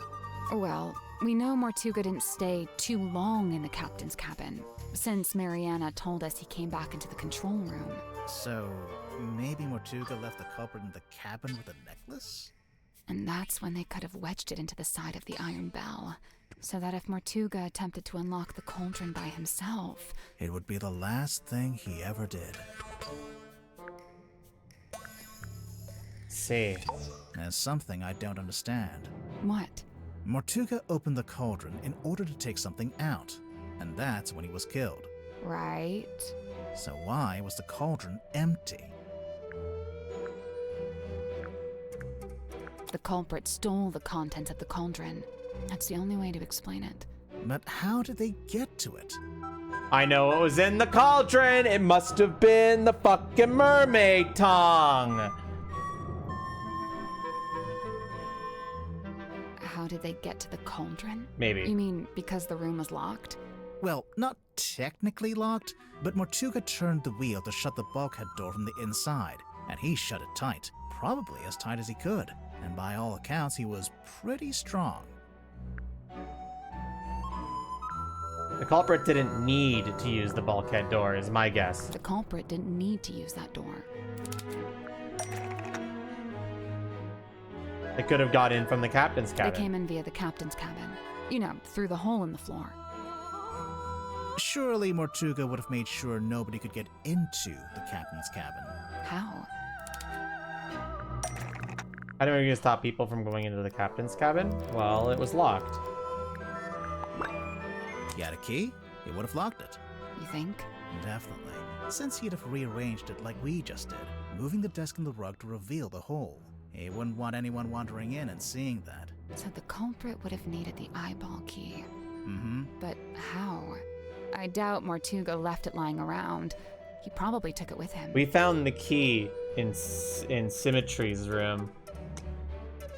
Maybe Symmetry stole it? No, that doesn't add up. Yeah, I'm pretty sure Mortuga did take the key to the Illusion Theater. But then he died in a locked room. So how did someone else get hold of it? How did someone else get a hold of it?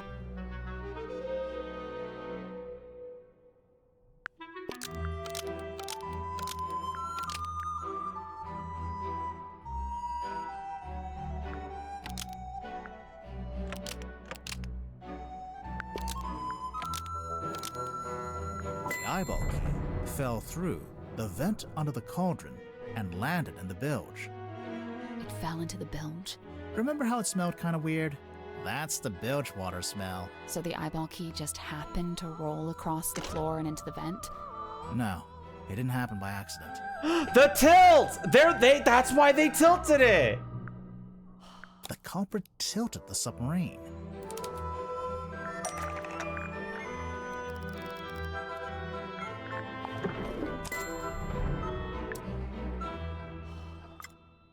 Making the submarine surface tilts the front end up and the back end down. They moved the whole submarine just for that? Yep. Did we, have any evidence for that? Aside from most of the suspects mentioning it in their statements. Oh yeah. Anything else? Evidence that the submarine was surfaced shortly after the murder.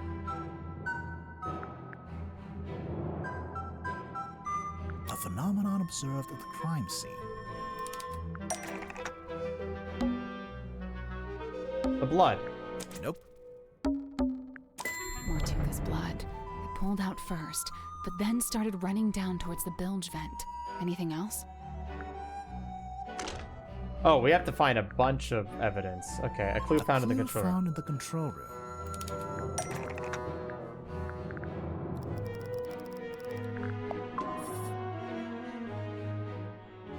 That's not right. Yeah, no, that's not it.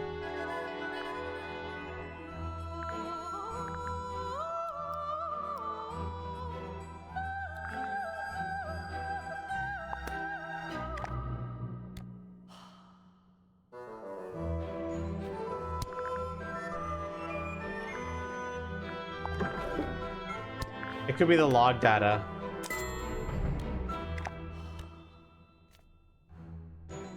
this is the right clue, but let's be specific. A log card from the day of the murder. It shows the depth of the submarine. It starts at 0. That's when it surfaced. Presumably that's when Mariana came on board. It steadily goes down, but then later it suddenly goes back up again. Anything else? A clue found at the crime scene.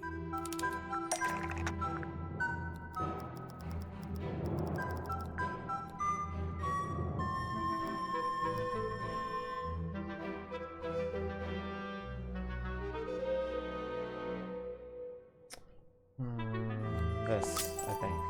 The moon vial. How is that evidence of the submarine tilting? It makes sense if you know where it came from. Oh yeah, we found a part of it that got left behind. It fell through the hole.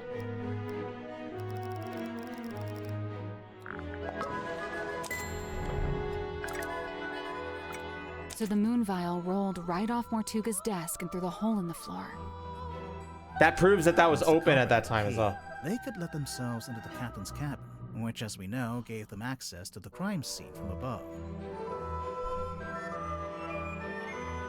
I'm trying to think about who we ran into, like, during all the the testimonial accounts. Zephyr, I think. But no, I don't know. They climbed down the rope, through the hole, and into this room, where they were free to take the content of the cauldron for themselves. Although, to get out, they'd need to climb back up the bell rope, meaning they'd have to leave the Illusion Theater with the iron bell still lowered onto the cauldron. Right, well, I figured they just turned the rope winch manually. I'm sure you could, even if it's not how you're supposed to do it. And after that, all they had to do was cover the hole back up with the rug in the desk. And lock the captain's cabin on their way out. Interesting murder, dude. It's about time we went to speak with everyone else. Mess hall? Let's go. Alright, who done it though? Where did everyone go? Wait, do you hear that? I can hear them arguing. I think they're above us. In the parlor? What's going on?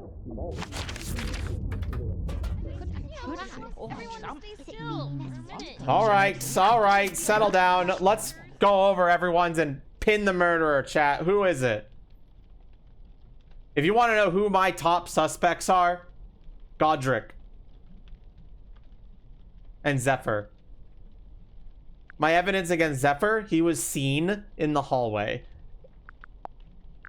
And that immediately, my evidence against Godric is the fact that he had half of the murder weapon in here when he was repairing it.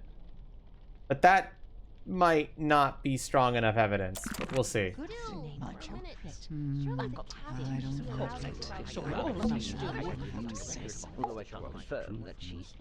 Look, I know this isn't ideal, but this is just how it needs to be until we can... Cynthia, you have visitors? Hi. Hey. We're back. What's going on? Cynthia's decided to lock us in. I've just locked the foredeck access, just for the time being. How come? She may have gone mad. We're still assessing. She's worried the culprit will attempt to escape as soon as they're named. Oh, we're naming the culprit? Lovely. Been looking forward to this. We're still doing that? I thought Cynthia fired the detective dudes. She didn't fire us. On the contrary, we've been pretty busy. Oh? Doing what? What else? Solving the mystery. Alright. Chapter 6. The Murder of Magnus Mortuga.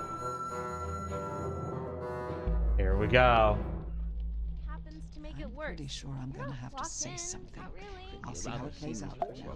You know, you really do have the perfect setting for this. In terms of literary tradition, I mean. The parlor? It's textbook. Oh man, I thought you guys were like gone. It's only been an hour. I'm not sure Dirk's developed object permanence yet. Hey, I don't know what that means, but I'm gonna assume you're being rude. You say you've solved the mystery? Yep, all wrapped up with a bow. Impressive. What now? Dramatically point at the culprit? Haha, it's you, etc. That's not normally our standard protocol, no?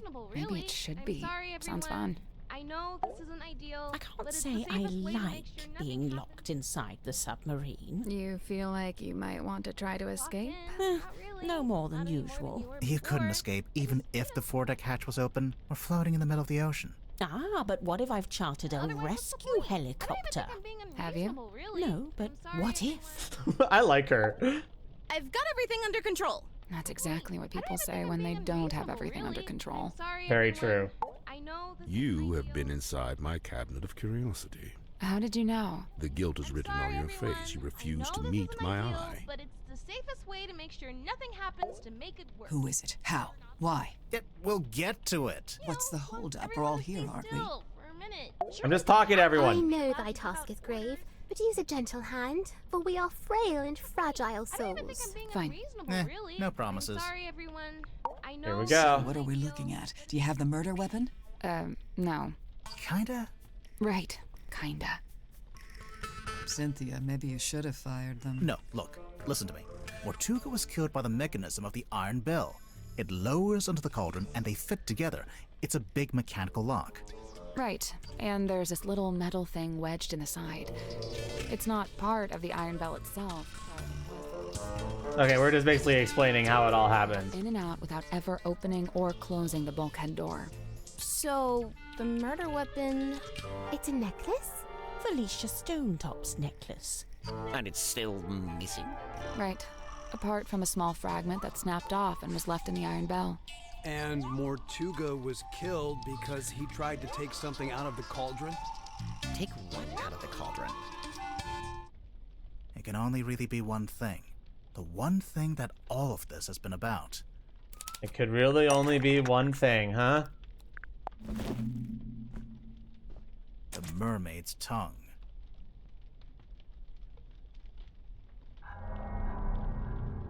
The fucking mermaid mask.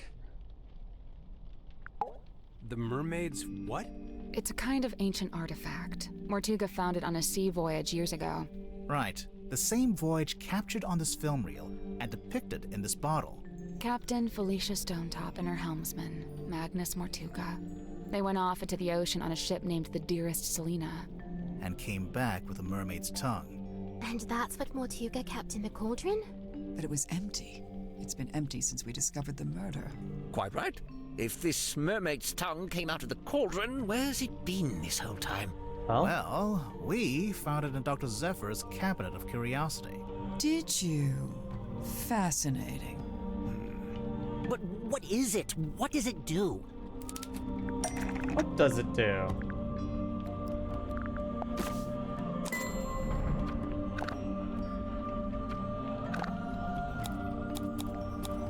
The mermaid's tongue, said to facilitate communication with she who lies beyond the veil. Requires a special key to operate. And we know what that key A is. key? What kind of key? Wait, facilitate communication? What does that actually mean? It's a translator. When worn over one's head, the mermaid's tongue allows you to commune with the mermaid. Thus the name tongue, referring not to an appendage, but to the language spoken by the mermaid. I see. How nice. Anyone gonna tell me who the mermaid is, or...?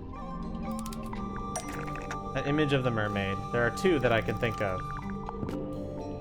So there's a painting, painted by Selena Stonetop, we think. And a photograph taken with the submarine's underwater imaging system. And, why would you need a translator to talk to her? She's not local, or what? She speaks a language none of us could understand. It is said that attempting to commune with her without harnessing the mermaid's tongue would drive one mad. But how does it work? Nobody knows. Nice. Convenient. It is a powerful and priceless artifact. Oh, it's powerful, all right. Look what it's doing to all of you. I don't know, guys. I'm not sure if I'm buying into this thing. Neither am I. Kinda just looks like some grody old leather mask. This looks like an old leather mask. That's because it's not complete. Because it's not complete. How do you know? So this image here, it's a photograph of a drawing. A cropped photograph, too. The good news is, we've got the real thing. 2 parts that make up a complete image of the mermaid's tongue.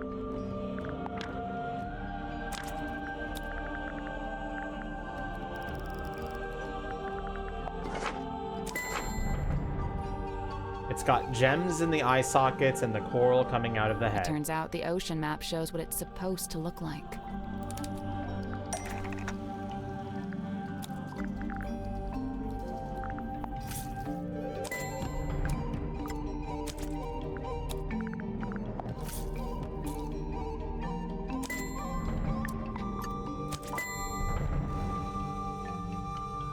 Bada boom, bada bing, bada boom.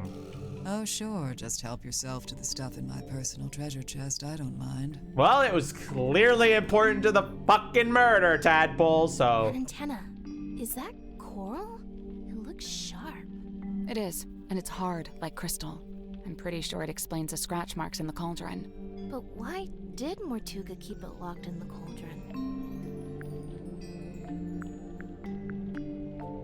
He wanted to keep it hidden. Because he wanted to keep it hidden from everyone. The mermaid's tongue being on board was a secret Mortuga was keeping. The cauldron was covered by the sailcloth and locked in the storeroom, and Mortuga wanted to keep it that way. It's true. When he saw my poster, he told me we had to keep the cauldron covered up. Why the cauldron, though? Wouldn't it have been less conspicuous if he just kept it in a wooden crate or something? Keeping the mermaid's tongue in the cauldron wasn't something Mortuga came up with himself. Even before he ever found it, it's just where it's always been kept.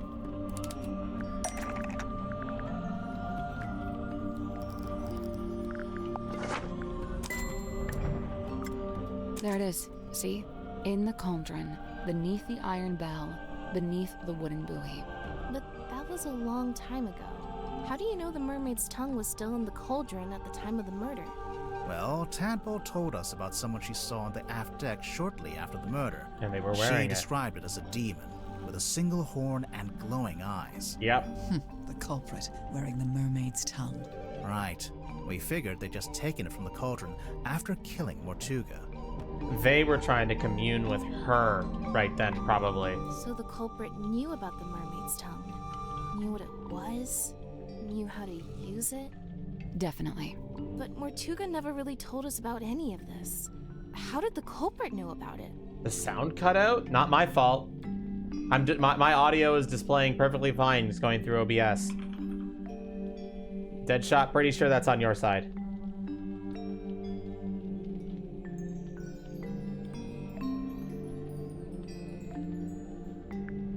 How did the culprit know about the mermaid's tongue?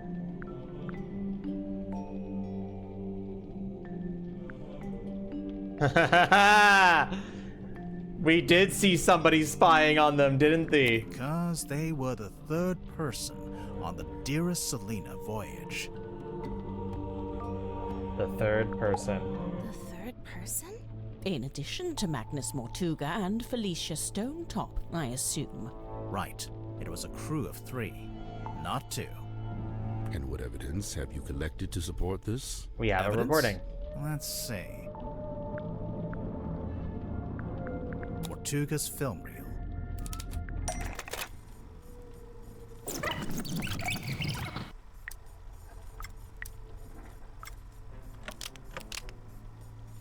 Oh yeah, look at that. Spooky. Let's see. The audio recording of Mortuga opening the black box. What recording is this? I really don't know why you're here. This doesn't concern you. Even if it does, it is wholly unrelated to our unfortunate voyage. Okay, I thought that he was talking to Felicia. For some reason, I didn't even consider that he was talking to the third person on that.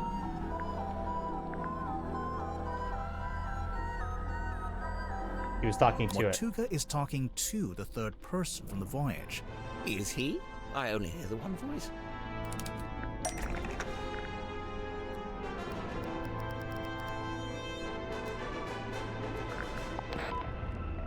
Before it reached Mariana's pipe, the audio was transmitted from the cabin to the control room by these radios. Only they're faulty, or one of them is, at least. It turns itself on and off every few seconds. The cadence happened to line up with the conversation, so you only get Mortuga's half.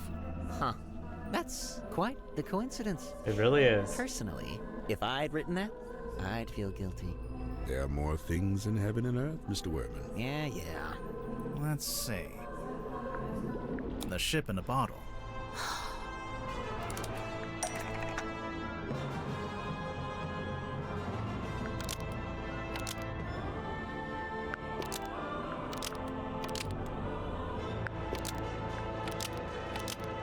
The ship in a bottle rattles when you shake it because a model of someone else is hidden inside the ship. I Shit. knew there was something in there. Someone in there. Well, there we are. Quite a bit of evidence as it stands. All right, but does any of that tell you who it actually is? Potentially, yeah.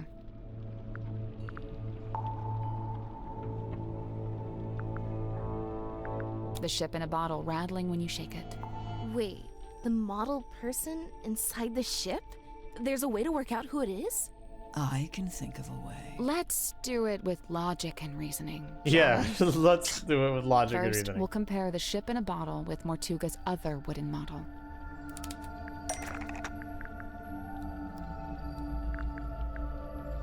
It's whoever's missing.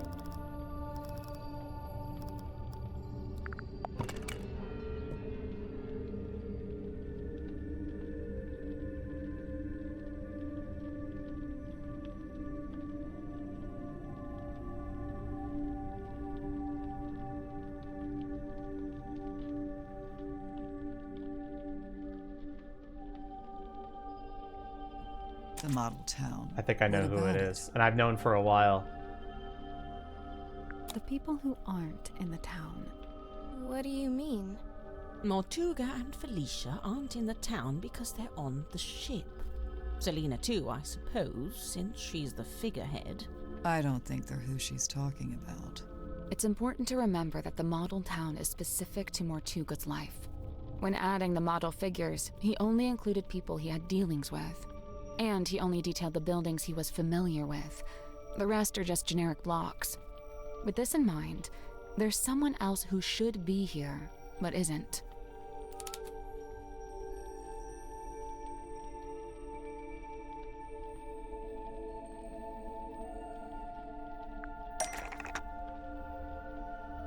I have a great idea who it is, chat.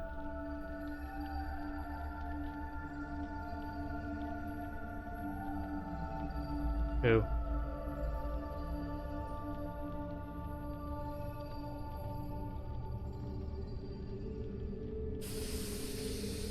Ooh, shit. Who could it be?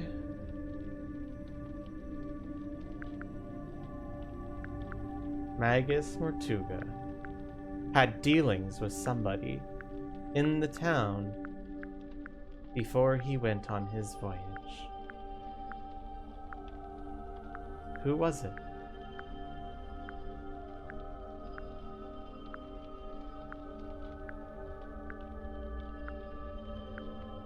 Magus Mortua needed a map interpreted in order to go on his trip.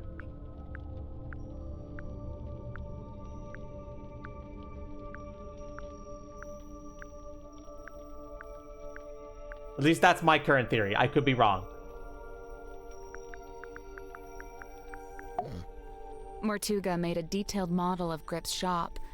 It's not a generic cube like everything else, which means there should be a model of Grip himself. But it's not there.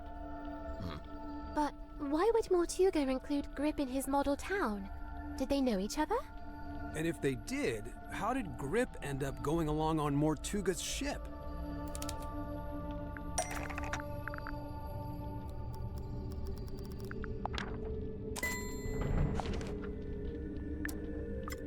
There's a sticker on the back of the map.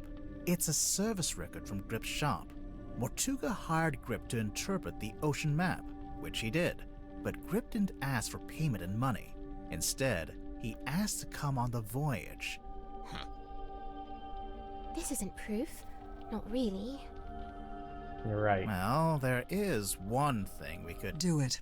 If you don't, I will.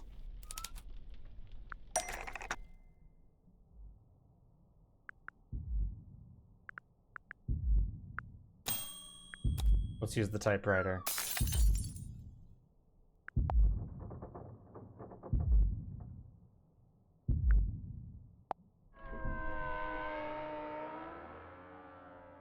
And there he is.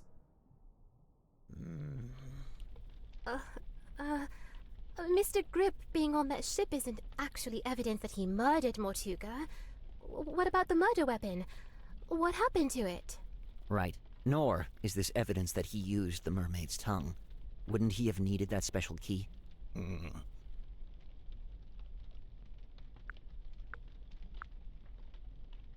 Grip still has both the murder weapon and the key.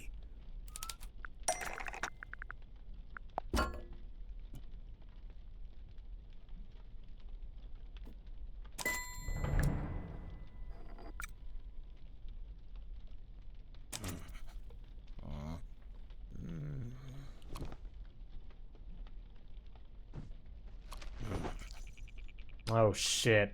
I guess this is it.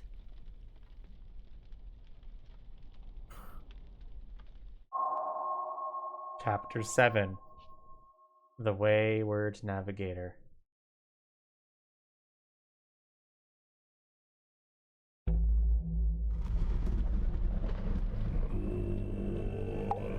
You get 10 minutes, then it's my turn.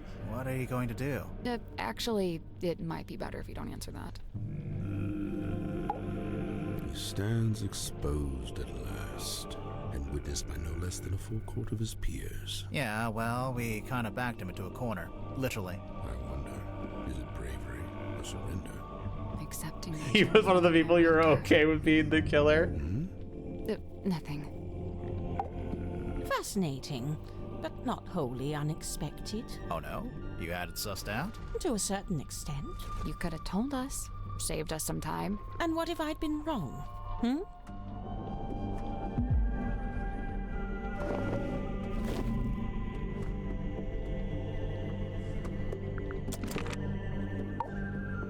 What do we do?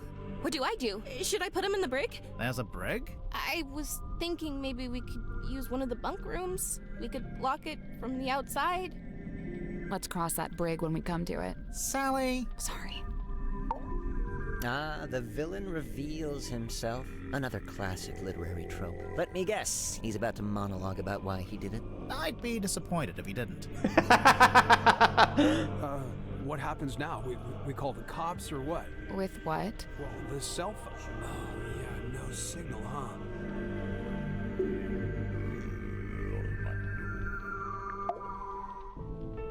Plot the unplottable, chart the unchartable, measure the unmeasurable. A hollow promise, such feats belong not to mortal hands.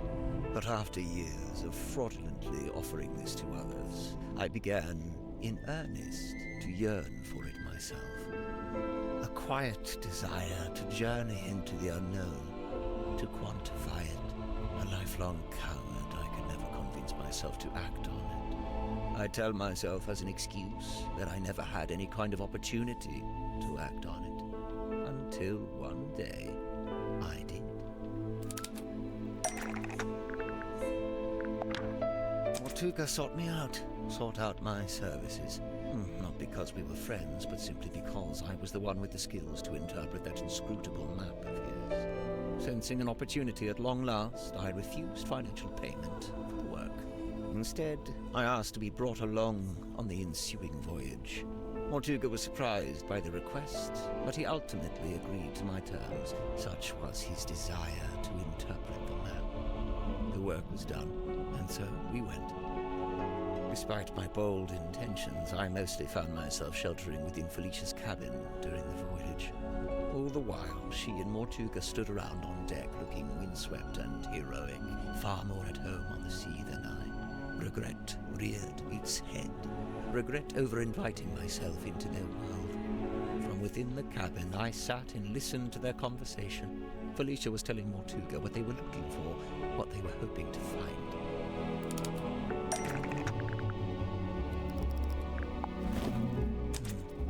Did Felicia know what it was before she found it? Somehow she did. Her description to Mortuga was thus: a mask worn over the head. It facilitates communication with an ancient being of eternal mystery. That's really how she worded it? With the right contraption in your pocket, even the great unknown may be quantified and calculated. And here it was. Not a map, not a compass, but a communication device. A translator. Besides knowing what it was, Felicia also knew how to find it. How its location in the ocean would be marked with a wooden buoy that glows with green light. Yeah, how would she know that? Night fell. But before long, we were indeed signaled by this very light, and the buoy was sighted. Mortuga hauled it up, pulled it all up, right onto the deck. It was heavy, but he was strong. What heavy thing did Mortuga haul up onto the deck? The bell and the cauldron locked together to form that single shape. Mortuga went to unlock it by himself, but Felicia cautioned him against it. She warned that it could be dangerous to stand so close, as the mechanism would be surely powerful. And so they unlocked it together, taking a handle each. Felicia took the mermaid's tongue from within the cauldron. Did it have the coral and the gemstone eyes? Yes, they were attached. And what about the necklace? Felicia had it around her neck. She'd come prepared, clearly. The key. Did she use it? Yes, I watched her do it. She used the necklace key to wind up the mermaid's tongue and placed it over her head. Felicia spoke through the mask. Her voice was changed. The mermaid was summoned. Entranced, I rushed out onto the deck and leaned over the side. Mortuga clambered up to the wheel in an attempt to steer us away from harm. The mermaid reached out and grabbed the wheel. And Mortuga's right shoulder? Yes, of course. His fingerprint mark. Mortuga held fast, but a portion of the wheel broke off and fell into the ocean. With her other hand, the mermaid grabbed the mast, almost snapping it in two. The ship buckled and I was thrown off the side into the ocean. I was underwater, but I was held in place by a hand, her hand. She was speaking to me, but it was a language I could not understand. I wanted so much to understand.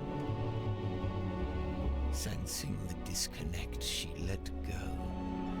A moment passed, a lifetime. I became vaguely aware that I was about to drown, but I didn't want to leave.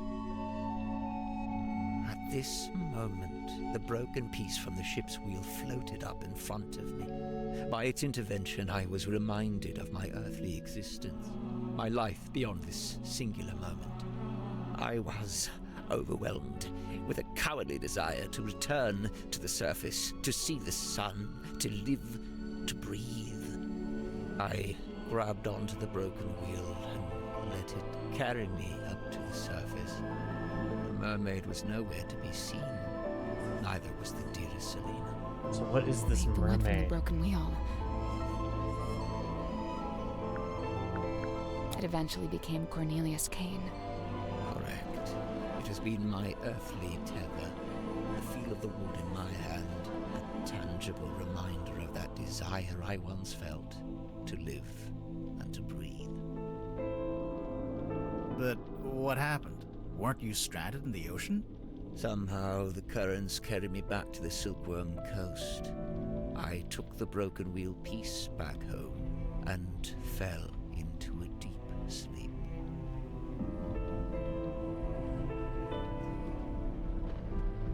Creation of the Mortuga submarine. After I awoke, I went looking for Felicia. Not Mortuga. No, Felicia. Felicia had been the one wearing the mermaid's tongue. Correct. Given what I knew of its function, I surmised she may have understood what the mermaid had said to me. I went to the Stone Top Inn, but Felicia was not there. I searched through the empty building until I came to Mortuga's room. I was encouraged to see that he had at least retained the wooden buoy and the iron bell. Mortuga was in his bed, asleep. He looked ill, weak. I woke him up. I asked him about the mermaid's tongue. What had happened to it? Where was it? At first, Mortuga said nothing. He merely looked at me. He told me that he and Felicia had locked it away in the cauldron and thrown it back into the ocean. He said they'd kept the wooden buoy so that nobody else would ever be able to find it, and they'd kept the iron bell so that even if someone was to come across the cauldron, they wouldn't be able to unlock it. I was horrified to learn this. My only chance of summoning and communicating with the mermaid lost beneath the waves. So I thought. Did you ask about the necklace key? Mortuga hadn't mentioned it, and I did not ask about it. At that time, I simply assumed it had been left in the mouth of the mermaid's tongue and thus would be in the cauldron. I demanded that we take the dearest Selena back out on a second voyage to recover the sunken cauldron. Mortuga said it was impossible. For one, the dearest Selena couldn't recover it from the bottom of the ocean if it was not attached to the buoy. And secondly, Felicia had decommissioned the ship and it was being taken apart at the shipyard. In explanation, Mortuga handed me a folded piece of parchment.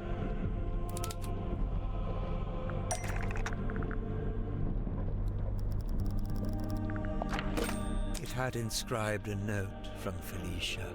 She was to be leaving town immediately. She did not say where she was going.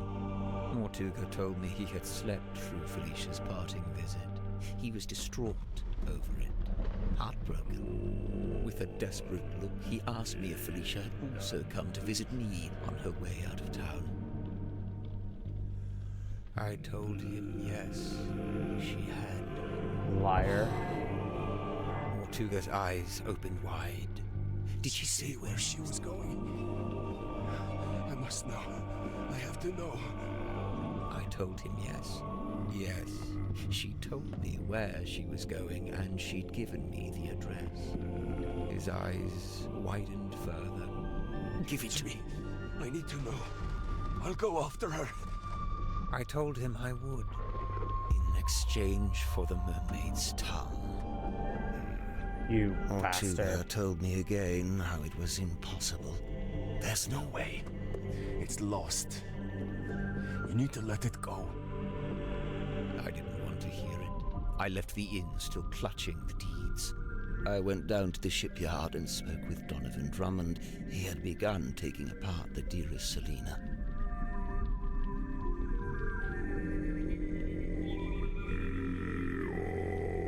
He's party A. I inquired about purchasing Drummond's unused submarine, Seafoam submarine. He told me he would be willing to part with it, but it had never been finished. In order for it to be seaworthy, it would need several new parts that would take a long time to build. However, I was determined to find a solution.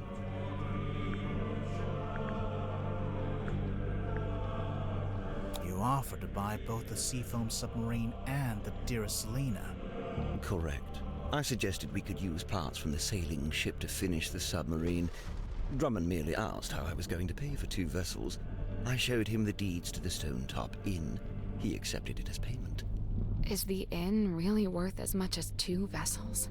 Perhaps not, but in truth I think Drummond was glad to have an excuse to part with them. Besides, I knew all too well the allure of a worthy challenge, a chance to put one's skills to their fullest. Indeed, the task of combining the 2 incomplete vessels into a single seaworthy one was highly intriguing to him, and so it was done. But if you commissioned it, why was it called the Mortuga submarine? Who painted that on the foredeck? Drummond did. He didn't want it to say Seafoam any longer. Too many painful memories. But why Mortuga and not Grip?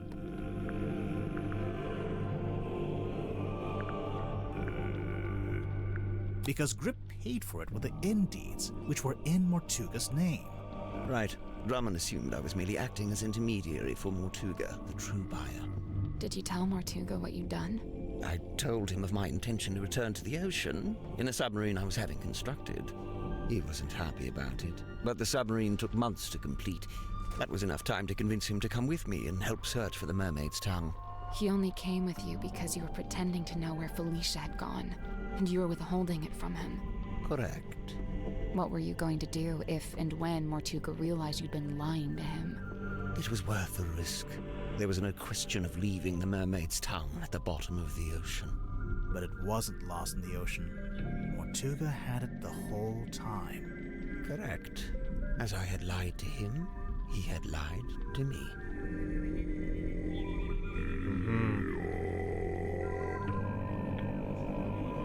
Indeed. This is getting deep, bro. There's still a lot of fucking questions, though. But it is all coming together. Mortuga smuggled the Mermaid's tongue onto the submarine before we left. He didn't want to leave it behind, but he didn't want me to know he had it. Smuggled? How?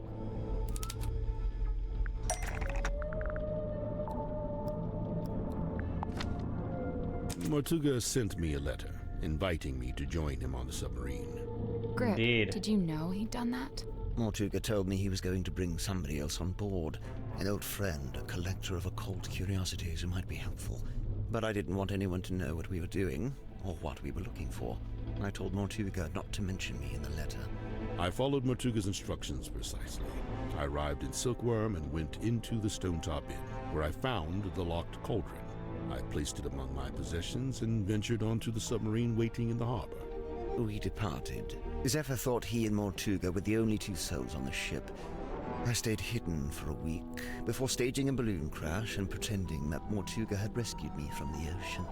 That way I was free to move around the submarine in view of Zephyr, but he could dismiss me as a hapless traveler picked up along the way. He was there the whole time. So, to begin with, it was just you three. But it didn't stay like that for long. It didn't.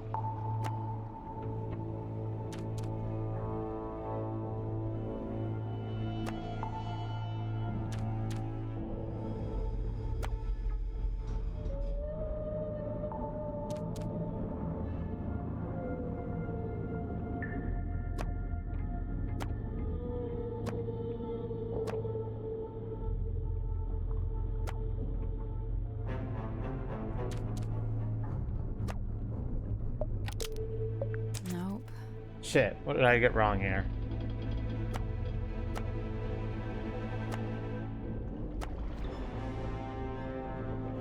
Oh, okay. It's actually telling me if it's right or not. Okay, I'm an idiot. Okay. Well, that's about the long and short of it. No. What? You can't leave it like that. You've left them with misconceptions. You should tell them what you know. All of it. What do you mean? Misconceptions? Maybe one or two, yeah. Okay, even though he did wish to leave the submarine, Mortuga could not accept Tadpole's offer to give up his captaincy, sir. Before making his living, he needed Godric Grip to reveal the location of Felicia Stonetop. He always did think he would make the best captain, and he did want to leave. But he couldn't. Not without the information he so desired. Not just that. Since it turned out he had the Mermaid's tongue on board the entire time, I don't think he wanted to leave me on the submarine with it. He didn't want me anywhere near it. He was trying to protect you. I'm aware. Sought out the submarine with him ownership it. Cynthia became the captain because of the command contract, but it has another page we discovered inside the message in the bottle. Well, it's true that Mortuga did decide to create the command contract that they showed him. It was never intended for Cynthia. So, who was it for? Me. Once Mortuga found out the inn deeds had been used to pay for the submarine, he realized for the first time that he was its legal owner. He really hadn't known that before? No, he'd always assumed I paid for it with my own money. Armed with the new information, Mortuga attempted to use it to control me. Thus, the command contract. What exactly was he hoping to achieve? To strong-arm me into telling him where Felicia had gone, and to cease my search for the Mermaid's tongue. But it didn't work. Of course not. Wasn't Mortuga supposed to be paperwork averse? I'm surprised to learn he would try to control someone with a contract. You probably learned that from Where Dirk. would he even get an idea like that? That's my bad. I ended up telling him all about contracts, what they are, how they work. I guess Mortuga thought if I could be controlled by a contract, maybe someone else could be too. Okay. Wyman was lured onto the submarine by a handwritten letter, but it wasn't actually from who it claimed to be from, which was...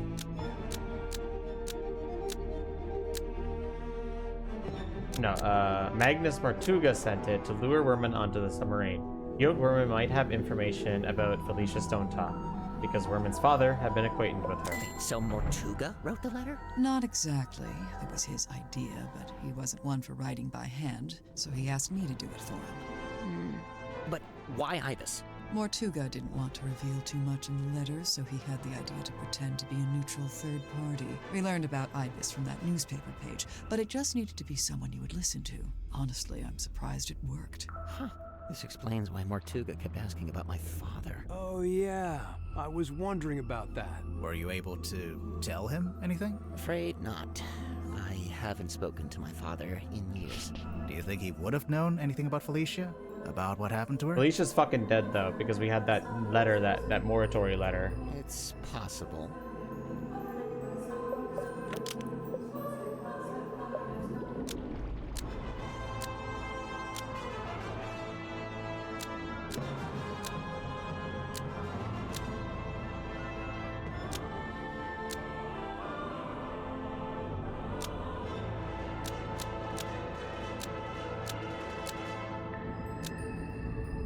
Yeah.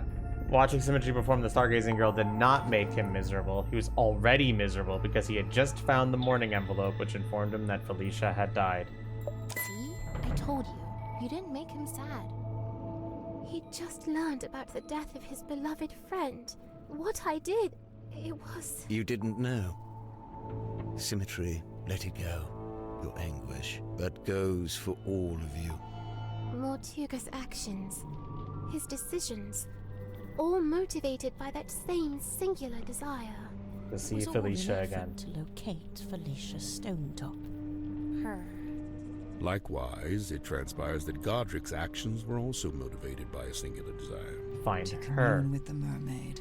Or her. And when they opened the black box and found the mourning envelope, found the necklace key, it all came to an end. Well, what are you waiting for? Go ahead, open it. Godric, I really don't know why you're here. This doesn't concern you. I bet it does. I'm to believe the box may contain information on Captain Stonetop. Even if it does, it is wholly unrelated to our unfortunate voyage. I'll be the judge of that. There could be anything in there. Listen. I prefer you not to shake it like that. Besides, it doesn't open that way. It slides out at the side. Let me do it. What's all this? A scroll? An envelope? There's something inside. Wait. What's this? We both know what that is. That's Felicia Stonetop's necklace, isn't it? Isn't it? The murder of Magnus Mortuga. Our discovery of the necklace precipitated two important conclusions. One, we now possess the key necessary to operate the Mermaid's Tongue. In my complacency, I had not even known it was missing, simply assuming it lay within the cauldron. But no, Felicia had taken it away with her, and now, through what twist of fate, it had returned. Which brings me to conclusion 2. The fact that her necklace had been sent to her parents in a black-rimmed envelope attested to us that Felicia Stonetop had died. Even through his burgeoning grief, Mortuga could see in my eyes how I wished to make use of the key. Fearing what ruin might follow should I act, he did what he had always done. He lied. Lied about having the Mermaid's Tongue on board. He had your best interest at heart, Godric. We both know this. However, it was a lie that no longer worked on me, for I had laid eyes upon the truth. The truth? About what Mortuga had in the storeroom. What did Grip see that confirmed Mortuga was keeping the cauldron on the submarine?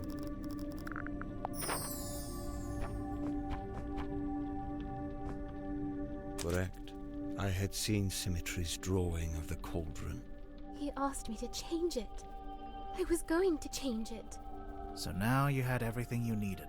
The key, the bell, and the Mermaid's Tongue itself, albeit locked in the cauldron.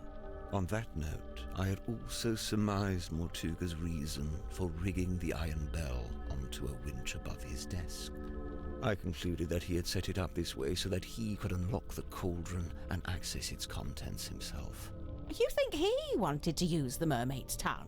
You'd like to suggest Mortuga would be immune from such things, hmm? I concede it may have been an alluring prospect, but actually choosing to act, it displays a dangerous hubris. Well, maybe he just wanted to be able to get to it, but not actually use it, you know? Grip, did you actually accuse Mortuga of wanting to open the cauldron? Of wanting to use the Mermaid's Tongue? I did, and he flatly denied it, which caused an argument. Truth be told, we were both sick of each other. The last vestiges of our mutual decorum fell away. He attempted to shut me down with cold logic, insisting that it was not possible for one man to simultaneously turn both dials on the iron bell. Wait, is that true? Kinda. Depends how big you are, how wide your arms are. I knew Mortuga would be capable of it, and I could see in his eyes that he intended to do it. Well, not to side with Grip here, but he was right. Mortuga did open the cauldron, didn't he? Yep. Perhaps his intention was simply to move the Mermaid's Tongue to a newly contrived hiding place. Maybe he was just gonna destroy it. As he should have done years hence, I might add. Grimoire, what do you think? What do I think? I think he wanted to... I don't know. I think he wanted to use it. I think he wanted to use the Mermaid's Tongue. Whatever the reason, I knew it was only a matter of time. And what's more, following our discussion about the mechanism of the iron bell, I understood the specific physicality of the task ahead of him. The reason I think he is using it is he thinks he might potentially try to get information about Felicia. Physicality? In order to reach both dials, Mortuga would need to hold his body close against the iron bell. His head, his neck, would be right up against the mechanism. Overcome with frustration and grief, Mortuga had left the room. He had left me with the necklace key. I felt it in my hand, the metal cold and sharp. I climbed up onto the desk and wedged it into the iron bell around the back so that it would not be seen. At least, not until the mechanism activated. You're a murderer. Call me what you will. To me, it was merely insurance against continued deception and greed on Mortuga's part. If he indeed decided to keep the Mermaid's Tongue for himself, if he decided, as he always had, to keep it from me, then it would be his last decision. The rest you know. Having first locked himself in the room, Mortuga unlocked a cauldron and was killed by the blade of the necklace key. I tilted the submarine in order to claim the eyeball key, which granted me access to the captain's cabin and a path into the storeroom from above. I took the mermaid's tongue from the unlocked cauldron. And then you went up to the aft deck and used it, didn't you? I tried to, but you stopped me. You're welcome. Tadpole then dove into the ocean and collected the pieces. Including the coral and the gemstone eyes, which she kept for herself. Yeah, as for the mask itself, I just left it in my room. And I took it when I later visited the room to collect hex from the dome tank. Wow, you're admitting it, huh? I admit I moved it to a more secure location, ultimately a wise decision, wouldn't you say? Except, it's not there anymore, is it? It's right here. It's dark! Uh-oh. Grip turned off the lights. Someone grab him! You motherfucker! The mermaid's tongue, it's gone! He took it. He must have. He can't have gone up to the foredeck. It's still locked. Which way did he go? The mess hall. The control room? No. What about the aft deck? Let's go. Maybe we can catch him.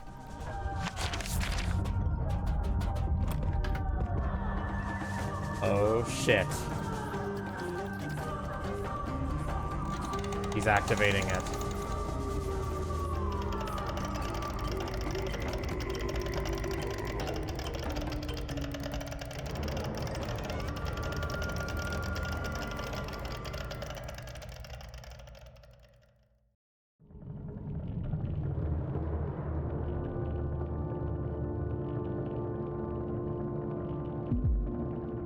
He's wearing it. He has a thumbprint on him, too. Are we too late?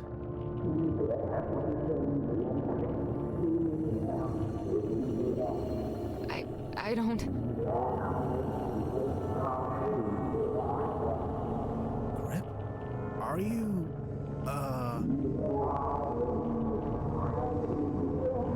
What? Wait, where's he going? Oh shit, it's green out there! It's the compass. He fixed it. The fixed compass.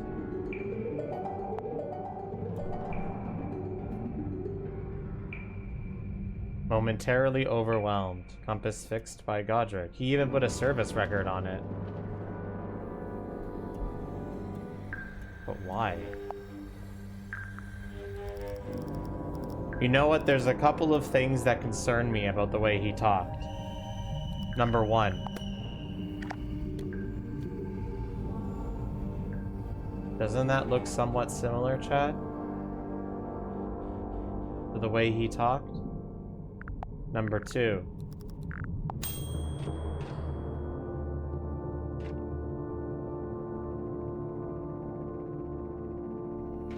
I don't know, that could be nothing, but... What's he gonna do? Should we follow him? I don't... He's locked the door. Can you see him through the window? Oh my god!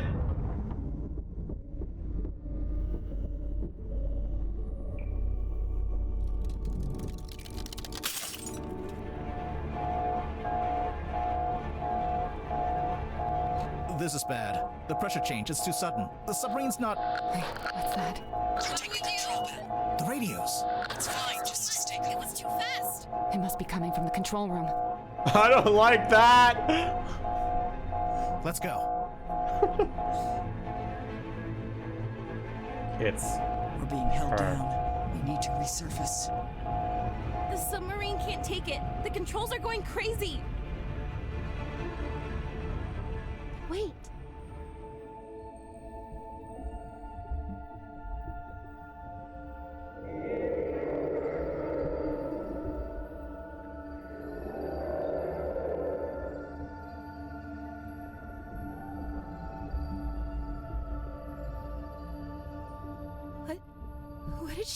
She's gone.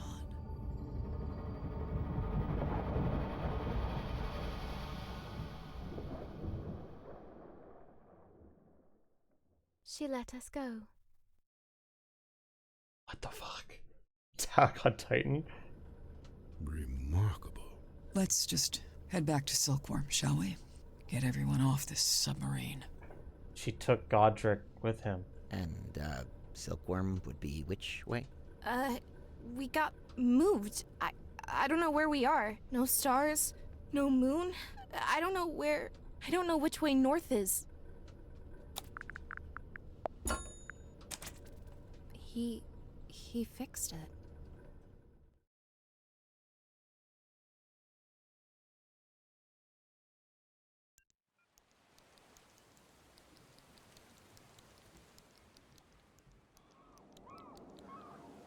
Town Square.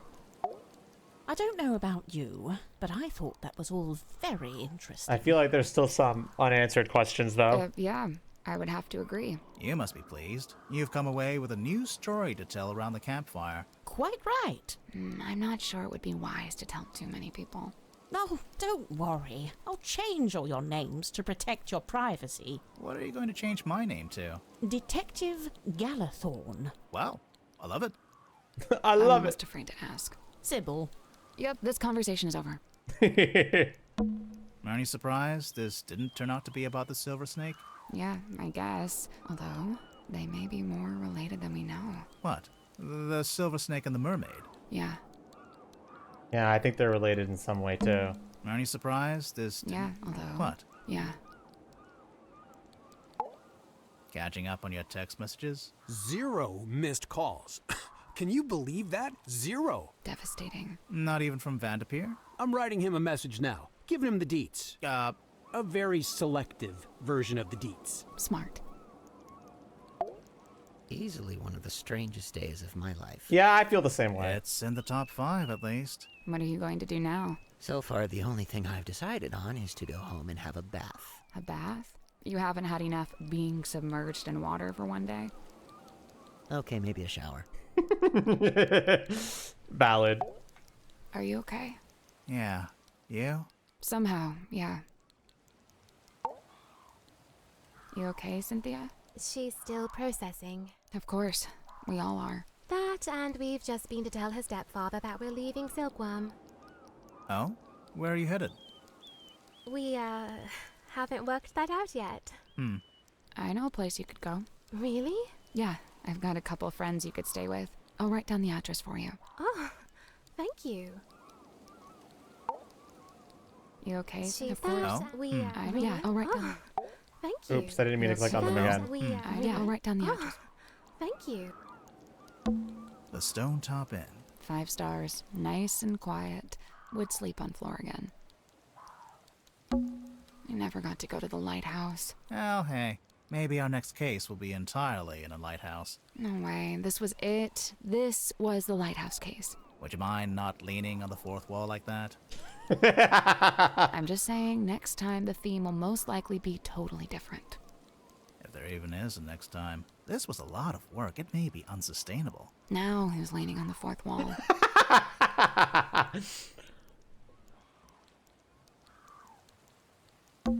That was the weirdest submarine I've ever been on. And the last? And the last. Is everyone okay? I guess so, huh? Fits as a fiddle. Oh, sure. Just had my human perspective permanently and irrevocably shifted, but hey, what's new? But what about Grip? Did he die or what? Did he die? Honestly?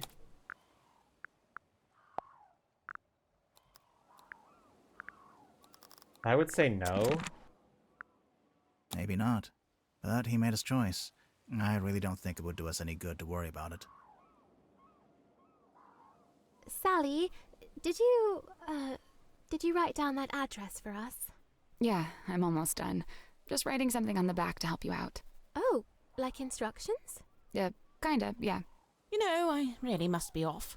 Ah, come on. You've got nowhere to be. You're quite right. Nowhere is precisely where I need to be, and I'm rather in a hurry to get there. All right, that was pretty good. I'll let that slide. And, Tadpole and Zephyr stayed on the submarine? Yeah. Are they gonna rename it? Of course not. You gotta keep the Mortuga name. It's like his fingerprint on history. You say that, but by all accounts, he actually didn't like the submarine very much. Yeah, That's true. It wasn't his choice to be there. He spent all his time trying to work out how to leave. Well, yes, all right. I can see that. I'd say his fingerprint is right here. It's all of you. It's Symmetry, it's Cynthia, Tadpole, Zephyr, everyone he was kind to, everyone he helped. Dude, that's real. But what about the mermaid's tongue? What about it? Well, we still don't really know anything about it. How it works, who made it. Good. What? It's good that we don't know. It's right. I don't know. The mermaid's tongue is a shameless shortcut, a trap for the impatient and the dissolute. But you don't want to know what the mermaid said? Oh, I want to know. But as I stand before you now, I can't know. You understand? That's just the way it's meant to be. I see. Wow. What an interesting game, huh, chat?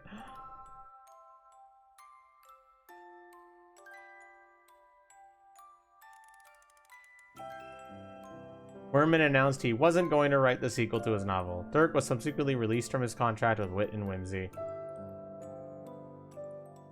Mariana Moon, avoiding all questions about where she was headed, simply disappeared over the horizon. Madame Tadpole became captain of the Mortuga submarine. Dr. Zephyr stayed on board to continue his research, newly inspired by what he'd witnessed. You're sure this is the address Sally wrote down? Yeah, it must be. She wrote something on the back, too. Oh yeah, what was that? Instructions? It's a little poem. You should read it. Me? You're the poet. No, you read it. Okay. Eavesdrop what the stars are saying, earthly tethers slowly fraying, floating, helpless from the worst of jealous hunger, selfish thirst. Take a moment, kneel and meet the flowers growing at your feet.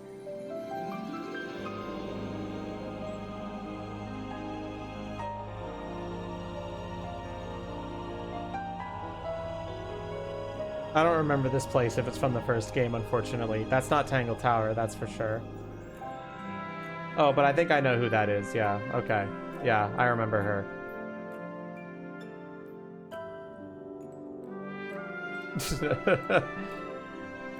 No, I definitely remember her. I remember her too. They were definitely from Tangle Tower. It's been a while since I played that game, and honestly, I've forgotten quite a bit about it.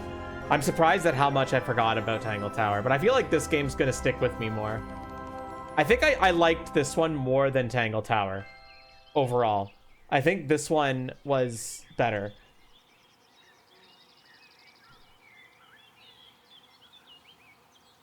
But are they just gonna leave those question marks open? Oh man. I get that it's like kind of the point is to be unknowing, but like, I wanna know.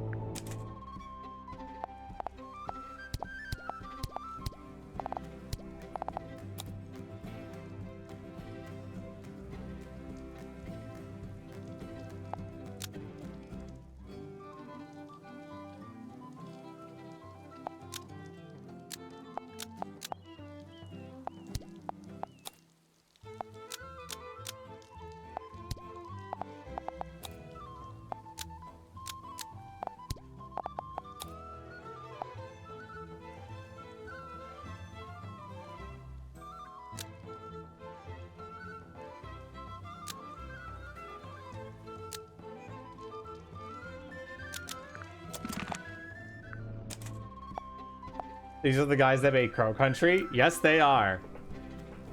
There's something else from Tangle Tower in this game? Well, there was the whole Fellow family thing going on there. That was a big thing about Tangle Tower. That's a big link to it anyway.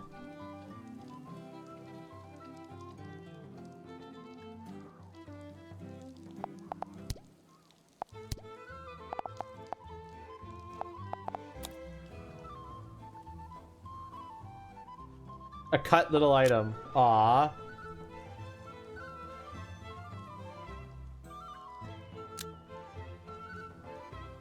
I'm sorry. There was too many clues and I had to get rid of some.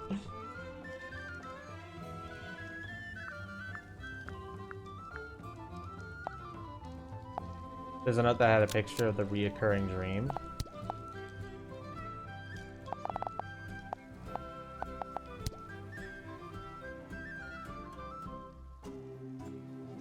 Where is that note? Is it here?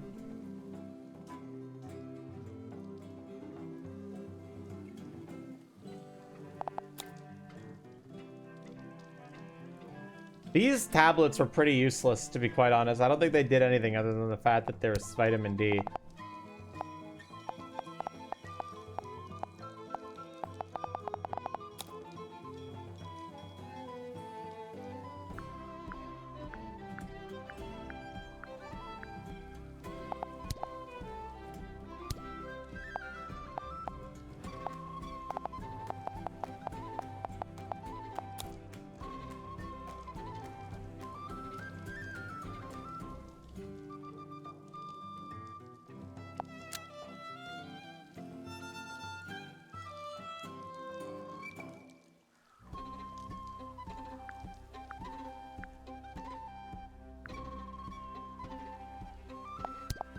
Yeah, I don't think it's in the thing.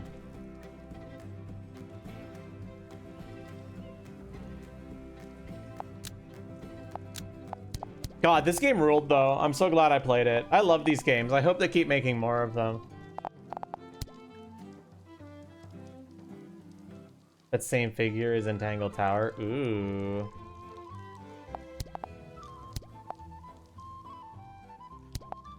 It looks so much fun. If you didn't watch my playthrough of Tangle Tower, definitely go play it. It's really good. I think I still remember the plot twist of that game, but I honestly forgot quite a bit about it. I'm actually surprised at how little I remember of it. It's kind of like weird. Did I just like... Honestly, it's like kind of like a gap in my memory, even though I could just watch my VOD and I would see myself playing it. It's weird, man. I don't get it. I don't think it was that long. How long ago did I stream Tangle Tower, actually? That might explain why I can't remember anything about it.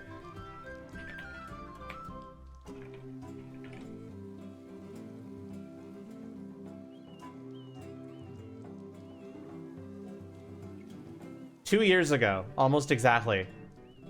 That's not that long ago.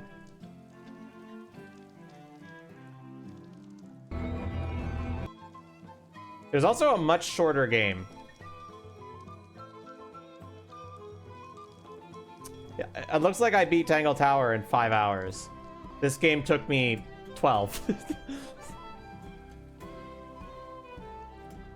Maybe that's why it didn't stick in my memory. Less time to get to know the characters.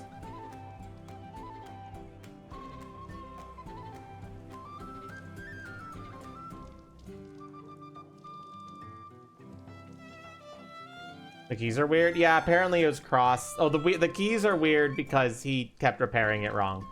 They did explain that. And the typewriter was weird because he was doing cross typing or something like that. That's what he said anyway.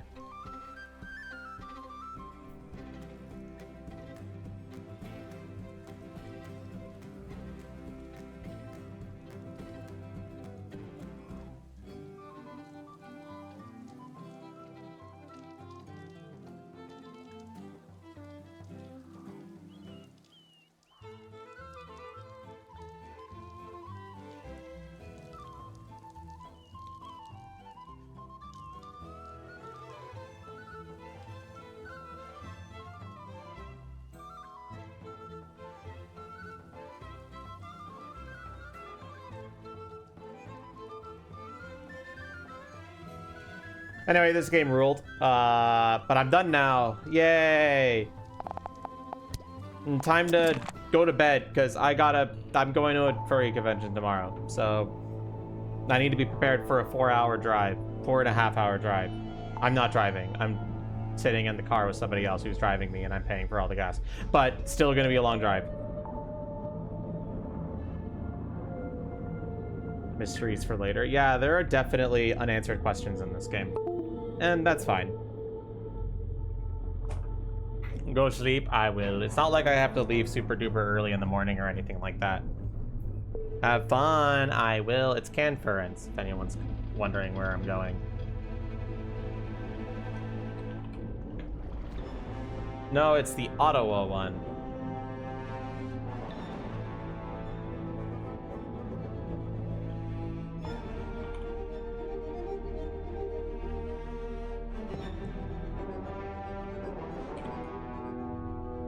I'm glad I was able to beat this game.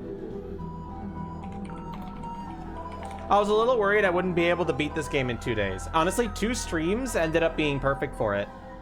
Today was that was like the perfect amount of time for 2 streams. Excellent. Love to see it. Anyway, we're gonna raid Sobi. They're playing Kingdom Hearts. Go make fun of their Kingdom Hearts skills. He says. Oh god, he's in Atlantica, also known as the worst level. Okay, that means the raid message, we have to make fun of the fact that he's in the worst level. That's gonna be the raid message. Okay, chat? If you play Kingdom Hearts, you know what I mean. Fuck that world. Fuck that world so much. Alright, that'll be the world name. Alright, everybody. I will see you all next week. No streams for the rest of the week. What are we streaming next week? Honestly, I don't know yet. We'll figure it out when we get to there. Likely next Tuesday is when we're gonna stream. Okay? So, bye.